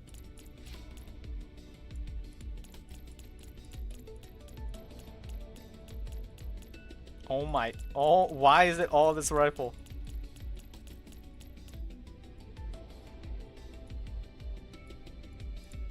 Oh, it's because these are the blues that are always available. That's probably why.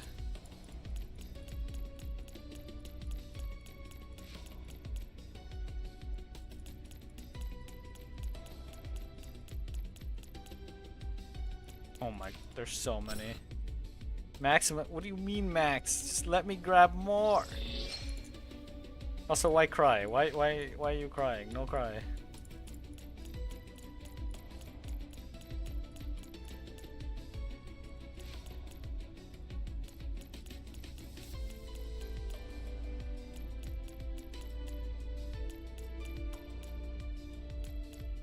Need to get rid of a lot. Unenhanced retired weapons. I don't want to really... You know what, actually, hold on. There is a way for me to make this simpler on myself.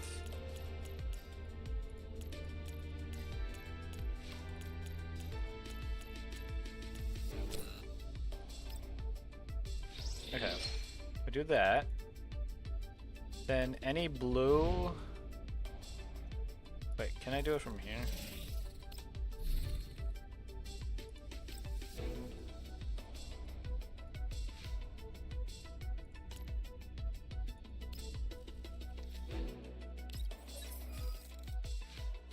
Okay, so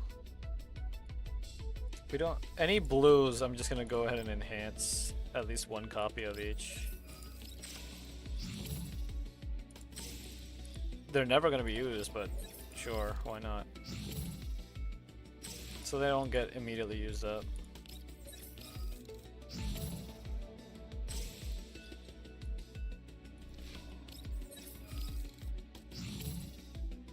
Also, there might be an achievement for upgrading a lot of, calibrating a lot of weapons. Okay, so there's one of those that's calibrated.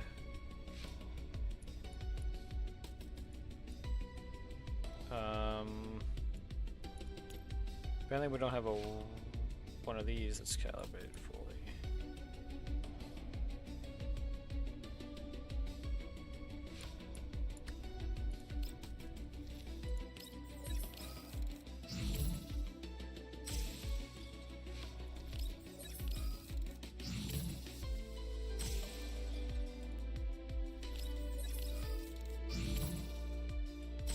I know this is taking a long time, but it's fine.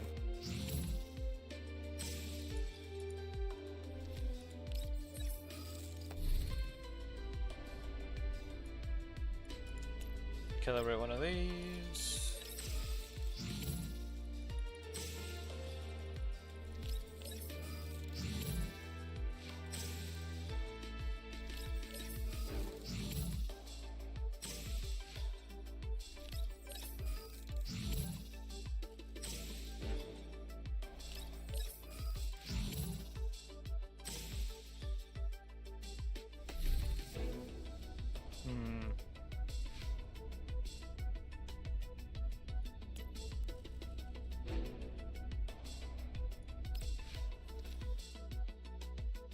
You know what?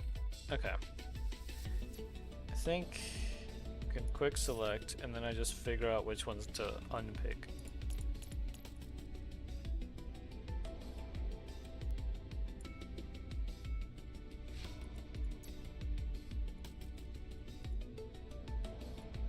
Maybe that's fine. Yeah, it's fine.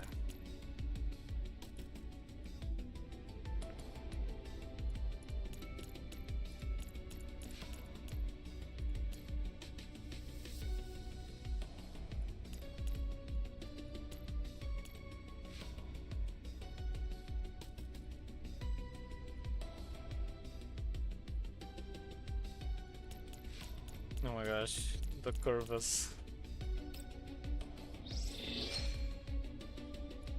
You know what? It's fine. I can just do the rest like this.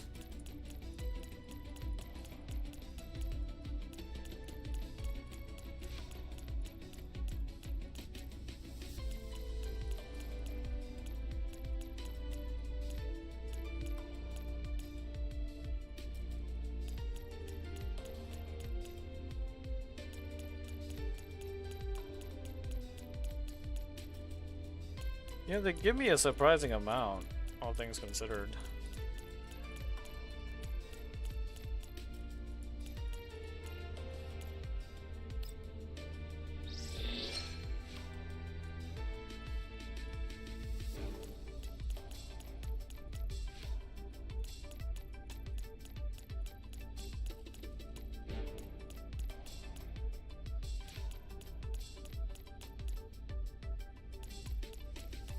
Let me do one more batch.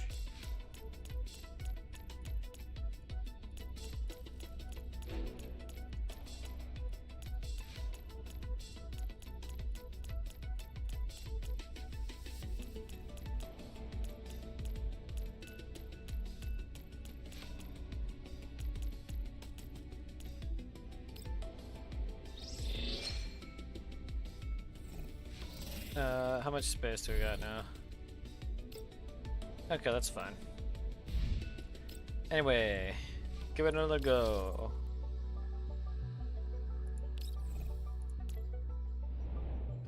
We already have this.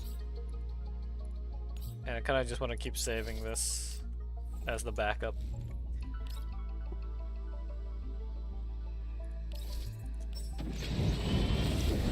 Wish me luck, Jew.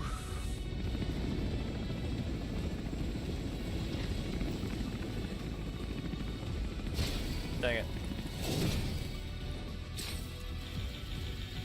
And it doesn't even give me our purple gun. At least give me the purple gun.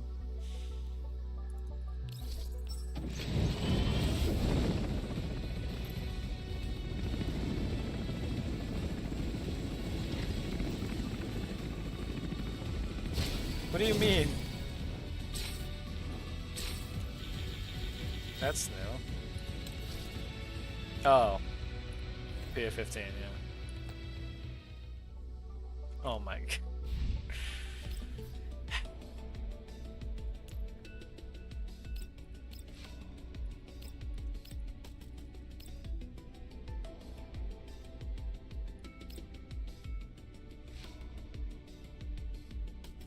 You want you get. That's what you get.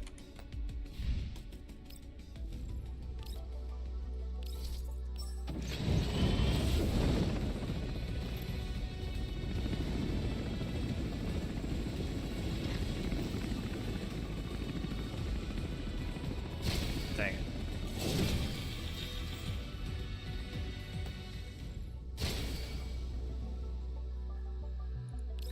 Come on, game. Come on.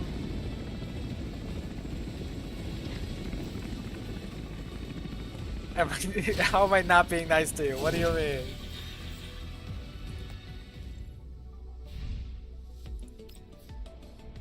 Oh my god.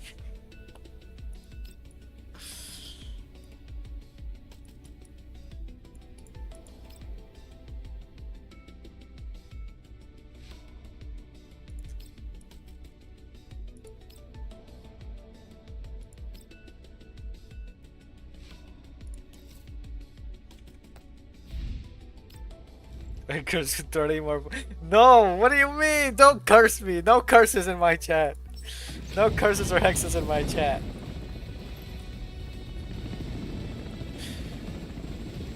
Oh. But who did I get?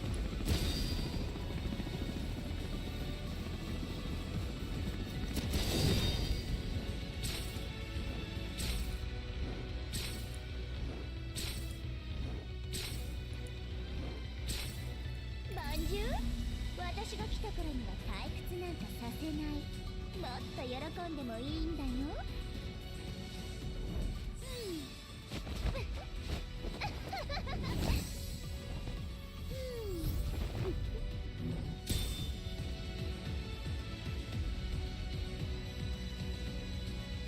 Wild.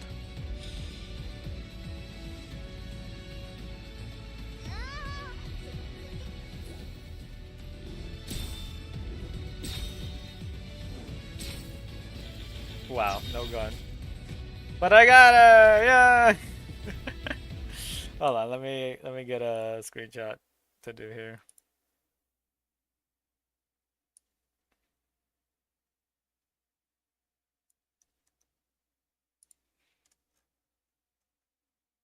I need to post this.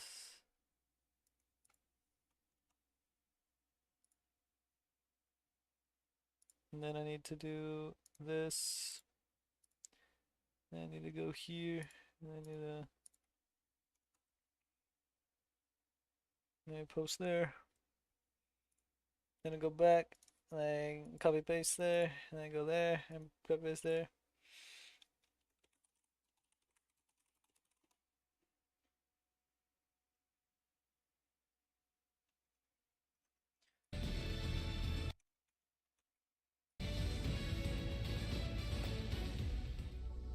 Now let me show the shop.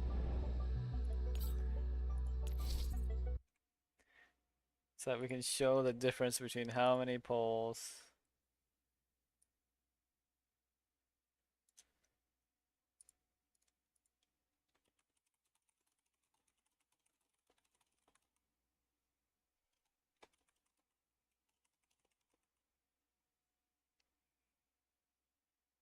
Alright, let's see. So I started at 79.90 at least, but then I did pick up a few.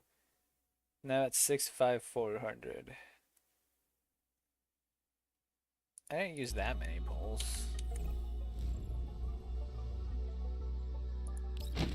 Could pull for the gun, but you told me to check why. What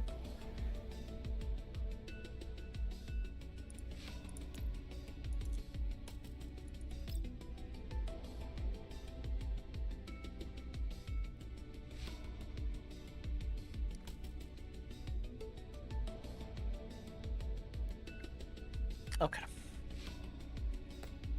You gave me a thumbs up.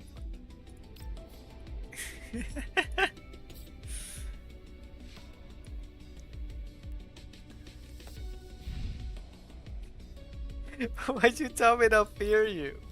Also, I'm at least gonna try to get her, like, not necessarily get the gun. Like, if I don't get it, then it is what it is. But we'll see. Actually, later. Not right now. 本音で向き合ってほしい。そんなの無理に決まってるで。 Where is she? There she is. 面白いことしてみない？ What was that? What were you doing? What were you doing there just a second ago? You have 2 guns?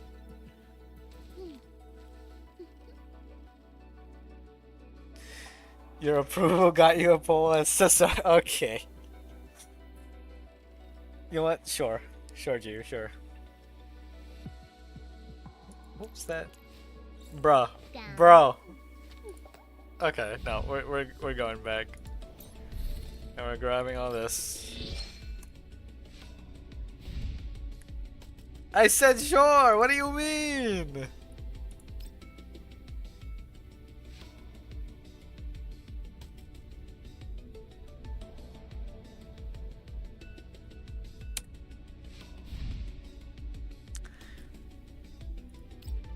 Anyway, there's frontline survivors again, because there always is. When is there not? Yeah, sure, of course it's poison. Yeah, sure, let's see. How effective is she? Oh, we still get the little... She has such short range.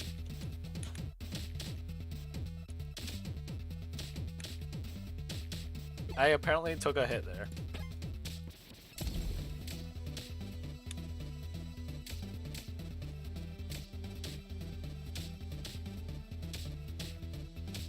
I'm missing. Immediately freaking every 200 enemies defeated myself 30 minutes. Okay.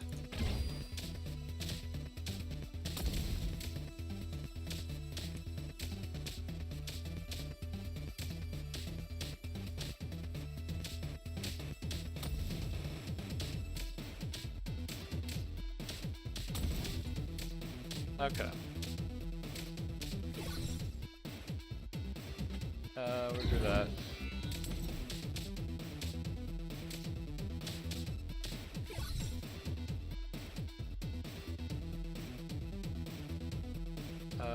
Special drivers increased by 20%. Bullets that hit enemies apply 1 stack of surprise truck.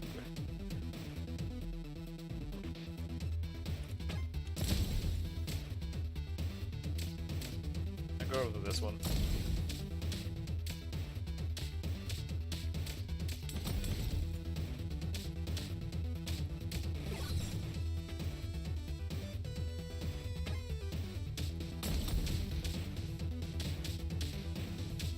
What do you mean get good?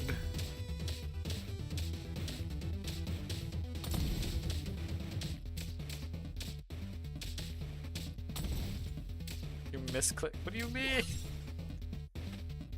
Fatal remains. Potion bottle explosion area is increased. If the potion bottle explodes, it leaves a patch of poison mist that lasts for 6 seconds.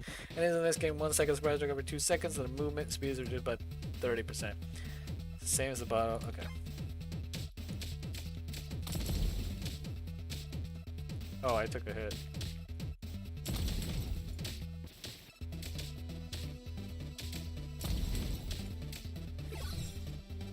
All of the poison.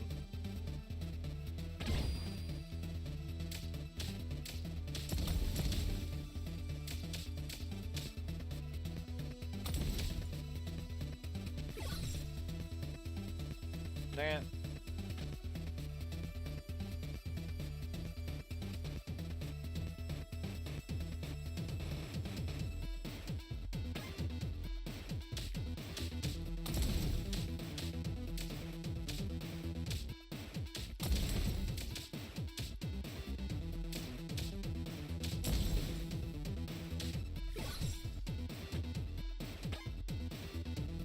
Give me more stuff that's related to the actual abilities game. Come on.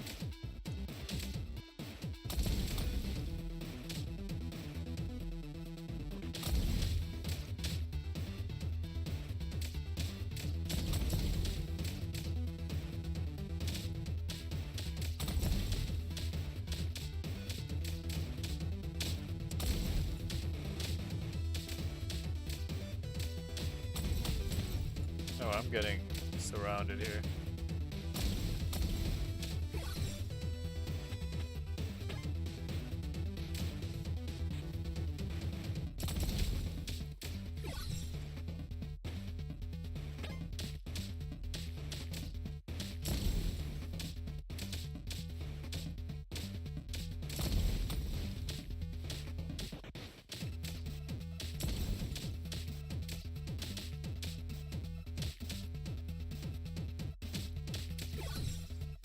Sure.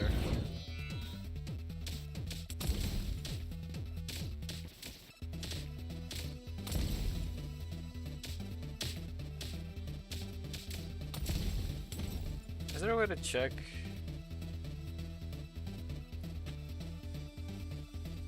Oh no, it is per second, okay.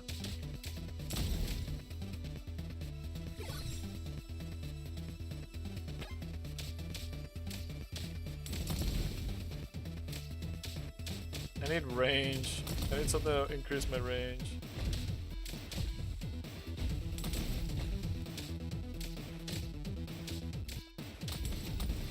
So I don't know how I got more health.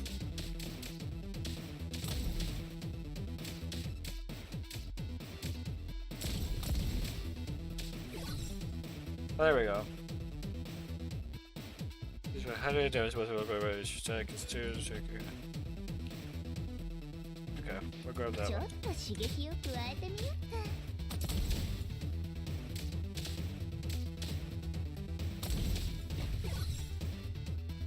So immediately counterattack duration increased to 10 seconds, the range of counters increased. Game HP for every 100 enemies, fires drag defeated, overflow HP becomes shields. That sounds pretty good. 全部注射しとくね。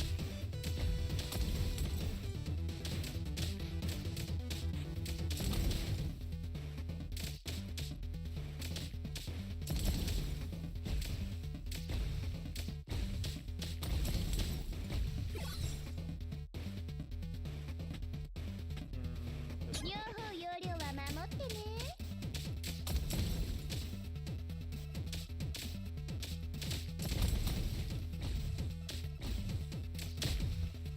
That does a lot of damage.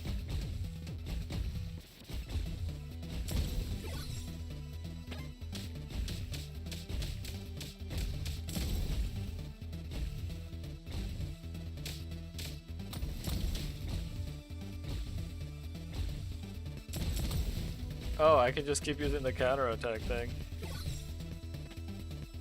Forbidden message. 夢中になっても知らないよ。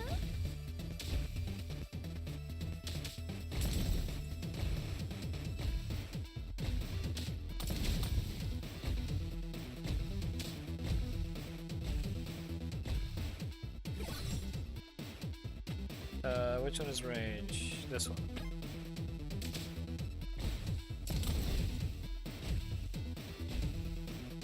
Okay, the counterattack thing becomes so strong. What is this?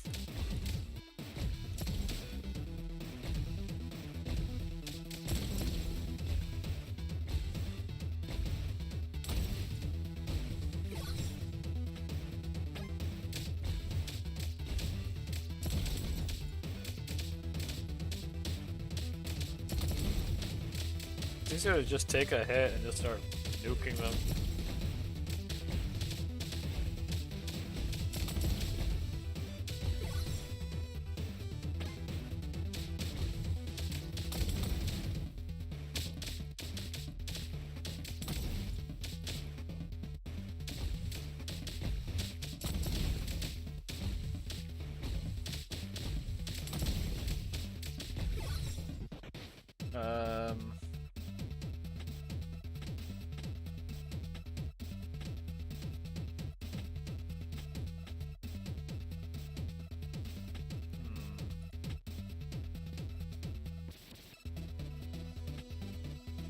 Let's do that one.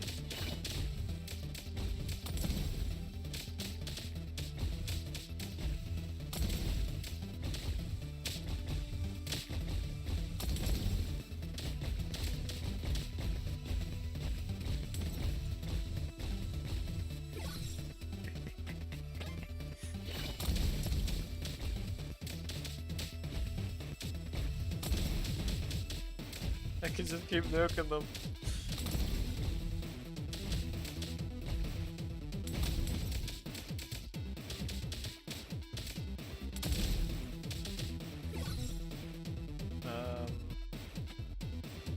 Just this.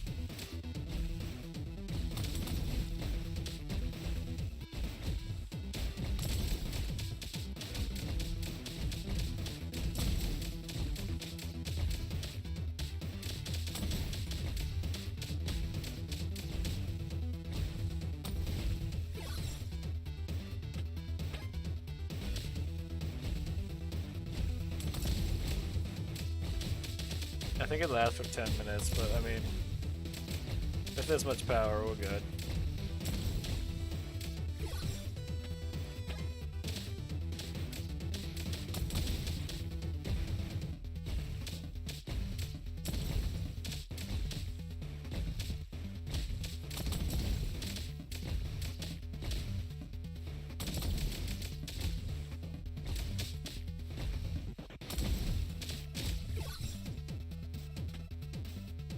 Yeah.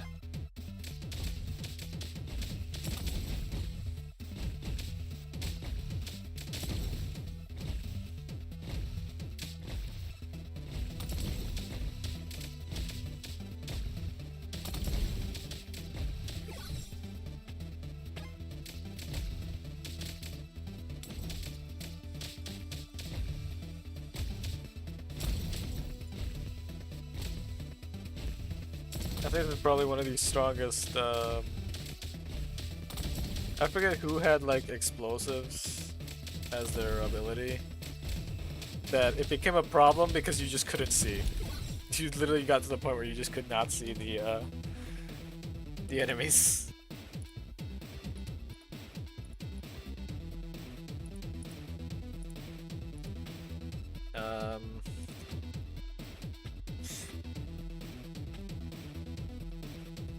Sure.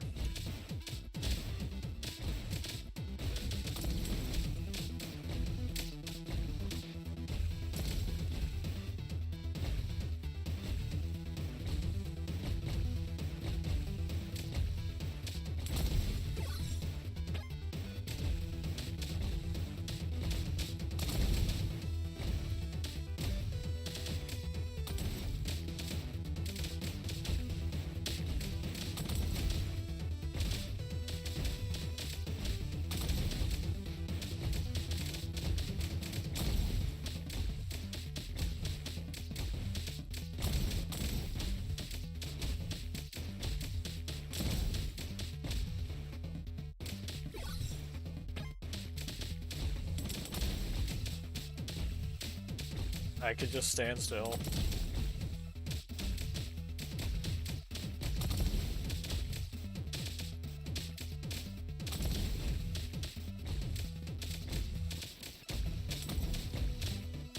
Just keep firing in circles. I can just stand still and keep firing in circles.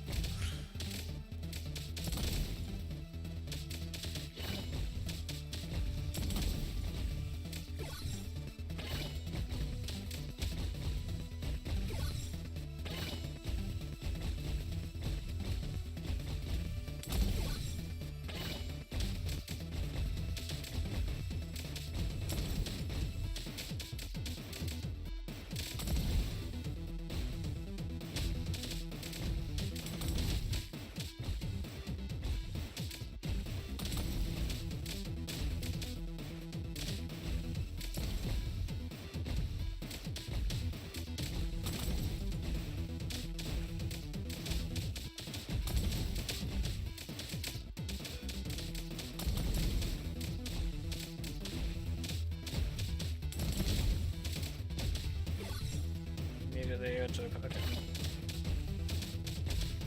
Almost done with this.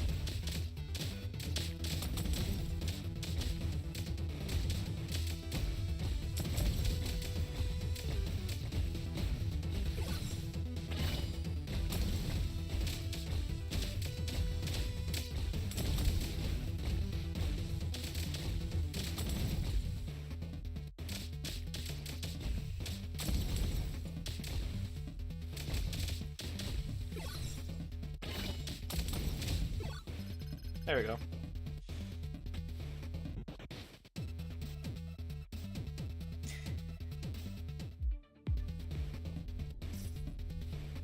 No difficulty unlocked.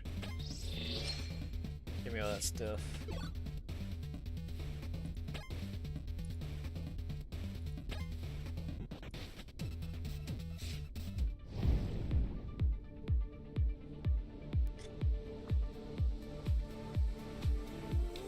Oh, my back. Ugh. Let me double check something.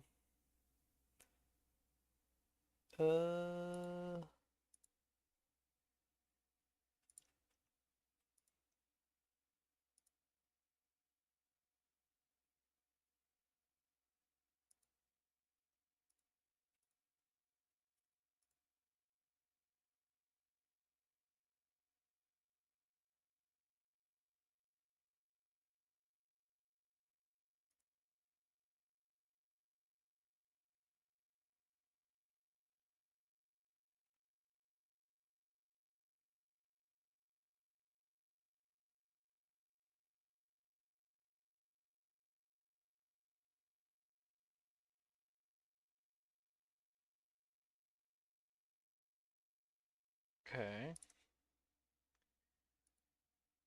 Dude, did you actually leave?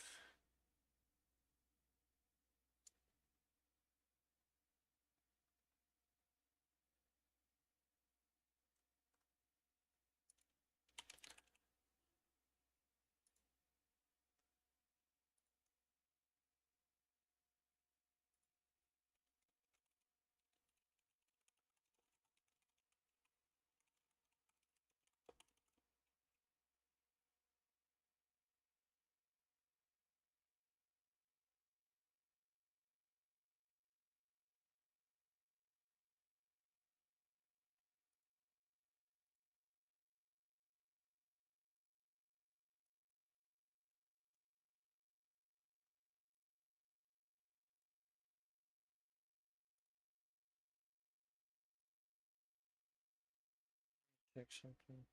That's really weird. Okay. I continue here.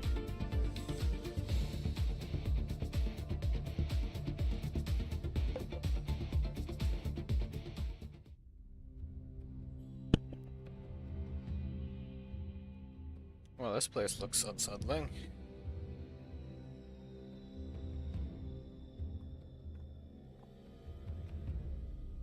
Hey. The light is too dazzling for my drowsy brain. It awakens me but also intensifies the pain in my head. You're awake at last. I open my eyes and see Florence before me. Look at me with a concerned expression on her face. This scene feels very familiar. Unfortunately, I have a splitting headache and I still remember what she did just now, so I can't bring myself to be as close to her as I was just now. The procedure was very successful, but complete recovery will take time. Procedure? Like what, a surgical procedure? There's a scalpel on the table beside the slab, along with a slew of medical devices whose purpose completely eludes me. I had a pretty good idea of what Florence did while I was unconscious. I tried moving my body, and fortunately, everything seems to be working fine. What did you do to me? What else could I do? I'm a medical doll, all I do is provide treatment. Also, I made sure to hold myself back even when looking at your sleeping face, Commander. Or are you saying you wanted me to do something to you? The headache flares. No. Speaking of which, what exactly did I need treatment for anyway? It's true that she's been giving me plenty of treatment since I came here. First it was feeding me medication, then jabbing me, now it's full-on surgery, and she's even treating it like some kind of reward. It was to fix your brain problems, of course. At the very least, I had to make you remember me, Commander. She laughs and draws closer to me, radiating goodwill. For a moment, I'm brought back to when I first met her, and all the cruel things she did seem utterly unrelated to her. Well, did you have a dream? Sort of. Out of my temples and the piercing pain banishes the fog in my brain for a while, allowing me to instantly recall what I saw in my dream.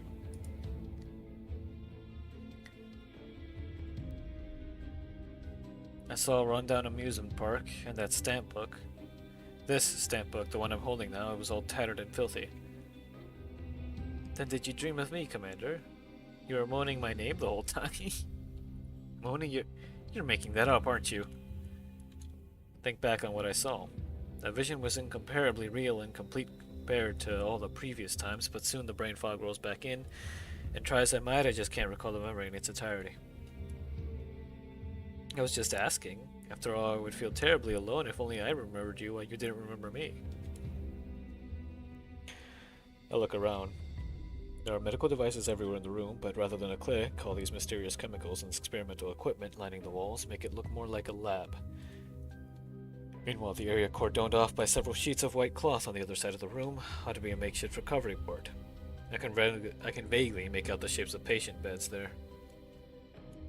What are you looking at? I don't know if she's worried that I found something, but Florence suddenly thrusts her face into mine and blocks my line of sight. Where is this place? I decide not to ask about the cordoned area directly and inquire about something else. It means that this doesn't look like in the amusement park, and there are no other guests here. It's the manager's private clinic, of course. One of those so-called employees only, no visitors allowed areas. So was your room.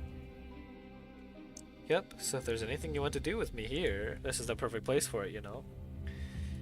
A perfect place? Absolutely nobody's going to find us here. She fixes me with an earnest gaze like she's trying to send some kind of message to me. What could she possibly be getting at? I'll pass. When does the next round start? After thinking briefly, I decide to head to the next attraction instead. I need to learn more through playing the game, so hanging around here won't help. Won't you stay a little longer? It's been so long since we shared a lovely tubby world for two. You're in such a hurry to leave right after completing your surgery. Take care of your body, okay? Definitely not. Looks like you're more anxious than me, Commander.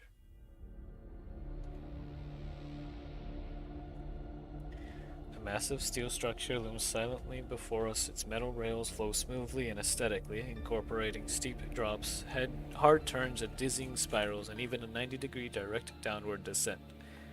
Gleams with a metallic sheen in the sunlight, resembling nothing so much as a tangle of barbed wire. Even the launch mechanism is designed to look like some vast ferocious beast with its distinct and sharp angles. Not hard to imagine what kind of sound its engine will make. Commander, come look. This is our most exciting attraction, the Heartbeat Accelerator 9001.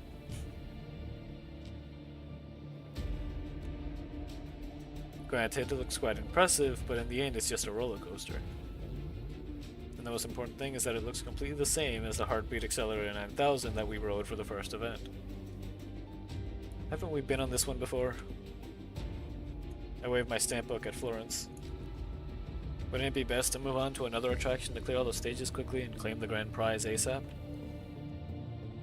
What are you talking about, Commander? We haven't gone on this one yet. You mustn't clear the stages out of order, you know. Florence looks at me in surprise, like I just said something strange. What do you mean, haven't gone on this one yet? Do you really think adding 1 to the number makes it a brand new ride? I look around, trying to see if anyone else around me agrees.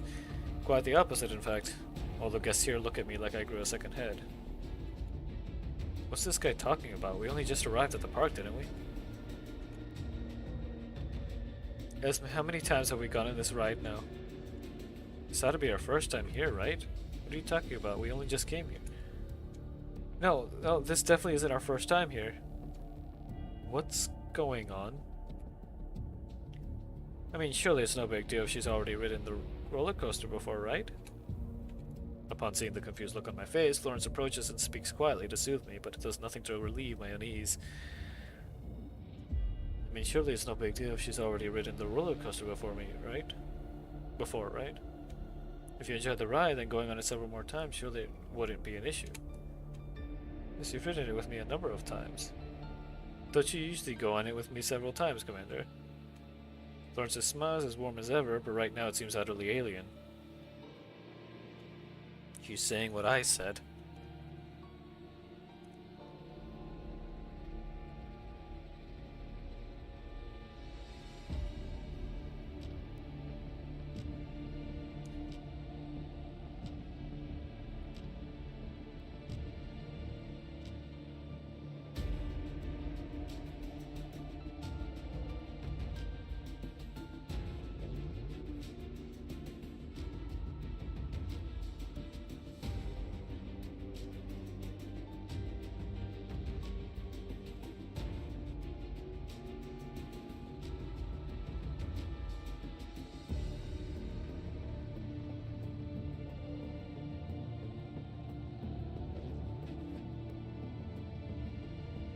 Give me a second.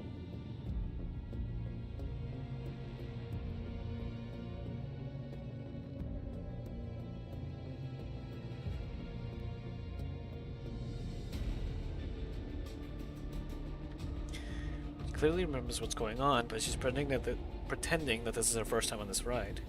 What's Florence's game here? Now then, take your seat, Commander. Hurry.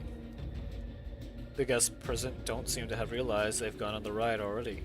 They excitedly board the roller coaster like it's their first time. Dubious, I follow suit. Now then, your seat is here, Commander. Even my place is the exact same as before. I look around and the others are in particularly the same seats as the first time round. Meanwhile, the seats of the people who have vanished are naturally empty. Suddenly my thoughts are interrupted by an abrupt glare. Pauline is looking at me.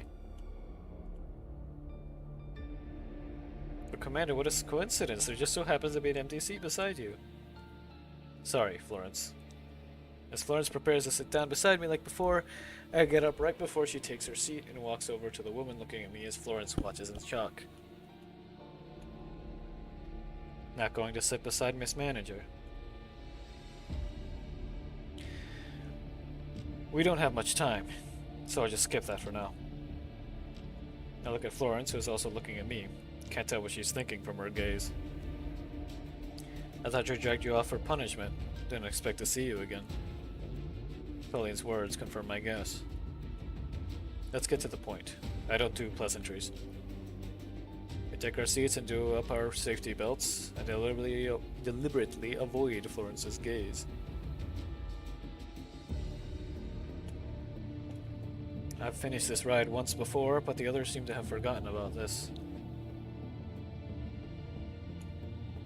Is that all?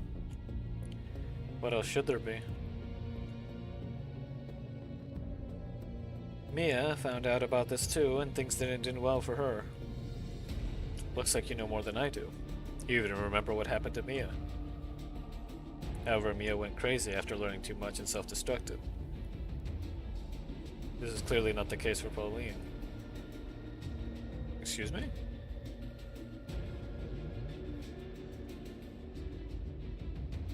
Why are you alright? Are you that eager for me to die? I mean, I just want to soak up some experience for protecting myself.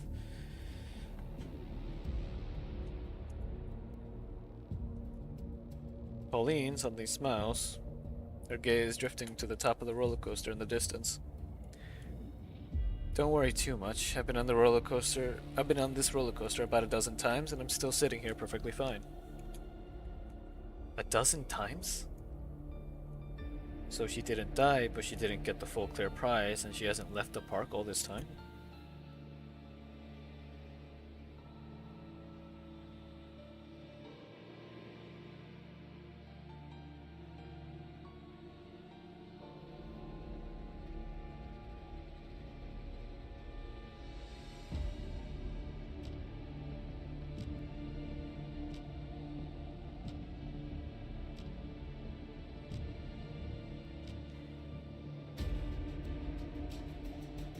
Well, I don't know the exact number, but I don't remember anything from more than a dozen loops ago. It's as though she can sense my confusion, because she speaks in a cool, calm manner like she's talking about the weather.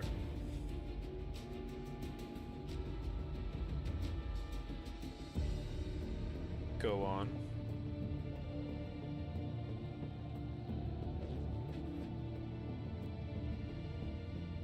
One day, during a certain reward time, I began to recall what happened before I came to this park. I slowly realized what was going on. I'm not the only one. Many people have begun waking up too. What? So does that medicine really fix the brain? After suspecting Florence for so long, I'm suddenly at a loss for words. Was she really just giving us medical care? And is this looping amusement park just a psychiatric ward for treating mental patients? Then why is it that everyone, myself included, has fuzzy memories? And that was when the real nightmare started. Pauline seems to have anticipated my reply because she continues. We began going on the rides in order to chase these brief moments of lucidity, and as a result we began actively playing the game. That was when the stakes for the attractions began going up, when lives began to be lost. Do you not want to leave this place? Pauline shakes her head. It's not that we don't want to, but we can't. Haven't you realized it yet? There's no way out. What's really strange is that the exit seems to have vanished after you came here. I can kind of guess how she did it, probably another form of drug. As you can see, that manager is very good at this sort of thing. The drugs damaged our brains, making us see something that isn't really there, and keeping us from finding the way back. When you refuse to play, you will get your reward. Then your memories become hazy, which makes it even harder to find your way back or even to remember why you need to escape in the first place. But even after playing for so long, I've never been able to truly find a way out of here. That's the other reason why we can't escape. The reward is like a drug, which eases Pauline and the other symptoms, but it also makes them dependent on this place. Florence's drugs, syringes, and that procedure of hers come to mind again. Is this why you're remaining here, even after learning all this information? Not entirely. I know how this park works, but I also know that I deserve to be here for what I've done. Pauline mutters quietly, then smiles again. Is it related to your job? If I'm not wrong, you're all truckers from Mega Security. I can't say. You're EP? Then just lie down and rest you. Oh. Hold on.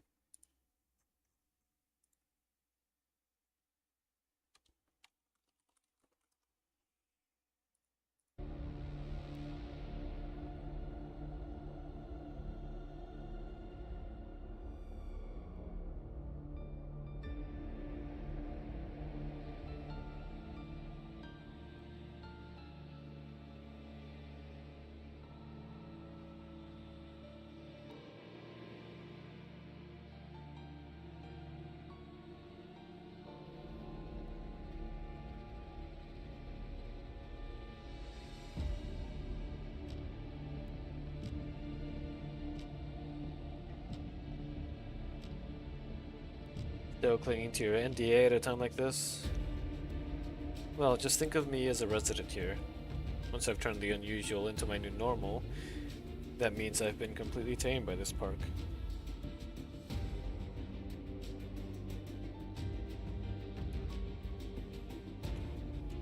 All I can tell you is that the clear prize or whatnot is a lie. The moment you come here and the main gate vanishes behind you, you will never be able to leave this place. As for that manager, I should have realized it earlier. She's the one controlling the poison and medicine both. She's using them to make us dance in the palm of her hand. There's no way we could leave and no way she'd ever cure us. If you don't believe me, check that stamp book you're holding.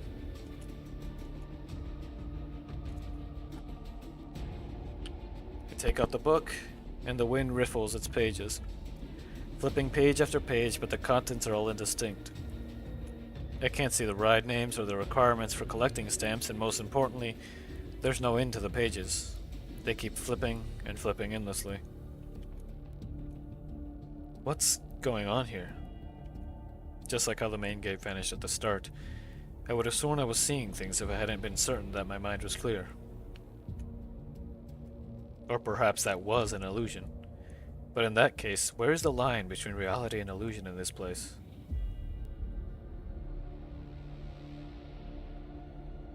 So if all this is a lie, then why are you... No, why are we trapped here? There's no point to all this.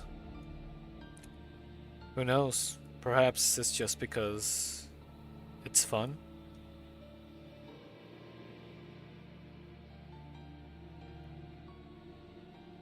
I look where Pauline is looking. Florence is smiling sadistically as she starts the roller coaster up. Why are you telling me this? Even the most exciting game becomes boring after it turns into a routine. I'm just tired. In the next moment, we are plunged into the pitch black tunnel. I hear the same sounds of flesh tearing like before, and the air once again turns damp and sickly sweet. What do you mean goodbye? No, no goodbye. Don't freeze.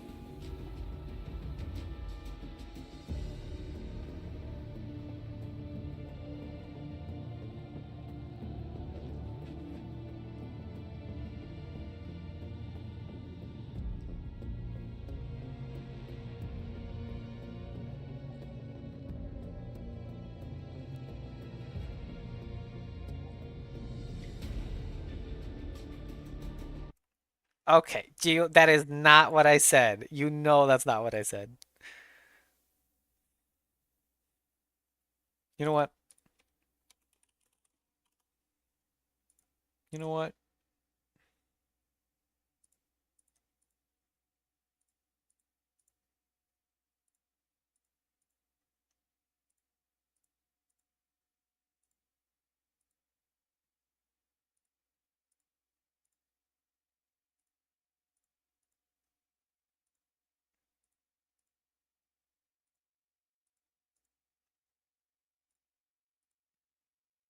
That's what you get.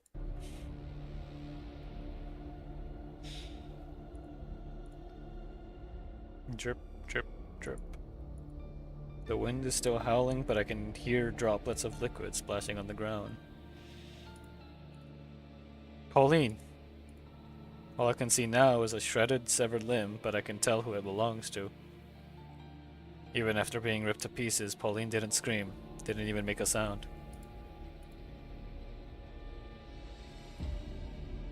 Commander, maybe you should take care of yourself before worrying about her. Florence has moved up to me without me noticing. A cheerful smile on her face. Behind her, the gore-soaked costumed clowns are capering around and playing with brightly colored balloons. You don't have to worry about that.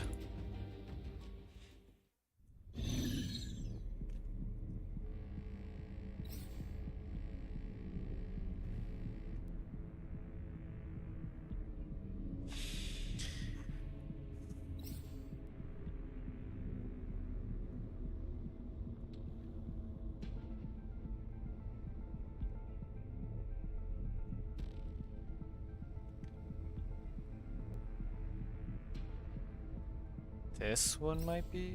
I think it's just barely off.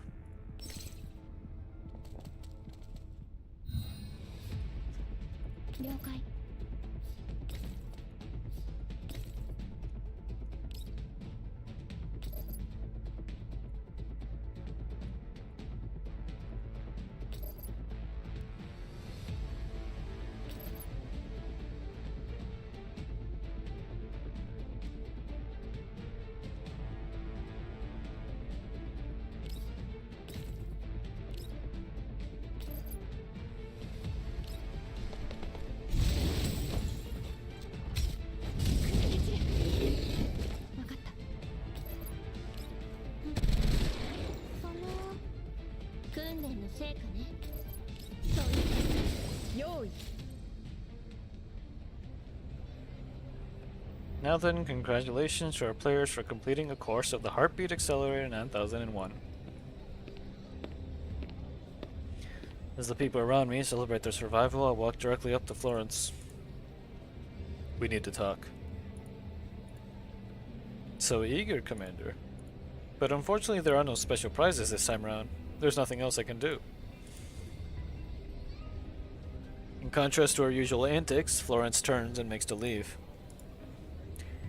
Dropping the act now, I open up the stamp book and throw it in front of her.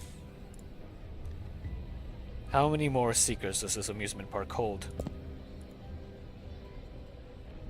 Take a big step forward past Florence and block her path. Going on rides over and over again, losing our memories, never getting the clear prize in this game is nothing but a scam. And people have died for this lame scam. Forceful, aren't you, Commander? Let your success maybe even more. Answer my question. However, the world fades into a blur before my eyes. What a shame. I haven't gotten this hot and bothered in a while, but you folded so quickly. What did you do? This is just because you were too hasty, no? After all, you did just undergo a medical procedure and haven't finished recovering yet. You shouldn't have gone on such an exciting ride in your current state. Florence reaches a hand out and waves it in front of me. See? You can't see anything anymore. Is that so? My vision steadily returns, but by the time it resolves into clarity, the scene before me is completely different. Just like the illusion from before, I'm seeing that ruined amusement park again. This time, however, every detail is rendered in incredible clarity, to the point where it doesn't seem like an illusion at all. That's right. This is the place. I remember everything now. So it really is an amusement park. Are those people in the black current all hidden here? Black current? 作戦終了。帰ろっか。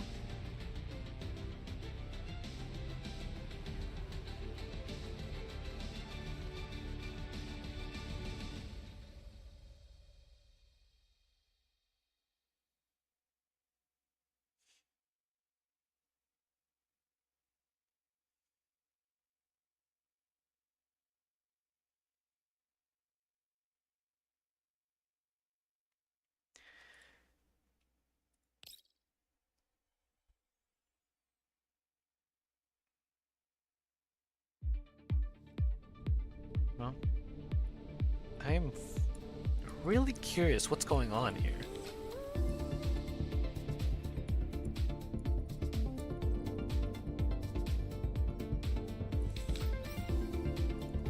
I also wish it was voiced, and I could not be talking so much. I remember everything now, though, so... Dear Commander, guess who I am? This way of speaking, don't tell me it's... Who let this junk mail pass the filters again? Wait, don't delete this so soon, Commander. This time it's really important. It's different from all the previous commissions. A shipment of goods from Mangi Security went missing along with the personnel accompanying it. Can't they handle it by themselves? Since when did they need a bounty hunter like me to wipe? Not interested in dirtying my hands with their affairs. You're probably about to say no, but hold on. Leaving aside the payment for the commission, I promise that finding them before Mangi Security does has only upsides for you. Oh? I have to admit, this is quite appealing. And if I'm not wrong, the shipment probably contains something of great interest to me. I've already sent the location and important files over. Oh yes, this mission is a little special, so don't bring your dolls along. After all, we haven't seen each other in a while, so let's keep this nice and intimate, shall we? In any case, I'll definitely take responsibility and keep you safe, Commander. Plus, the payment is redacted, you know? Of course, and the most important thing is the extra bonus payment, namely my... What the hell kind of scam did she get caught up in? Well, I know exactly who made this commission, it still looks like some kind of new scam.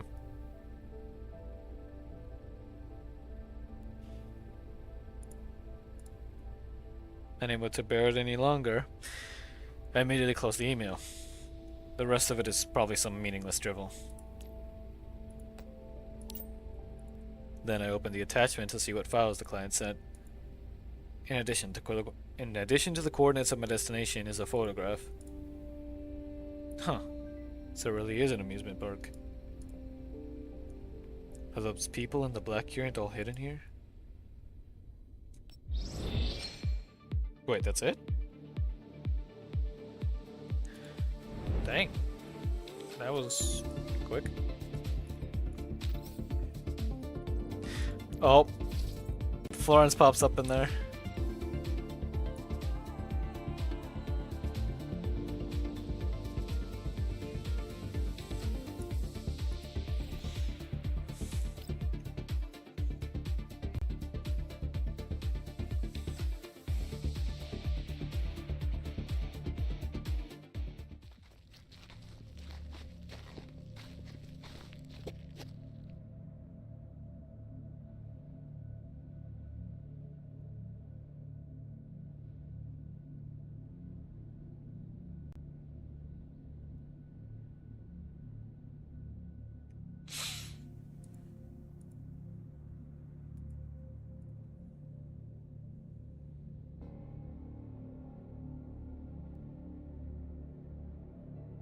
Give me a second.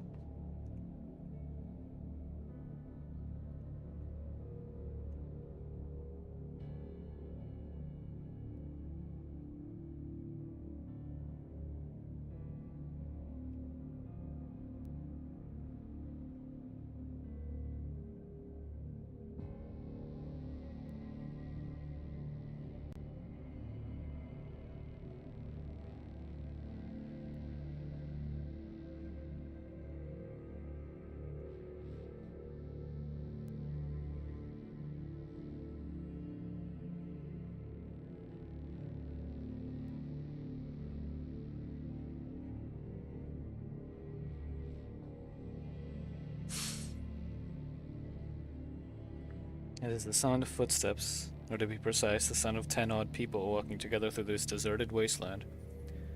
Clearly they have been here for far too long. Their clothes are tattered rags and their frames are emaciated.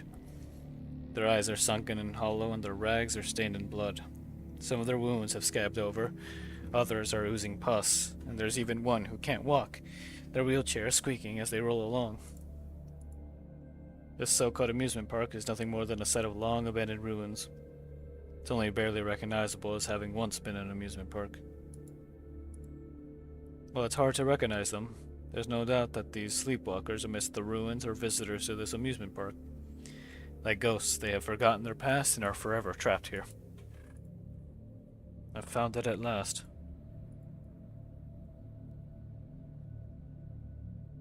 Dear guests, thank you for waiting. And now our next attraction, Sweet Startling Night. Florence's infectiously enthusiastic voice spreads through the air. And these aimless wanderers look like they've received some kind of command, because they all slowly gather in the building behind Florence. It is a building that is neither scary nor filled with the park's spirit. All it has are discolored walls and a metal plaque above its entrance that looks like it's going to fall off at any moment. Meanwhile, Florence is happily explaining the building while these guests who are prepared to enter it eagerly play with the park's attractions. Over and over again, the ride never ends. Now then, since time is tight, let's hurry up and... I'm out. Countless vacant eyes turn to look at me, just like they did to Mia. I keep messing that up. Just like they did to Mia, when she tried to stop the other guests from boarding the roller coaster. Meanwhile, these guests come to a halt as well. I can hear them whispering to each other. Well, there's nothing for it. You do realize that even if it's you, you'll have to be punished for interfering with the games, right, Commander? As Florence says this, she gives me a meaningful look. I believe I can understand what she's trying to tell me. Keep talking. You know, I just thought of something very interesting all of a sudden. When you're walking on the street and see many people looking at the sky, what would you do? Look up and see what's in the sky? Even if there's nothing there, there's a subconscious peer pressure effect generated by this collective behavior that will make you think something is there. At moments like this, adding in a tiny little variable can fool your brain into thinking there actually is something in the sky. Even make you believe fervently in some non-existent miracle. Just a sec.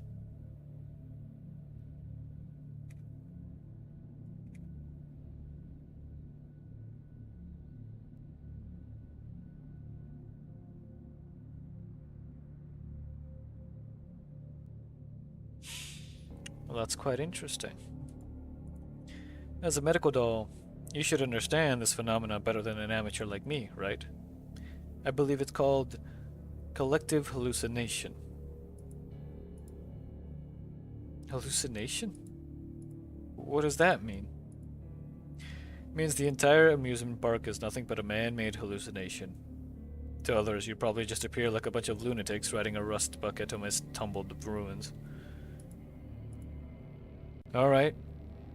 Up until just now, I was part of these lunatics, but fortunately nobody came.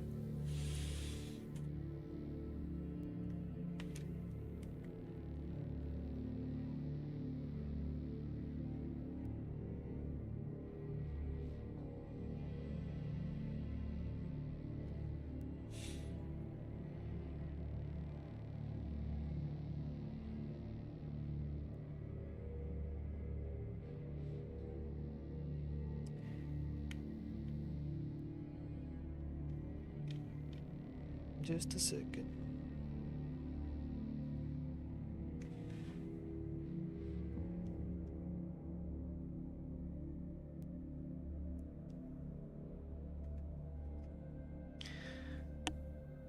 Alright, up until now... No. Alright, up until just now I was part of these lunatics, but fortunately nobody came. So we're all seeing the same thing. Even communicating with each other without any impediment? Is that even possible? What do you think, Miss Medical Doll? Who knows? But perhaps I could do it? Have some faith in yourself. You already did. The critical variable in pulling off a collective hallucination might be anxiety and stress, or the rate of spread achievable in an enclosed area. You, on the other hand, probably used something that was quicker and more convenient. Drugs.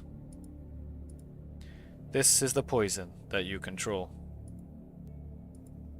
Feels like you're putting me on trial. How exciting. You should know about Eudes better than me. I just knew you were familiar with that drug too. But unfortunately, not even I could get that much Eudes, even after all, I'm just a frail and weak medical doll and I definitely wouldn't be able to kidnap all these people. You probably couldn't get Eudes directly, but for something else it might be possible. If Nikita's intel is correct. I knew it was involved with Nikita!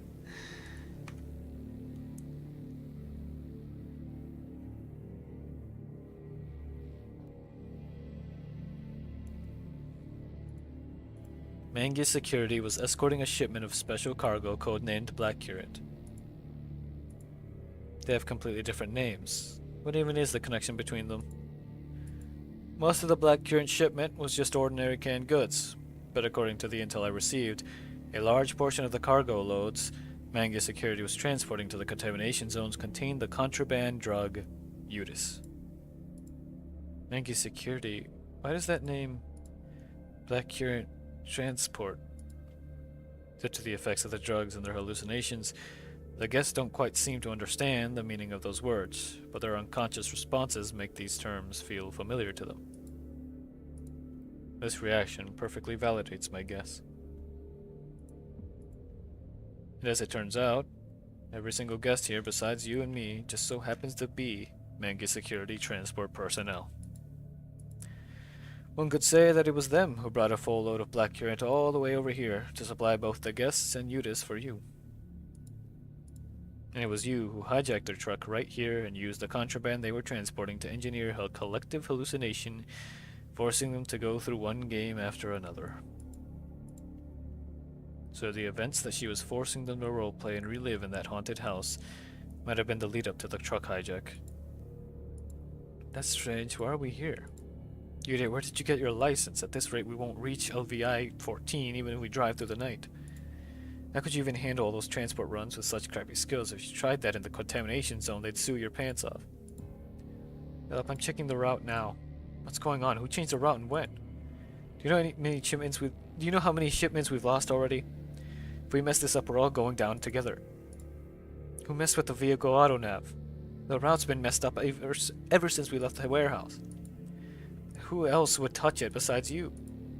It's my fault. I'm sorry. I messed up. I messed everything up. Explain, why is it you? What are you doing here? No wonder they were so scared. After all, moving a block current shipment of that scale was not an ordinary assignment. In addition, they were already panicking from messing up the assignment. Combined with the large dose of Eudice you gave them, it's no wonder they became putty in your hands.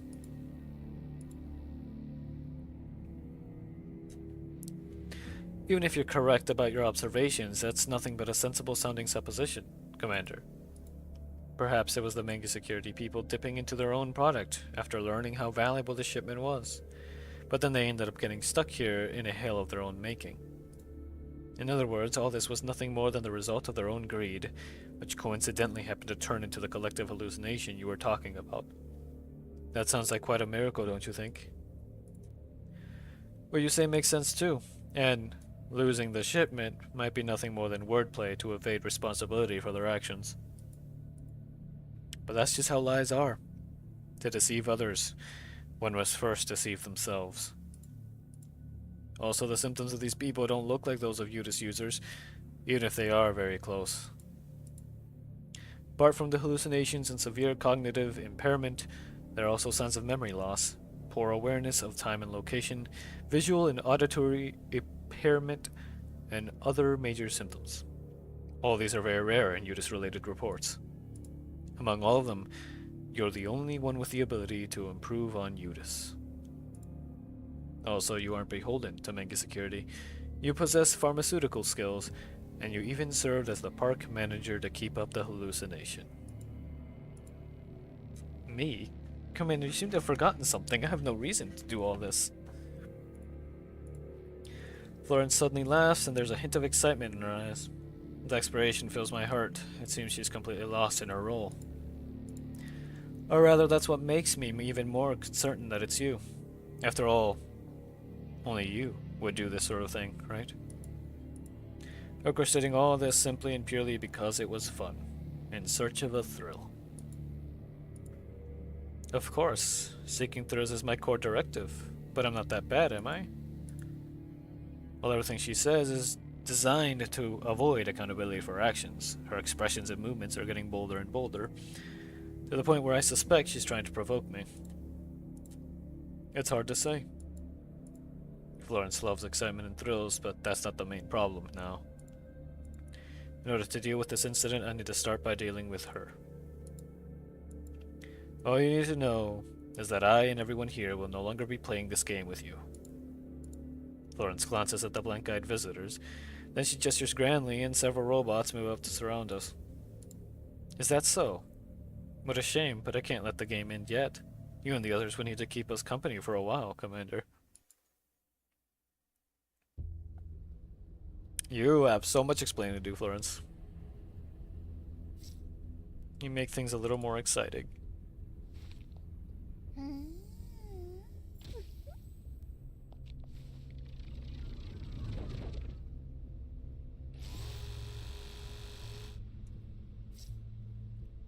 It's time for your correction.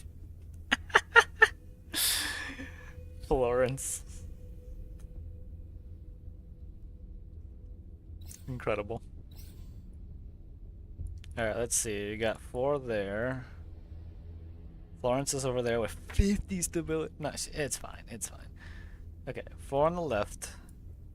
Above is 6 units, and that looks like that's all.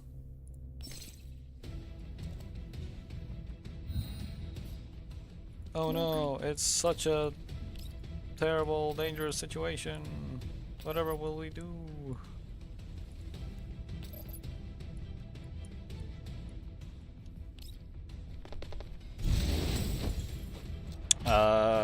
Nuke. And there go the majority of the enemies. And wow. To actually survive that is kind of wild.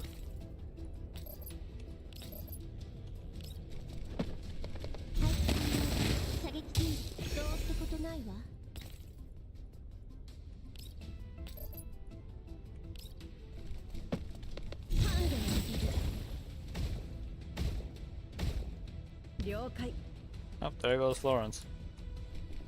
That's just one more unit. It's a little too far away for me to deal with right now. Oh, I put on a shield! You know what? Shield doesn't matter.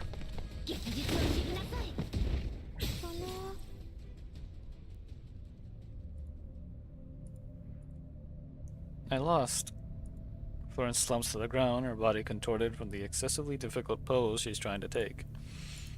She lifts her head in excitement, her cheeks flushed in a suspicious red. Congratulations on completing Thriller Wonderland, Commander. Playtime at the pretend park is over. You can stop talking like that now. Don't be so hasty, Commander. Why not finish the punishment round before claiming your grand prize? However, this time I'm the one who'll be getting punished.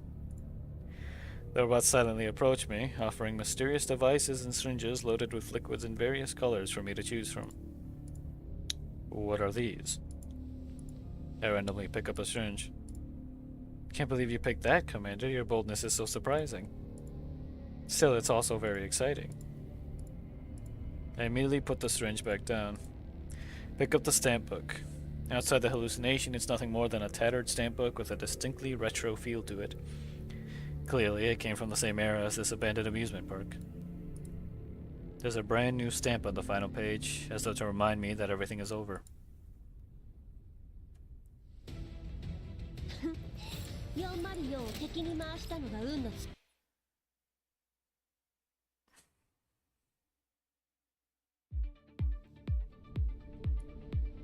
Interesting. I hope we get an explanation.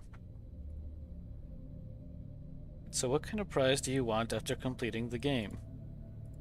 Florence still seems to be immersed in her park manager role, which comes off as a little bizarre. I hand the stamp book over to her.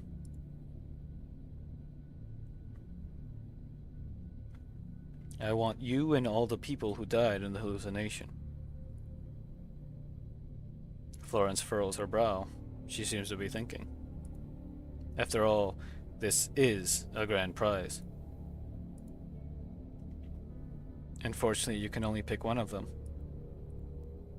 You may have beaten me, but the respective hallucinations are still going on.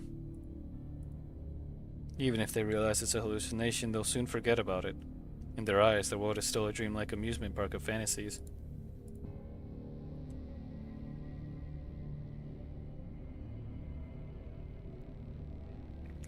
There's a fine line between poison and medicine. After hearing what Pauline said, I'm wondering exactly which part of what you provided was poison and which part was medicine. And my guess is that she hasn't dosed them with the approved Utis for a long time now. Otherwise, there wouldn't be so many guests going crazy. My recovery, that was probably because of Florence's somewhat theatrical treatment. It wasn't just me. Pauline, Esme, Yuri, and the others, everyone who claimed a prize regained some of their clarity. If all she wanted was to trap them here forever, then tending to their bodies and minds would be important. But she'd also have to top up the improved Utis. But the truth is, everyone would have steadily learned the truth during the games, even a case like Pauline's. What's happening now is not normal. And besides, thanks to you, my head is fully clear now, and I remember exactly what kind of person you are. You were the one who treated me, right?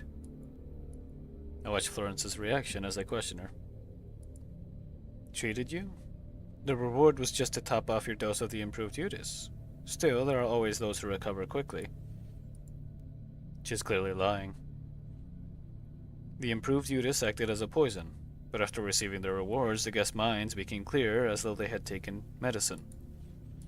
But if she really was the owner of this park and the architect of this entire scenario, then why would she need to lie about this? Truth be told, she's done far too many things that weren't strictly necessary. I see. Looks like things are as I guessed.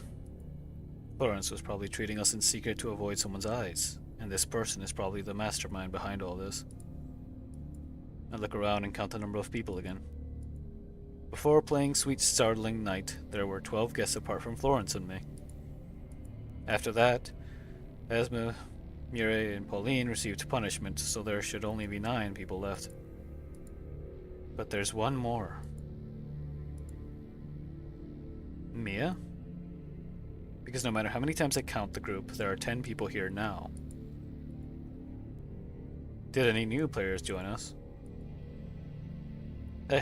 I wouldn't have been able to stay with you if there had been, right? After all, I'd have to guide the new additions around. I nod. Florence has no reason to lie about this. In that case, the only explanation is the dead coming back to life. Where are the people who died in the game? You've already seen them, Commander. Albeit through a veil. She must be talking about that makeshift clinic where Florence was performing her surgery on me. She'd even blocked my line of sight back then. Are they still alive? They're mentally scarred, but otherwise fine. However, their brains still think they're dead, even though it's just a hallucination, so they won't wake up for a long time. Which means they aren't really dead. Is that right? Alright, and Fleur. Mia, Fleur, Esme, Mireille, and Pauline. After I find them, I see all 5 of them have received treatment from Florence and they're slowly recovering from the symptoms. I remember what Pauline said about people only starting to die in their eyes after a certain point. Did anyone else die before this? Florence shakes her head. That narrows things down. I think I know who it is. Only one person could have done this. So it wasn't any of the quote-unquote players.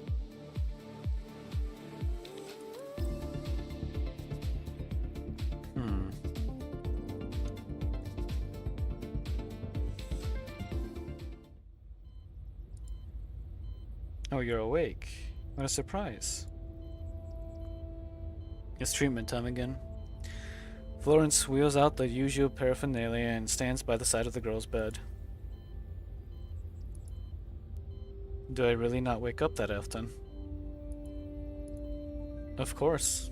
Also, judging from your vital signs, it seems you didn't consume any Udis today. Florence performs a routine examination of the girl and reads off her parameters. It must have been hard for you to resist the urge, right? As Florence prepares to administer the first of the treatments, the girl shakes her head in silence. Hard? It must be harder for you, isn't it, Florence? After all, you've been caring for me for so long, and yet my body remains like this. The less you think about that, the easier things will be for me. I can heal your body. In fact, I've cured a lot of exotic illnesses in the past. But there are exceptions to everything, aren't there? Rather than waste your time on someone beyond help like me, why not use your efforts on something else? You do realize I'm not doing this for free, right? I'm hardly a philanthropist. Are you talking about how I helped repair your frame? Well, aren't you a grateful doll? I did it because it was convenient and it fell within my field of specialty. You've been helping to care for my frame all this time, right? And I might as well help you care for your body too. And besides, I'm curious about diseases and symptoms I haven't seen before.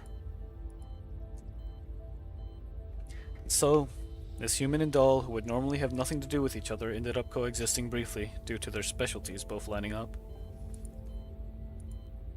That's true. After Florence checks her syringe, she pumps the plunger to get the air bubbles out, flicks it to remove any stray droplets, and drives the sharp needle into the girl's skin. Florence, would you like to go with me? To an amusement park, I mean. It's the first time she's asked Florence this question, and it catches her off guard. Florence ponders what it could mean, whether for good or ill. The girl grabs Florence's hand mid-injection. You know I love amusement parks. Oh yes, I almost forgot. You know them better than I do. I can't live without you. Once you make a full recovery, I'll take you to one. You're lying. You're lying to me, aren't you? But it's alright. Even if you're always lying to me, I'll always welcome you to my park. Florence, I'll be bringing you to my amusement park soon. Something's wrong. A strange feeling suddenly rises up from the depths of Florence's neurocloud and spreads through the rest of her body. This should be an ordinary conversation, but in that instant, Florence finds that she is frozen solid. No, she's not frozen. Rather, she can't move. It's as though Florence is broken down, and no matter how hard she tries, that hand of hers is frozen halfway through depressing the plunger of her syringe. And it won't be just you.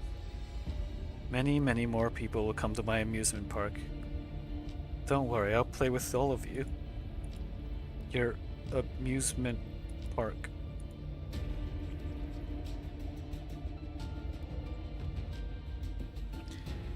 It isn't just her fingers either.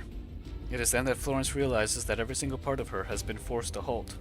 She can't even speak normally. That's right, mine. My amusement park. What have you done to me? The girl ignores Florence's choppy speech, and her pretty face twists up. I guarantee that this would be the most interesting and exciting amusement park in the world. Let's enjoy it together, shall we? Even though she's never actually been to an amusement park before, her delusions drive her to utter such crazy things. I guarantee you'll be satisfied with your experience. After all, we're the same, you and I. Isn't that right, Florence? With her visual modules shut down, Florence's eyes have gone glassy and dull, like she's shut down. Oh my. Pardon me, you may speak, I permit it. In contrast to her hearty tone, the girl struggles to bring out her computer from beside her. After plugging it into one of Florence's access ports, she begins entering commands. What did you do? Slowly, Florence resumes normal functioning. There are back doors to everything, don't you know? Did you like the malicious code I wrote just for you? All your permissions and access now belong to me. Honestly, did you not even suspect me for a moment, even after I helped maintain you for so long? Or are you saying you're looking forward to what I'm about to do? The girl gently pats Florence's cheek. Now then, the first thing you're going to do for me is improve Eutis. That should be easy given your skills. Now what should we call this new drug? How about euphoria? And then we can have a good long discussion about one of my favorite things, collective hallucinations.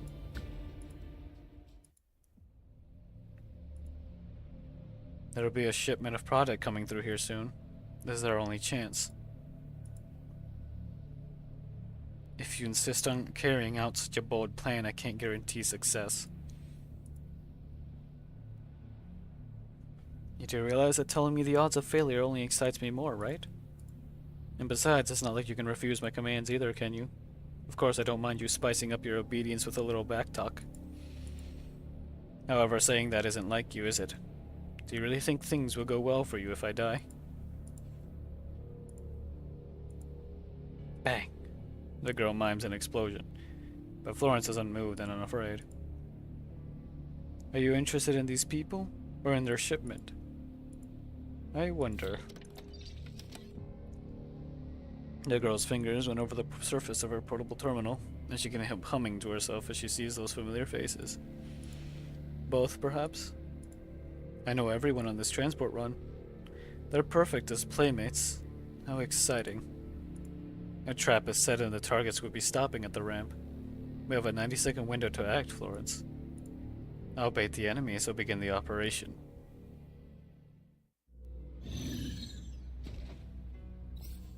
It's interesting that it was her all along. And we have Florence on our side here?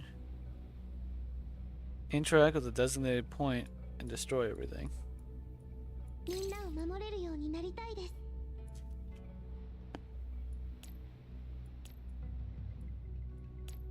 じゃあ始めよっか。And destroy everything? I don't think I've ever done a mission that includes having what's it called? Like a support, an additional.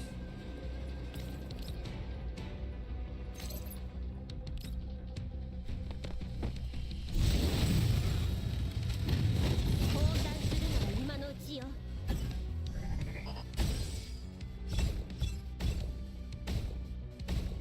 目標沈黙。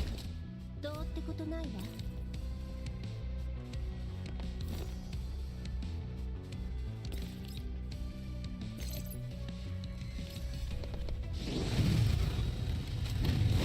交代するのは今のうちよ。どうってことないわ。わかった。じらさないで。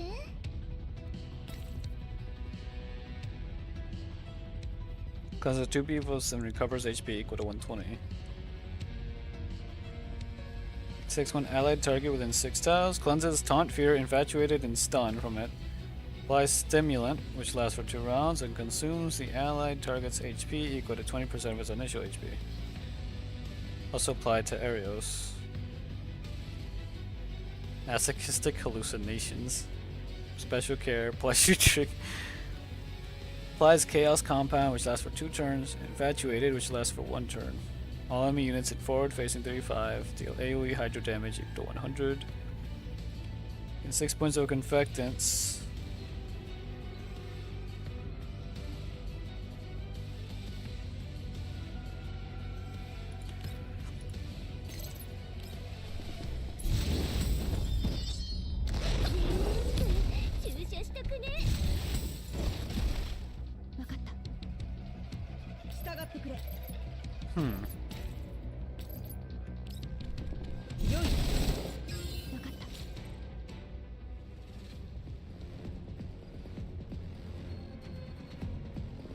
Then the girl laughs.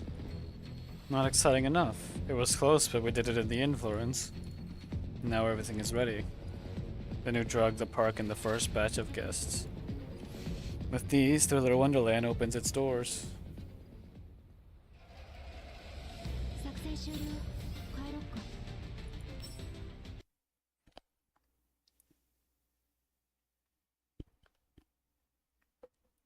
Gotta make sure to keep drinking.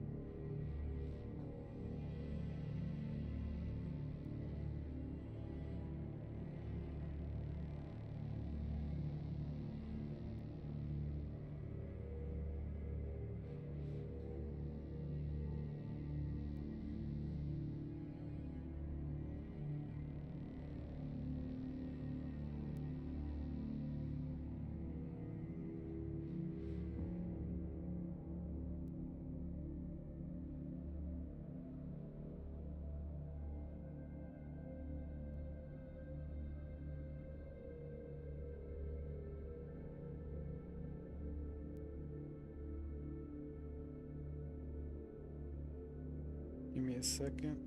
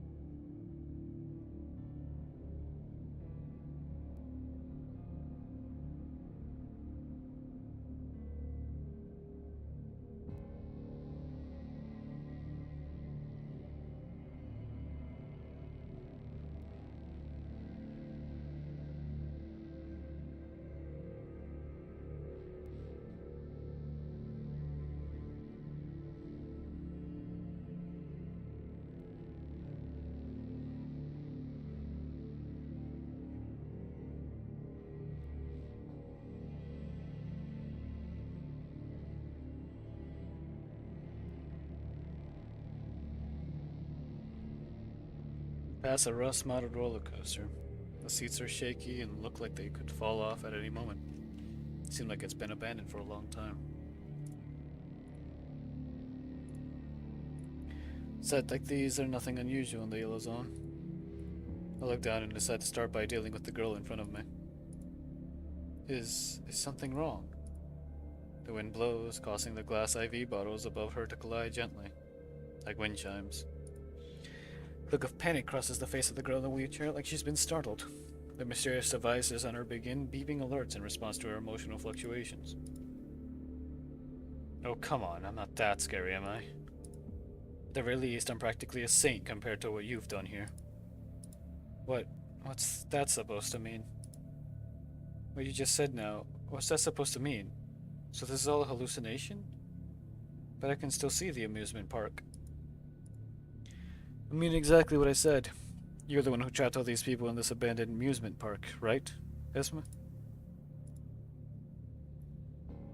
Esma? She tilts her head. Apparently she does not remember that name.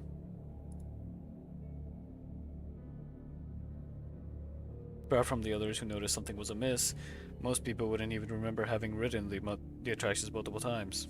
In that respect, there's nothing wrong at all with her response. Well, I don't know what you're talking about. If we don't continue, everyone will... What happens if we go on? That's not going to happen, because I've caught the owner of the amusement park. Caught? Who? Approach Esma, then grab the handles of the wheelchair and gently push her. Hey, where are we going?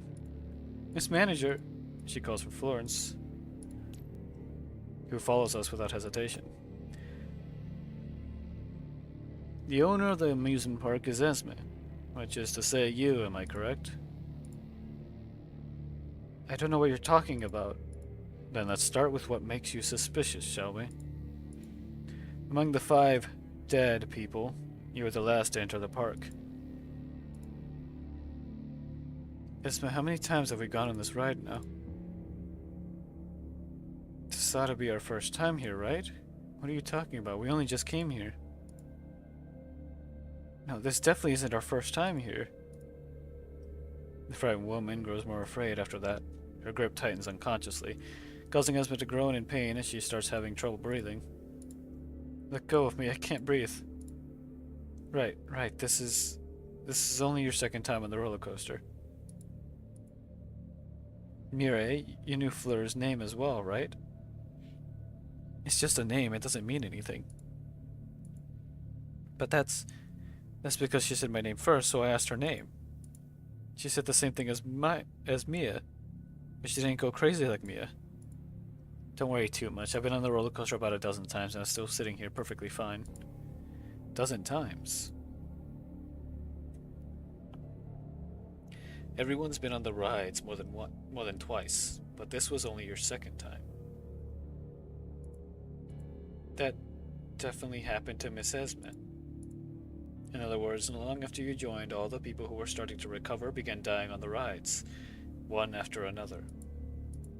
Like Pauline said, this slaughter wasn't a risk that came paired with a reward. Quite the opposite. In fact, it was a form of cruel revenge. You couldn't bear to see anyone recovering, so you decided to join the game in person and kill everyone that Florence managed to cure. But the others were suspicious too, right? Of course. But if it was them, or if it was you, you'd probably have made your move sooner. But Miss Esme died too, and she was killed by Miss Murray. It's my fault. I'm sorry, I messed up. I messed everything up. Esme, why is it you? What are you doing here? Stop causing trouble here already. Get the hell away from the shipment. It's my fault, I'm sorry. Please don't chase me away or kill me. Yes, because she was the real ghost in the haunted house. She should never have been on the Mangi truck. Yet she was there, and she made the poor guests relive the events of the day they were kidnapped over and over again. What does that mean? Murray and Pauline both thought that she shouldn't have been there. Why do you think that is? There are too many reasons for that. Because she's not from Mangi Security? Maybe. That's not very likely.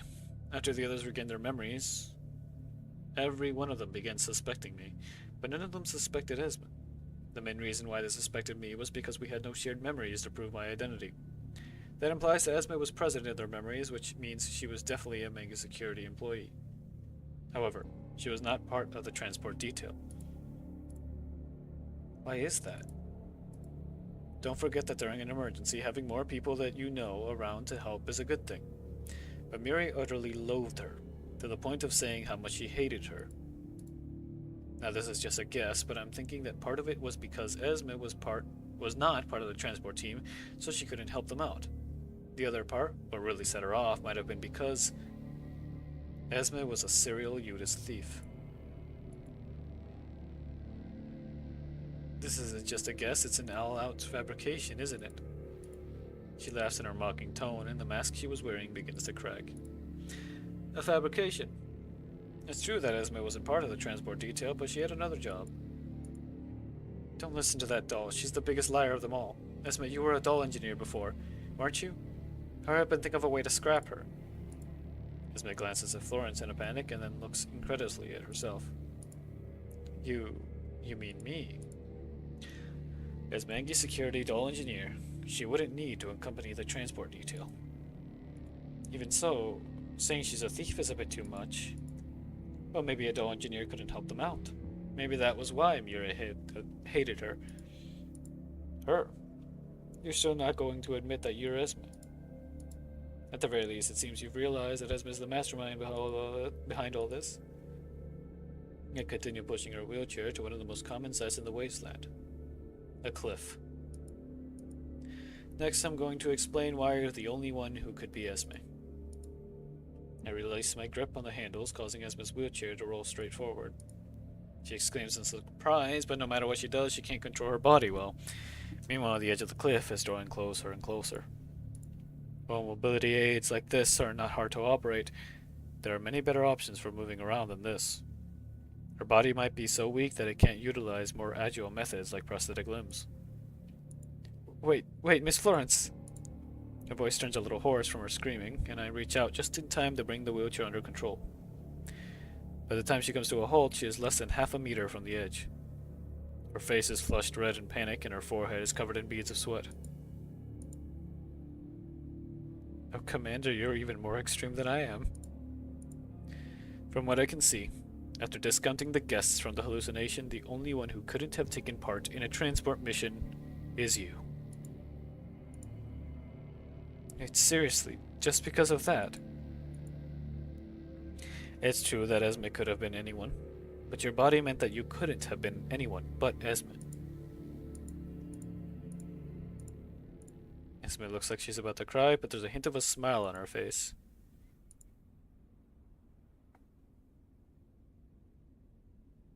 Sorry, but after hearing what you said, I realized it too. Seems I really am Esme. However, I forgot everything that happened in the park, like you said. Perhaps my brain damage got worse after dying and coming back. Her face is innocent with a friendly smile on it. I don't know if I consider that a perfect description of this. Even if you were right about everything, that I'm Esme, that I'm severely crippled, and that I'm a Mengi security doll engineer, so what? You could also say that all the killing that occurred after I joined was entirely caused by Florence in order to frame me. That way, she could just dump all the blame for her crimes committed in search of thrills at my feet while continuing to rub up against you.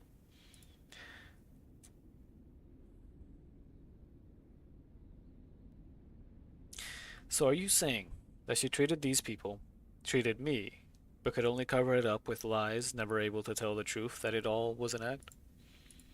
I look at Florence. Strangely enough, she doesn't say anything. I mean, it's not impossible. I have an idea that's more likely. Would you like to hear it? There's a reason why Florence could only treat them in secret and could only remain silent even when you cast doubt on her. Did I ask for your opinion? Then get up and stop me if you can. Dang. like I understand, but like, bruh. Saying that to a cripple. To someone who's crippled. In a wheelchair, right in front of you, that you almost let fall off a cliff. Which I get was like an intimidation tactic, but jeez. I ignore her and continue speaking. My guess is that someone was controlling her. Perhaps even in possession of her authorizations, which meant that for the most part she had to obey orders. And so she obeyed her orders and managed this hallucinatory amusement park. Even if she wanted to treat these people, she could only do it secretly. Surely you're not going to say that I did it because I'm a doll engineer, are you? Nobody else can do it, am I wrong? I advise you not to keep denying it. Everything will be clear when we check Florence's ownership data. And even if you try encrypting it, our engineer's skills are far superior to yours. But that just means you can't check it now, no? Looks like you know that there are no other doll engineers here besides you. And the reason for that is because everyone here besides you was kidnapped from the transport detail. That was why they were so shocked when they saw you. And besides, did I ever tell you her name was Florence before you called her name? What? Everyone else besides you called her manager. Logically speaking, how could you have known her name if you had really lost your memories like the others? How would you have known to call her Florence?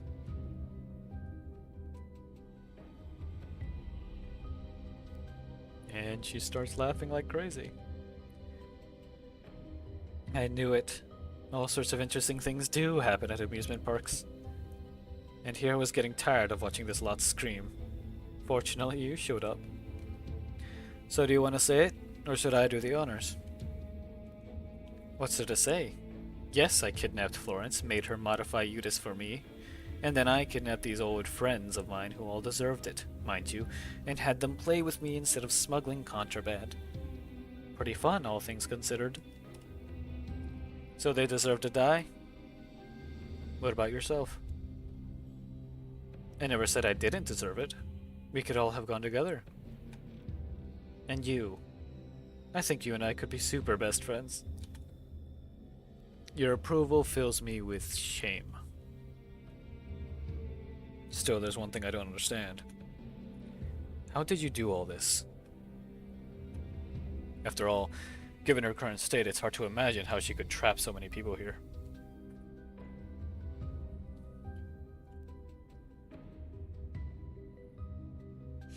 Oh, I know I'm weak, and nobody thought I could do anything outrageous.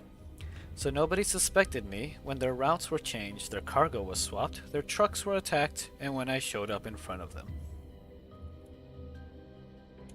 They all thought they could deal with me easily, just as you're thinking now. Thing is, people's perceptions of reality can vary just like an hallucination. I still have many ways to fight. Would you like to experience them? Excuse me?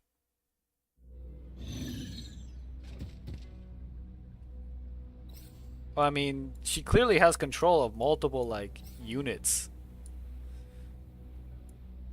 Like robots and such. Because if she's a doll engineer, and dolls being the most complicated of, like, the machines, then clearly she would have control of, like, more basic combat models. 了解 But anyway, instant nuke. これ終わり分かった She's still laughing. Despite being down for the count, Esma seems even more ecstatic than before. She laughs maniacally like she's seen something funny. Any more tricks you'd like to pull out of your sleeve? I changed my mind. Why don't you stay behind and keep playing with me? If you do that, I'll guarantee that these people make it back in a healthy, insane state. How about that? You have no grounds to be talking terms with me. I'll be taking everyone with me when I go, including Florence and you. Oh? You're going to punish me? How exciting. Okay. Speaking of Florence, I'd like to ask about something. How did you come to your senses? There are back doors to everything. You ought to know that better than me. Florence has always been trustworthy. 戦場は片付いた So she's become a full sadomasochist because of heavy drug use after her diseases started progressing too much. But what did she do? Esma's body was already frail, and after being defeated in battle, she's a complete mess. She looks exceptionally pathetic as she asks that question. Didn't Florence tell you? In order to continue topping off the Eudes doses, she asked you to give her a clinic where she could improve the formula and put the guests who were being punished. You talk like you were actually there.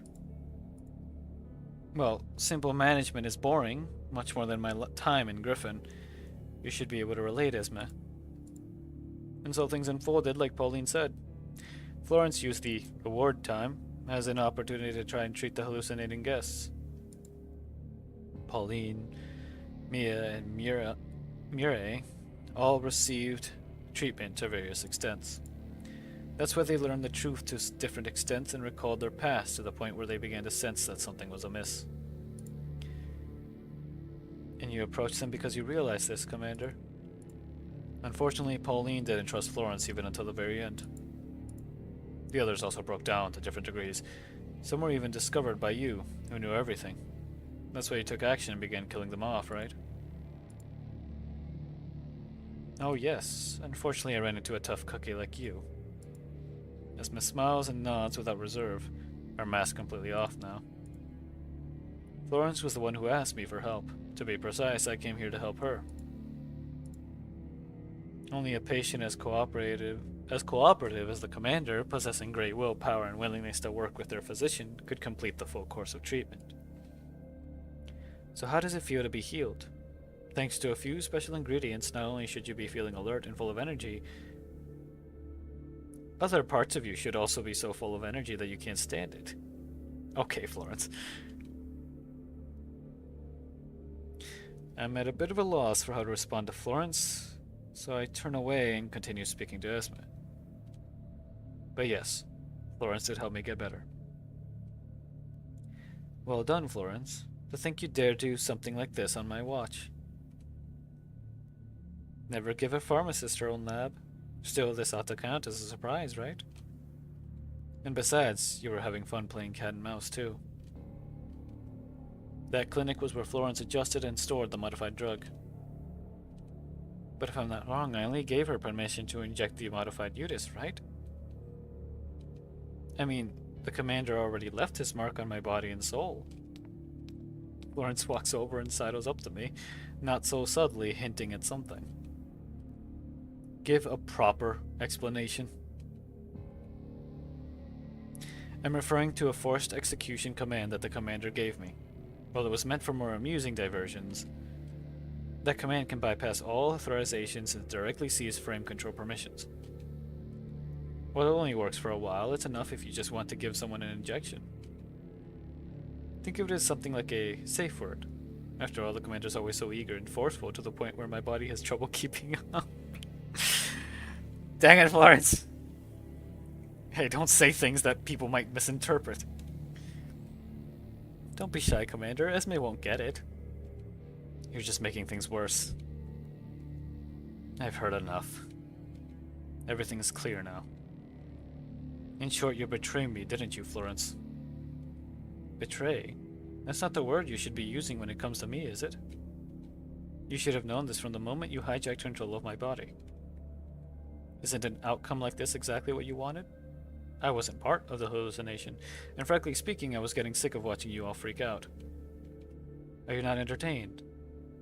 You should be screaming yourself right now. Jeez, Florence. Yes, I am, but it would be terribly unfair to hoard all the fun to myself. With the last of her strength, Esme bangs on a console beside her. Stop! I draw my gun and fire 3 shots in rapid succession at the device, but it seems she didn't enter a command, only pushed a button before slumping into her wheelchair like she has given up on everything. She doesn't even react when the bullets punch through the console and shower her in sparks. Beside me, Florence is clearly on the verge of blue screening. Her various modules are in various stages of shutdown. Her eyes are in focus and she can't speak. It's a NeuroCloud delete command. If I'm not wrong, she hasn't been backed up in a long time. Are you insane? There's no stopping it. After all, you just shot up the one thing that could influence her NeuroCloud. Now even I can't stop it. Why don't you kill me? Kill a human being like me for the sake of a robot? Or no, even if you don't do anything, I might die soon enough anyway, isn't that right? First off, you can shut up now. I'm not interested in listening to the confessions of the defeated and whatever tragic backstory you have that you're using as an excuse to commit crimes. Secondly, I'm not interested in judging anyone, so I'm not going to do anything to you for the time being. And finally, you filed up so many sins that destroying a single doll is a drop in the bucket for you, so don't try to draw false equivalences here. That said, I'll make sure you get what you deserve. I guarantee it. Don't worry. Doesn't she have that, what did you call it, that safe word? Do your best, Florence. Show me just how you'll protect your NeuroCloud now.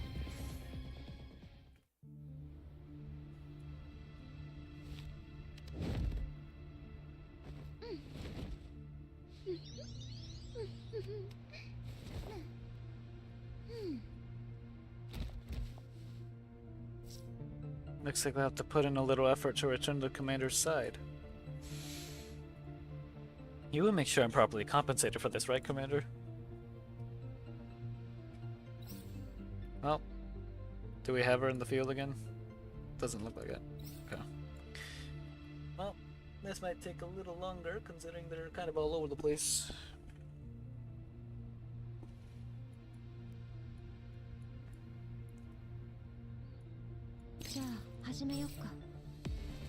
Okay, first things first, I will move Vector here, left side. Push up. Activate this. Wait, what?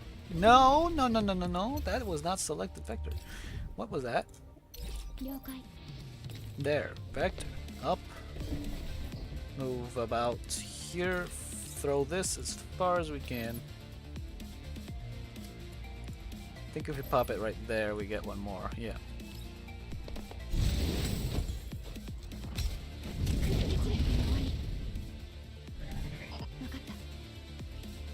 Alright.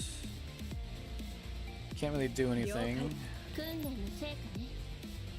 Now...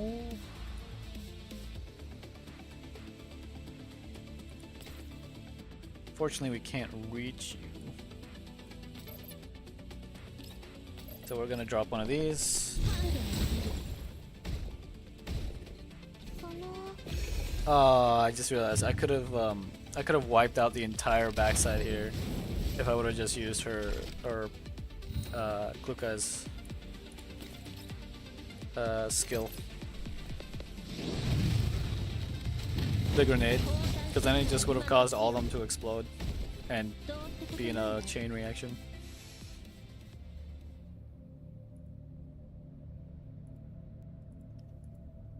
Florence yelps and collapses on me. As I try to catch her, her added weight makes me lose my balance and I end up meeting the ground as well. Florence.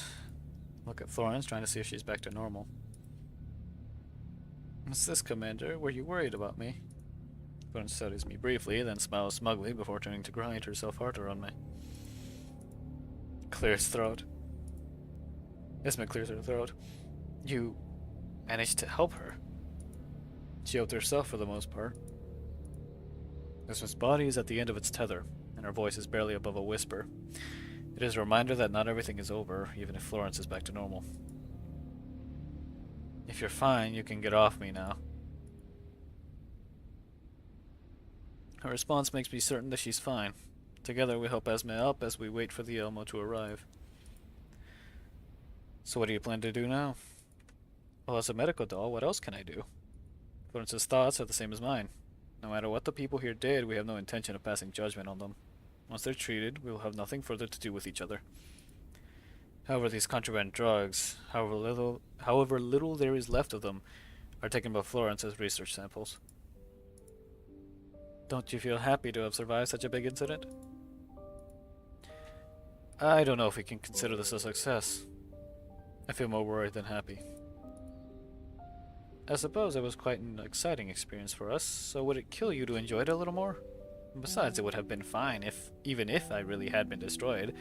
After all, sacrificing themselves for humanity is a doll's purpose. Florence stands up and heads back to the clinic. That said, I'm going to cure these people first. I suddenly recall everything Florence did and said during the reward time segment earlier.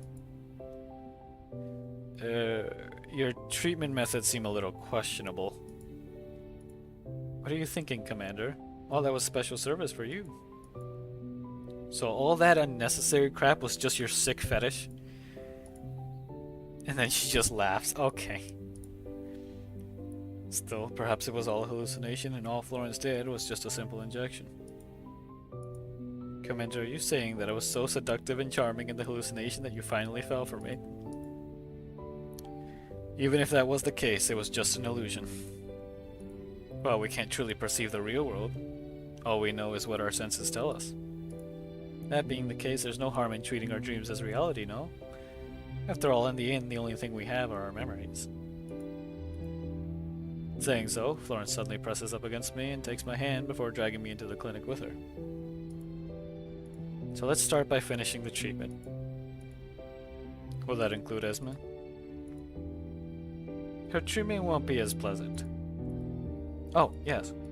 Florence looks up at me, that familiar foxy smile on her face. Still, if you miss reward time so badly, then when we get back to the Elmo, I can let you experience the true meaning of special service. I promise that it will feel much, much better than this. And you can experience it if you give me a lab of my own. You will, won't you?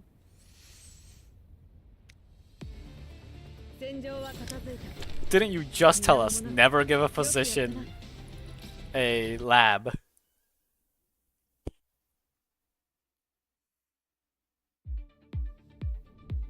Well, and that's the event.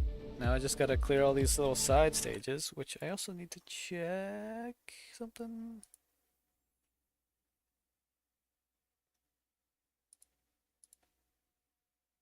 It says Kung Fu's online, but last thing I saw from him was he was talking about how they have, what do you call it? D&D today.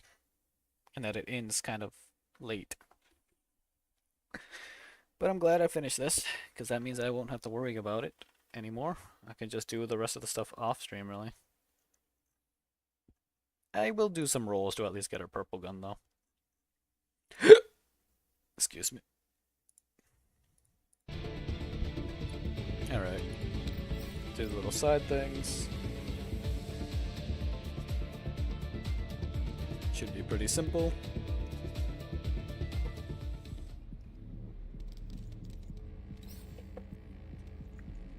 Oh.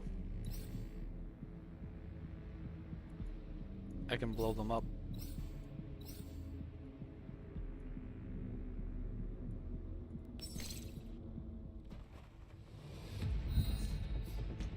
I wonder, can I potentially use Suomi to get these guys?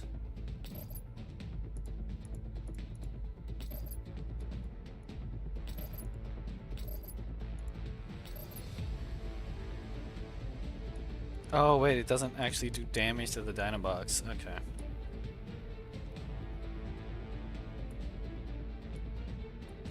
Well, I guess I could do it anyway just to take out those guys up top. みんなのためにどうってことないわ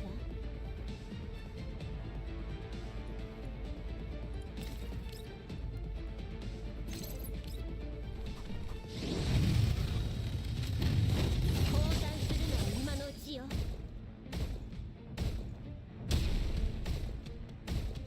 どうってことないわ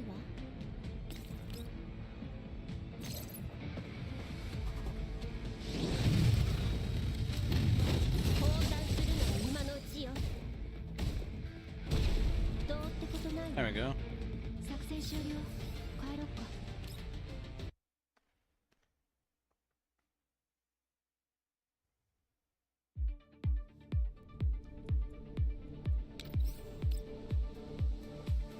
That heroic mode stuff, I'm definitely gonna have to like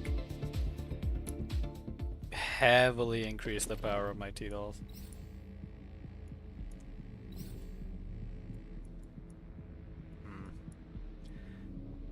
This I might.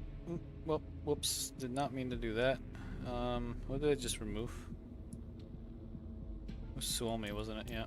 みんなを守れるようになりたいです了解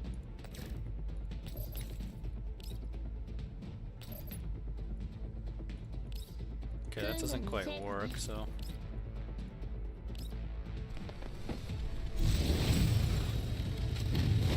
交代するのは今のうちよ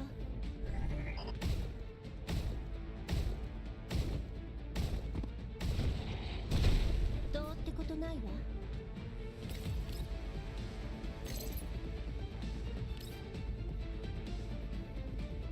Dang, I can't reach him.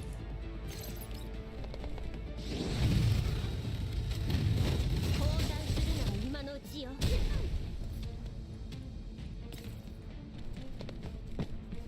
用意了解 I just do that. 分かった戦場は片付いた皆の者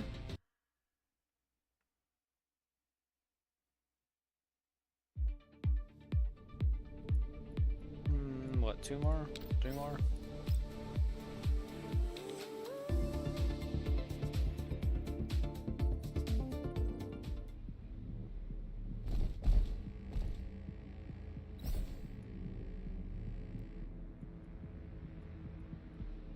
I've never seen a patrol supervisor. These guys are being decked out. What is this?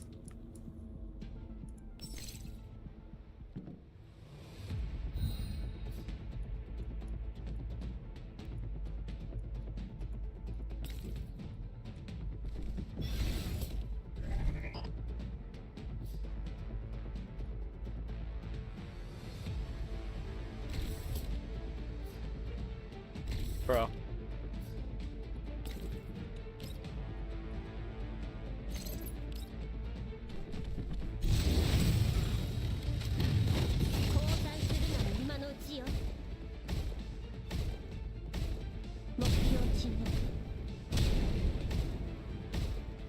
Dang. That's what I was hoping for.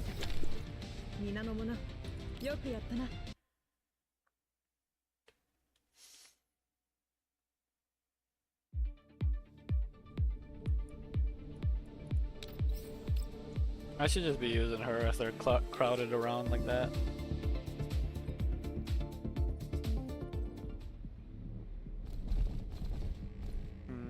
This also looks like it would work.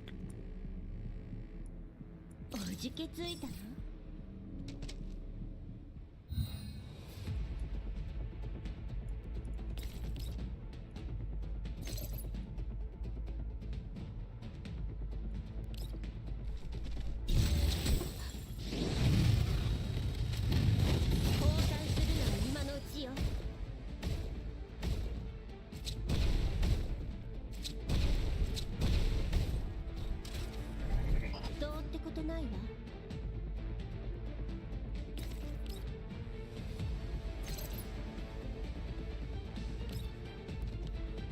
Dang it, it's the diner gate's gonna be left behind. 交代するなら今のうちよ。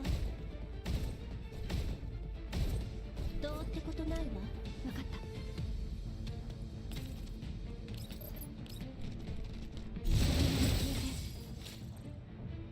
戦場は片付いた。皆の者、よくやったな。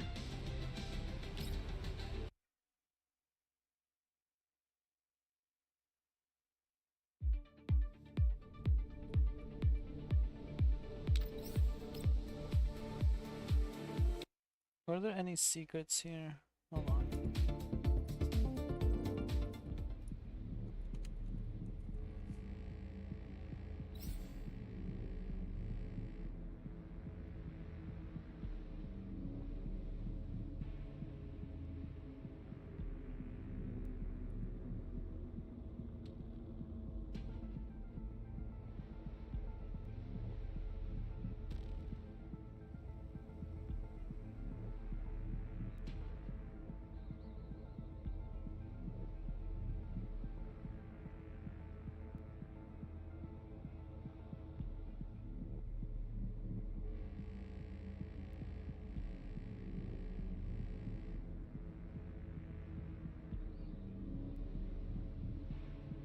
Okay, apparently there is a secret.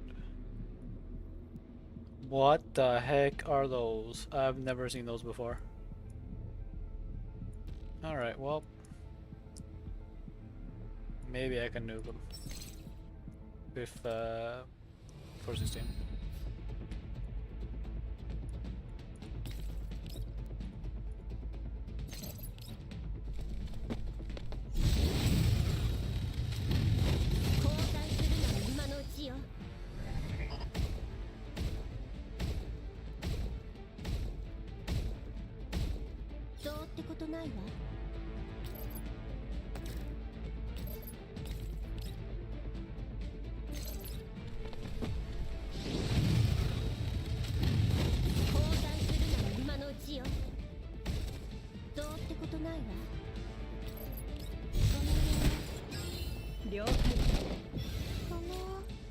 There we go.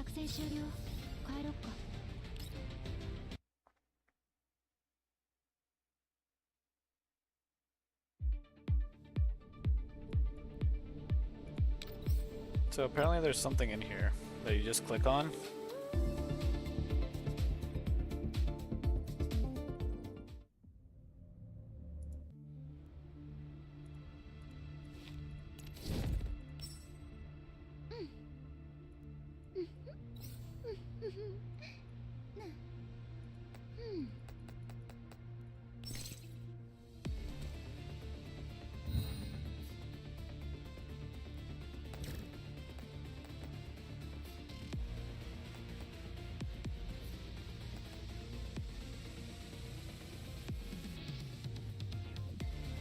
Okay, well,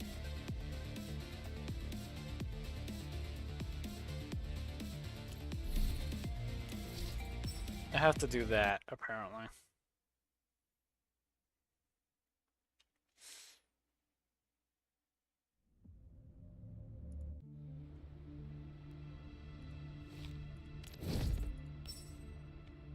I have a plan.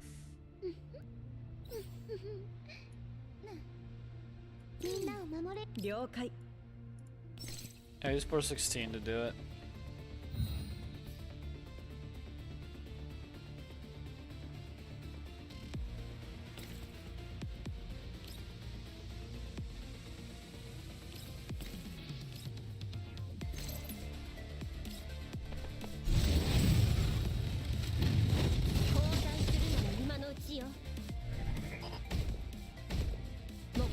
どうってことないわ。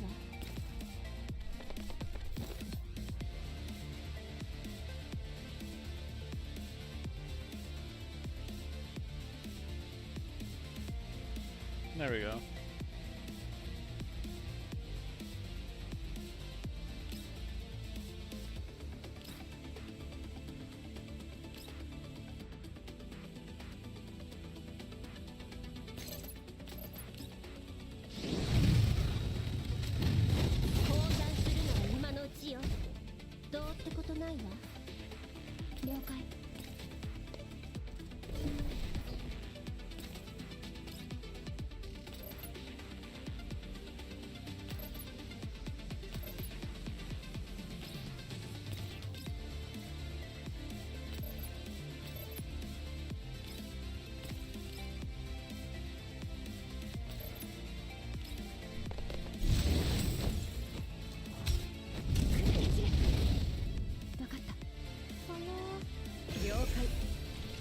Oh, I should have. Yeah.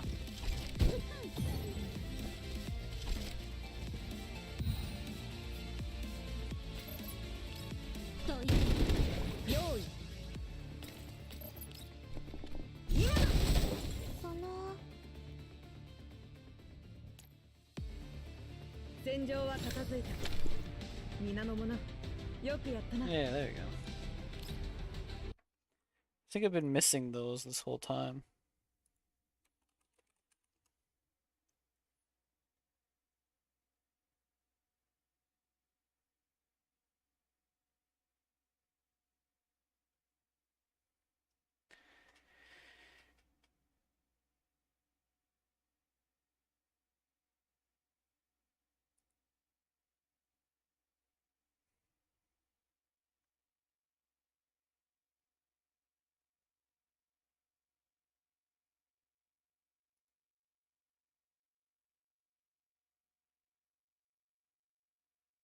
Okay, so sometimes there's secrets, sometimes there isn't.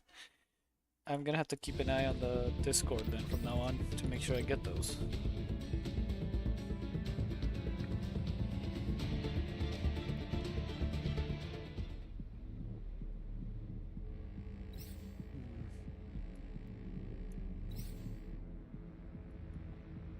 What the heck is that thing?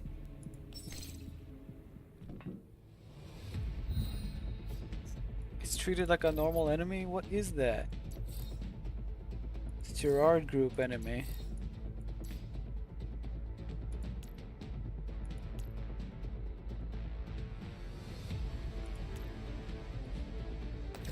I've never seen one of those before.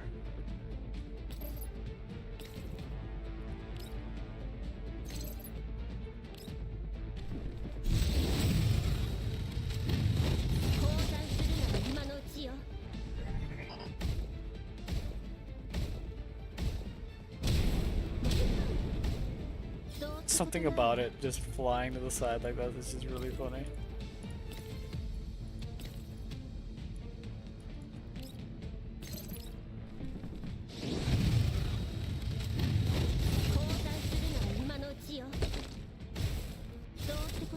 There's something there that I missed. Or is it just one of those?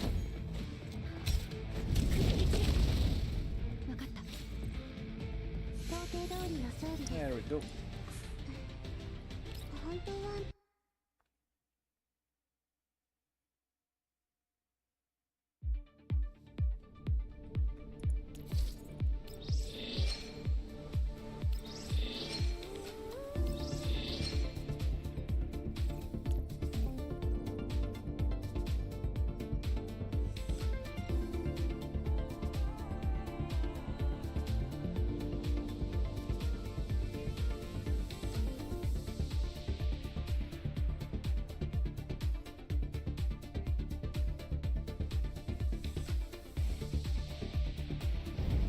Okay.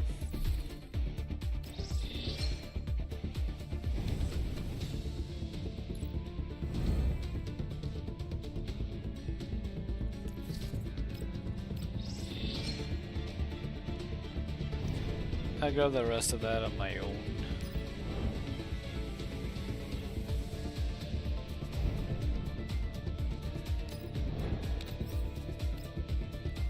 I should also finish these up too while I'm at it.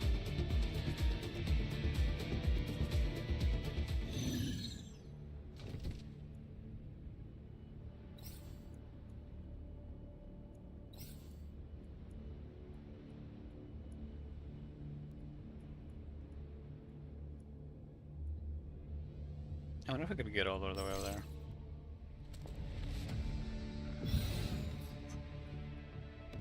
Nope.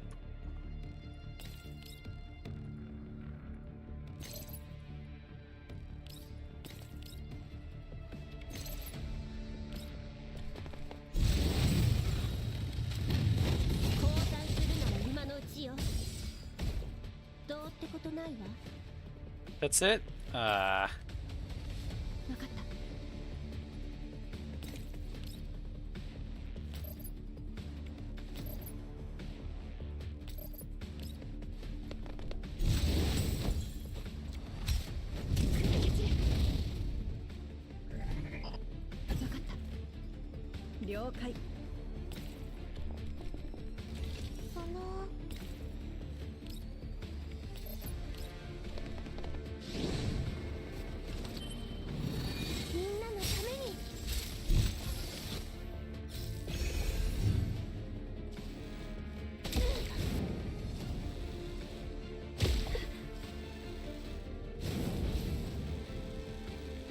No, no, not the Mecha Hound.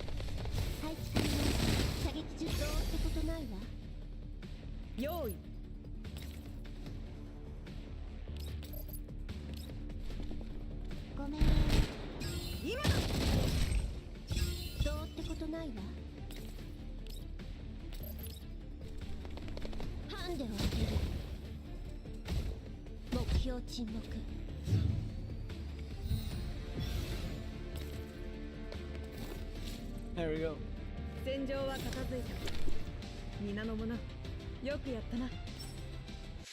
And stick what, 2 more?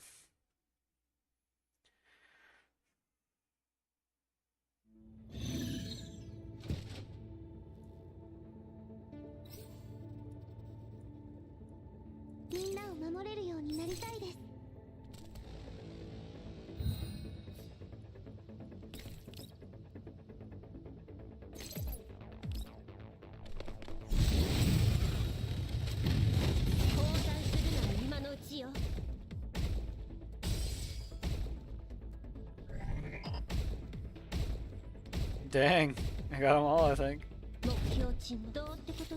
Yep. I'm glad I decided to start using that.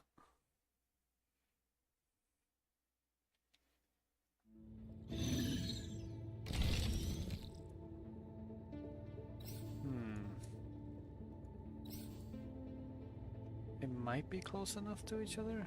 This one might not be. These two probably aren't. I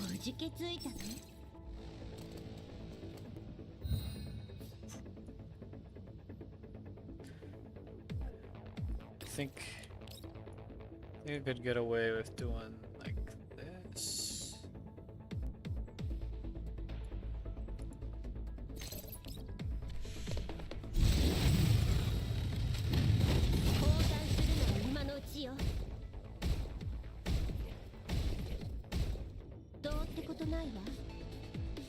That one barely escaped dying, are you kidding me?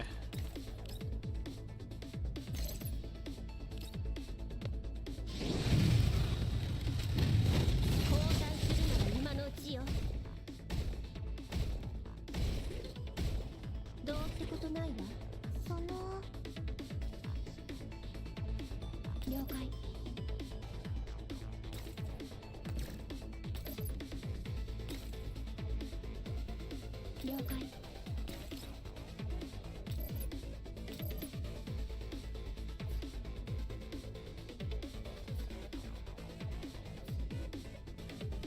Yeah, what if I do this and then you just want me to shoot down at that guy?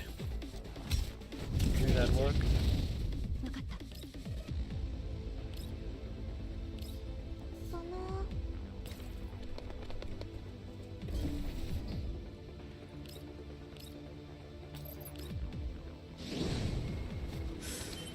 Dang it. みんなのために I think I can maybe actually use the knife here.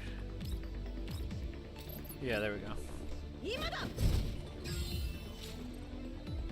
想定通りの勝利です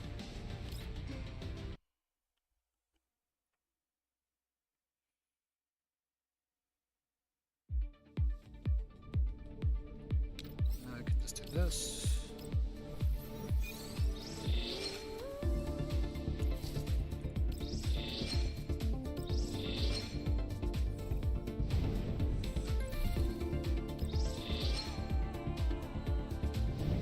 Okay, all that's left is the challenge mode, which I can do that another time on my own.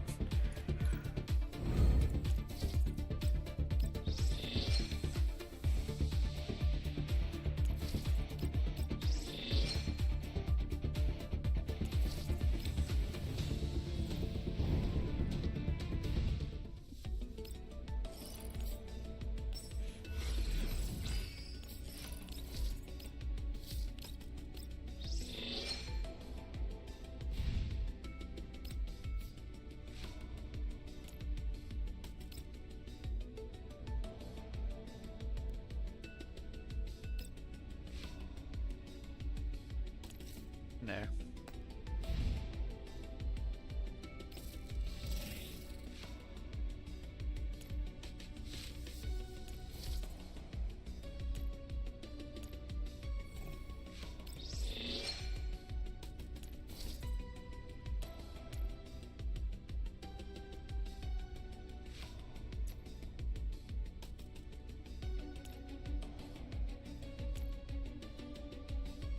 Oh, I don't have that yet because I need to do the thing, right.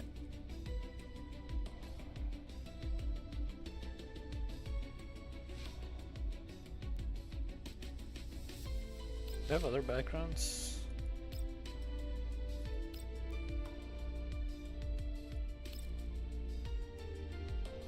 Nope.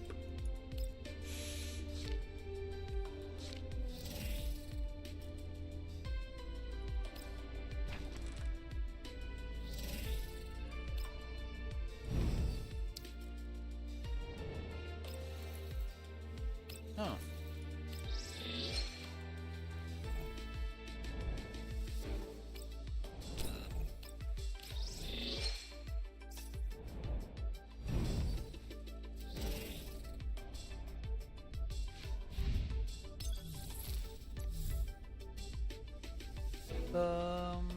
What do I do with that last? You know what? I'll just get more gold.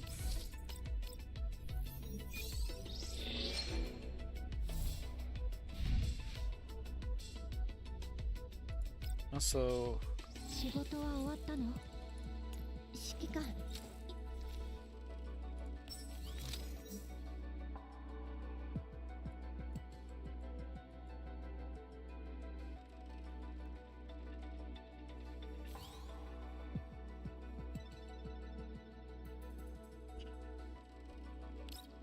I think I can afford to get everybody's to 20.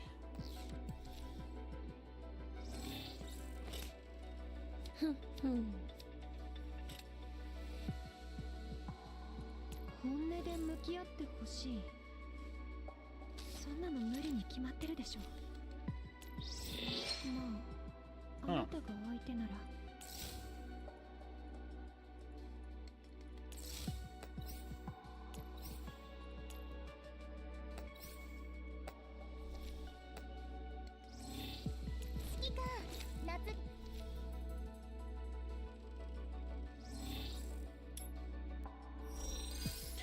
Ooh.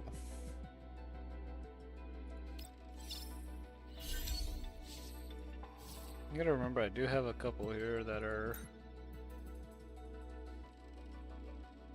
that need this kind of stuff. That need upgrades basically. Or dupes, that's what it would be. 残業いいよ残業代さえ出してくれればね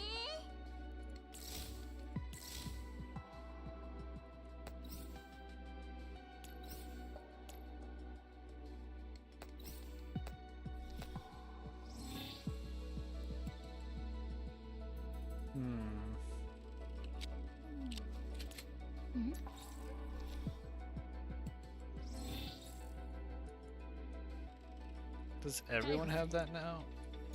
Oh, okay. Level 55 is when they unlock that. いつなんだあおかえりなさい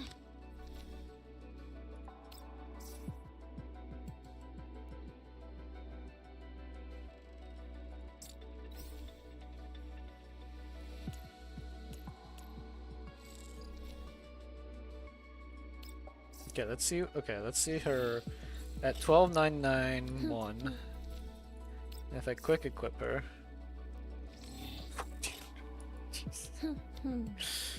Okay, so I can immediately make her extremely strong just by doing the quick. Problem is having the wrong things on the wrong characters.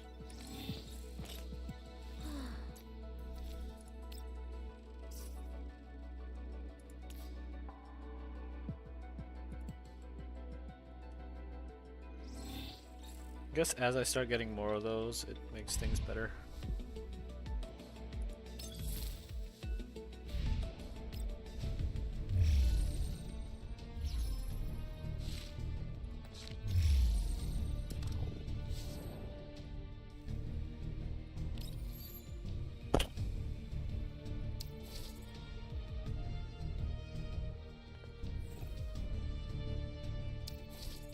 I don't think I have that many ice units. I've got some decent ice units, but not that many. いいところに来てくれましたね Like these three, basically. こんにちは指揮官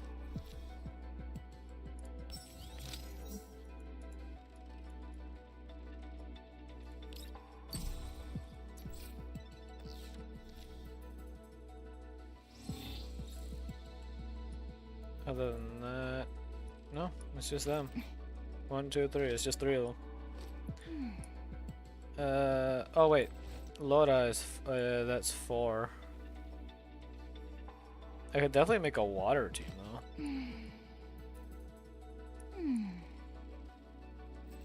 It's fire and water. That's all I can really make in terms of teams. Which, if that's the case, トラブル発生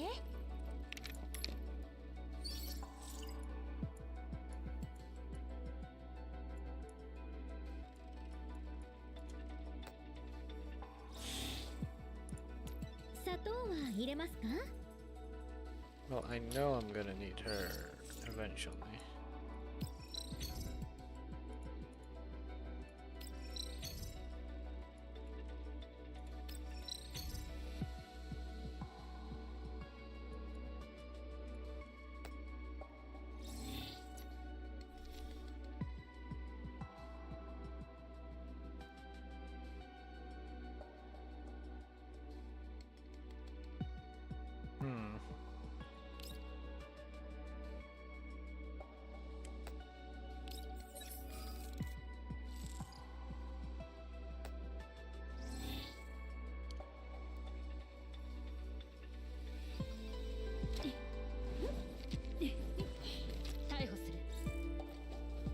Does this count as a rifle? It does. 面白いことしてみない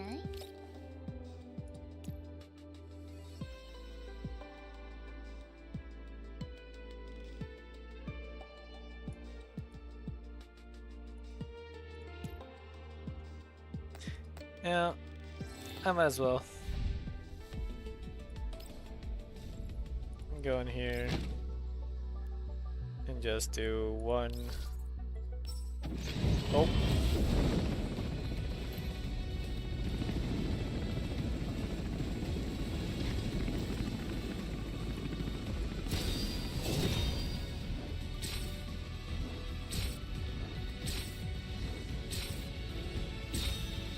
those are purple. And there's the gun. Okay.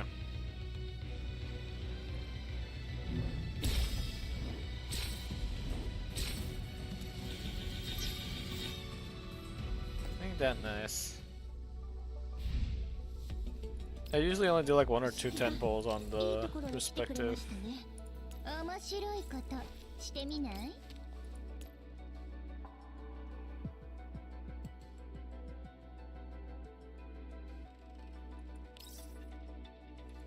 The imprint does. How to do us is increased.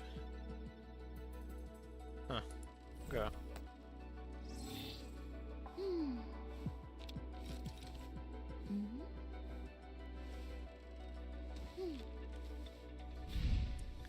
I should probably roll on those more.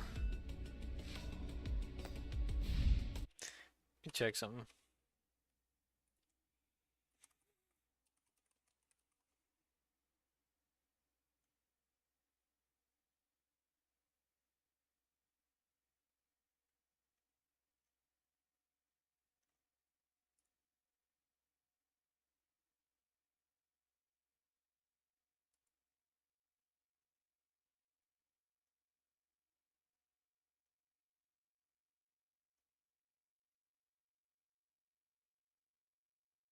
Let's see here.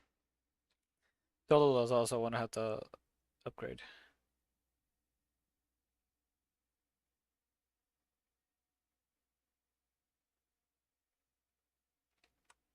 Her level and everything, I mean. Because I do have her. Where is she? There she is. If I'm gonna make a water team eventually, then I need to upgrade it.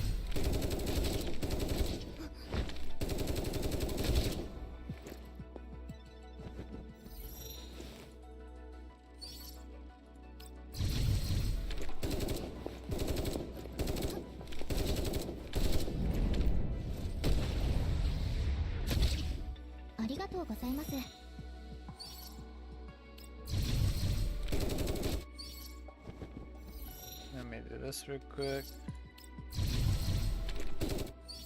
力には責任が伴います。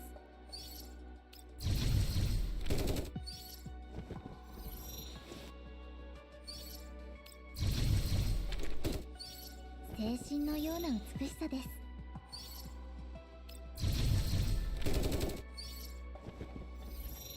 Almost. 大事にします。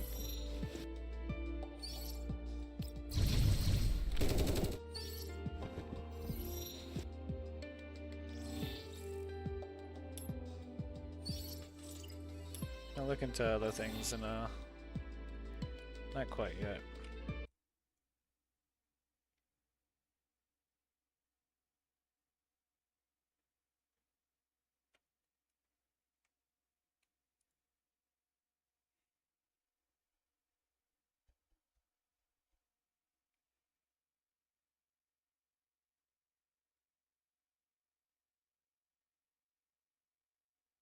Hmm.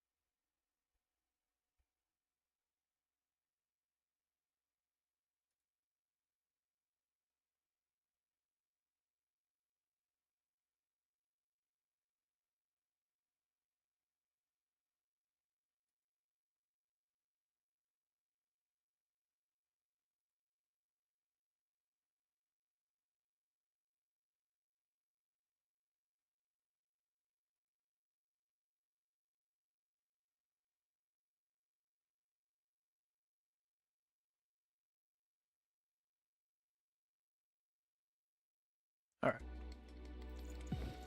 I'll deal with that another time.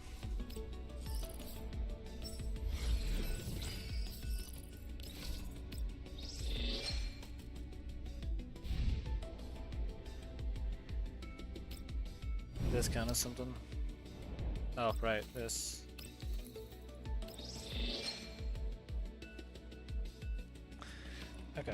I'm gonna message real quick to see if Kung Fu still wants to do what's it called?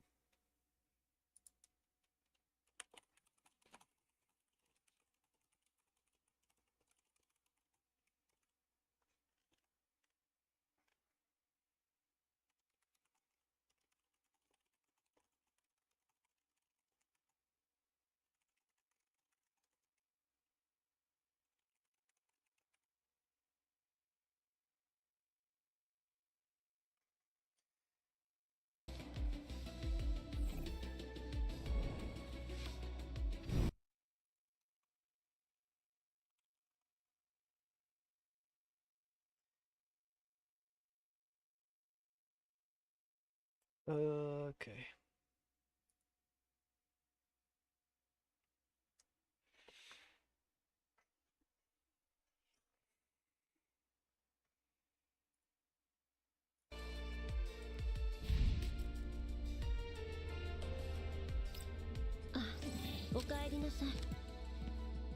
So there's ice, electric, and water as the current things right now, right?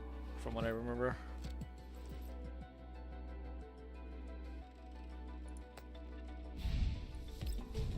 Check. Yeah, electric, water. Water team I can make right now. I'm gonna do that. トラブル発生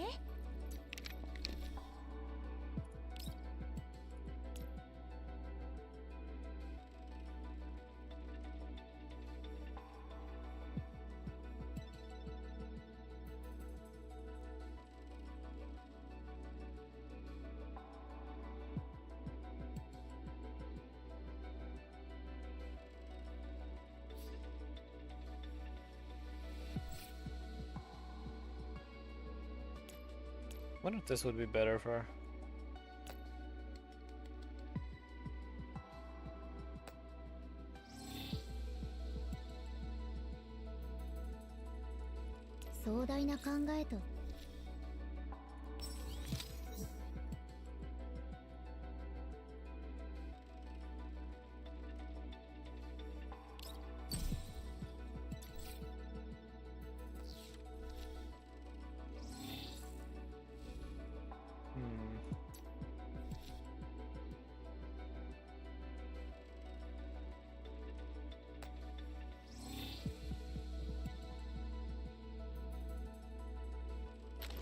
Who else is water that I could potentially... Florence and Nikra. That kind of looks massive compared to... Well, she is extremely short.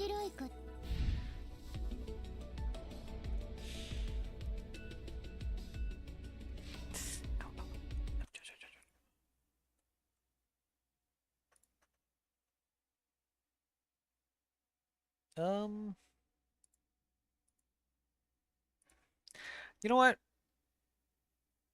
I'm gonna end here. Well, yeah, no, I'm gonna end here. So, thank you all for stopping by. I'm gonna go ahead and go. My my